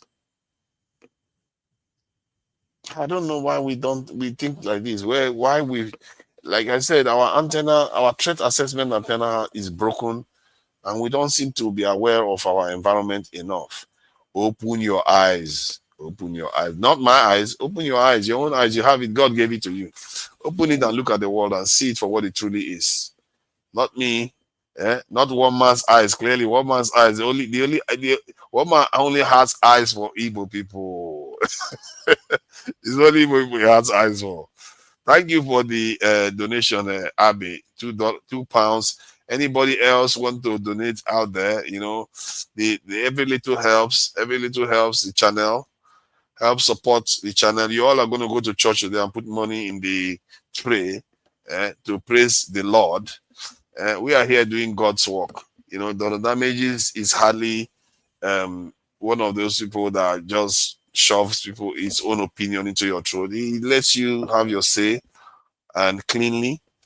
Sometimes ask good questions while he's presenting. So that is very good. So if you want to support the channel, I'm all here for it. I don't feel tired at the moment anyway, but if I feel tired, that's a good thing, because then if I feel tired, then I just finish the show, go and relax properly. You know, nothing feels as good as resting after a long day's exertion. Let me put it that way. A long day's walk. Nothing feels as good as such a sleep. Religion has blinded a lot of Nigerians. Yes, religion has blinded a lot of Nigerians. It's one of those areas that has totally, completely taken over the heads of Nigerians. Many of those bandits and those who are coming around to do all those things, many of them actually think they are doing the right thing in terms of religion. You know, we had some people, they are willing to die for Christianity. You know, Nigerians are willing to die for Christianity, some of us. And I find that a little bit disturbing, and because I am so kind of detached from it all in terms of why would you want to die for religion that is not even your father's religion? And I don't think any northerner should die for Islam, and neither should they die for this Christianity. I don't believe so. Because yeah, I know you believe they are your creator, but I'm not sure dying for it is the way to go, because you're not 100% sure. You just think you do know. The religion tells you that you have to believe, and to believe means you don't know. You know, and if you don't know, why are you taking such a risk by allowing your mind to be hijacked like that? Personally, I'm not into that. Not that I'm against people. Religion has a lot of good morality lessons. It teaches responsibility. It teaches peace in many cases. But because it's so good and beautiful to so many people, those people are willing to kill for it. You see that? Irony of life, innit? Irony of life. Because something is so peaceful, makes it so beautiful, and other people want to share it with other people and are willing to kill to share it with other people. Funny, isn't it? Something is supposed to be peaceful, but instead it turns into a weapon to attack other people. That is life. And this is why one has to have critical thinking. Because if you don't, you can easily mistake virtue, or you can easily mistake this thing, evil, for virtue. I mean, because while you are busy killing those people, you think you're doing the right thing, but you're not. Any objective person will not support you taking the lives of fellow humans, especially your own people. Christianity is not the religion of peace. Christianity is not, none of them are. Most religions are not peaceful. Some are more aggressive than others. I don't know whether Christianity is more aggressive than Islam in any way. I don't know. They have their own episodes. Christianity was quite aggressive in the, during the Crusades. And I don't know whether you want to say Islam is like that now, because it's just practitioners of Islam that are doing it. I don't know whether you call it Islam when people that practice it's like a Christian doing something. You can't say, oh, because the guy is a Christian, so all Christians have to answer for it. So one has to be careful about that, actually. You can't say because Boko Haram does something, you blame Muslims for it. But the only thing I would say, Muslims should be calling them out, more clearly, and they should be calling out what is going on in Sudan more clearly, because it's a threat to them. I really wish, I would be happy to hear a northern leader that is a Muslim call out what is going on in Sudan and telling his people how dangerous it is to them. Because you are a Muslim, you could be a target tomorrow. You could be a target. You are doing their work to help them expand Islam in Nigeria, and your reward is to get exterminated. How nice is that? Not cool at all. That is a terrible, terrible legacy to leave for your people. You help them conquer your people, and then their job is to come and erase you. In the end. In the end. So, who is that? Just like Islam. Yeah. Yeah, they're both similar from that point of view. Religion has its good sides and it has its bad sides. But I will call it a day now. I think I've ranted enough. This is not rant actually. This is more like just the kind of thinking aloud, exploring different ideas, different thoughts. And if I get a chance, maybe I'll be doing more of it. Because, like I said, talking to people is good if you can present facts and we can stick to facts. And just, go one step at a time, methodically. Although, because that has to be a different show altogether, a different live stream, not part 2 of Have Your Say, because Have Your Say is for the news. But if you go for there is another kind of live stream, then I can actually talk in this way that I'm describing, whereby you put different evidence based on the topic that you're discussing and have common grounds, from the early debates, whereby everybody is on the same page. They know what words mean, and then you build on that. It will be fascinating to see how that works, because when you do that, that's how you actually get from difference in opinion to consensus, because you go logically step by step. And it'll be fascinating to watch how Nigerians and how anybody decides to because they see that they are heading towards the direction that was going to nudge them in the correct answer, objective answer, but not their answer. Let's see whether they are going to reject it and push back against that process. It will be interesting. All right, Oga, you are back. Thank you all for joining us. Oga, Frank Gauze, Prince Charles, Bamoro 2714. Nobody has told me why they have numbers at the end of the names. Maybe you are all the same people. It's possible. It's only one man that doesn't have a number at the end of his name. You see that? One man is well known, no numbers at the end of his name. All these people that have numbers at the end of their name, maybe you have gone and finished off the original owner, put a number at the end of their name and try to hijack them. It's very, very possible. I don't trust you all these numbered names. Look at them. Jajon 5816 Abby 00001. Who else is there? McKennelly, of course. Destiny. Is that Destiny Biosa? Destiny Biosa, nice one. I see you all there. Alajiki, I said that before. David Abuja. I've got to run. I really got to run now. I think I've had a long enough session. I enjoy your monologue live stream, not like people like AJ, who is tribalism and divisive. Thank you for that. I really appreciate that. I think I really need to start finding people that actually enjoy what I say, because I think I probably need those sort of people to support me too. There's no use talking to people that just disagree constantly, and you want to go with people that share your own opinion to an extent.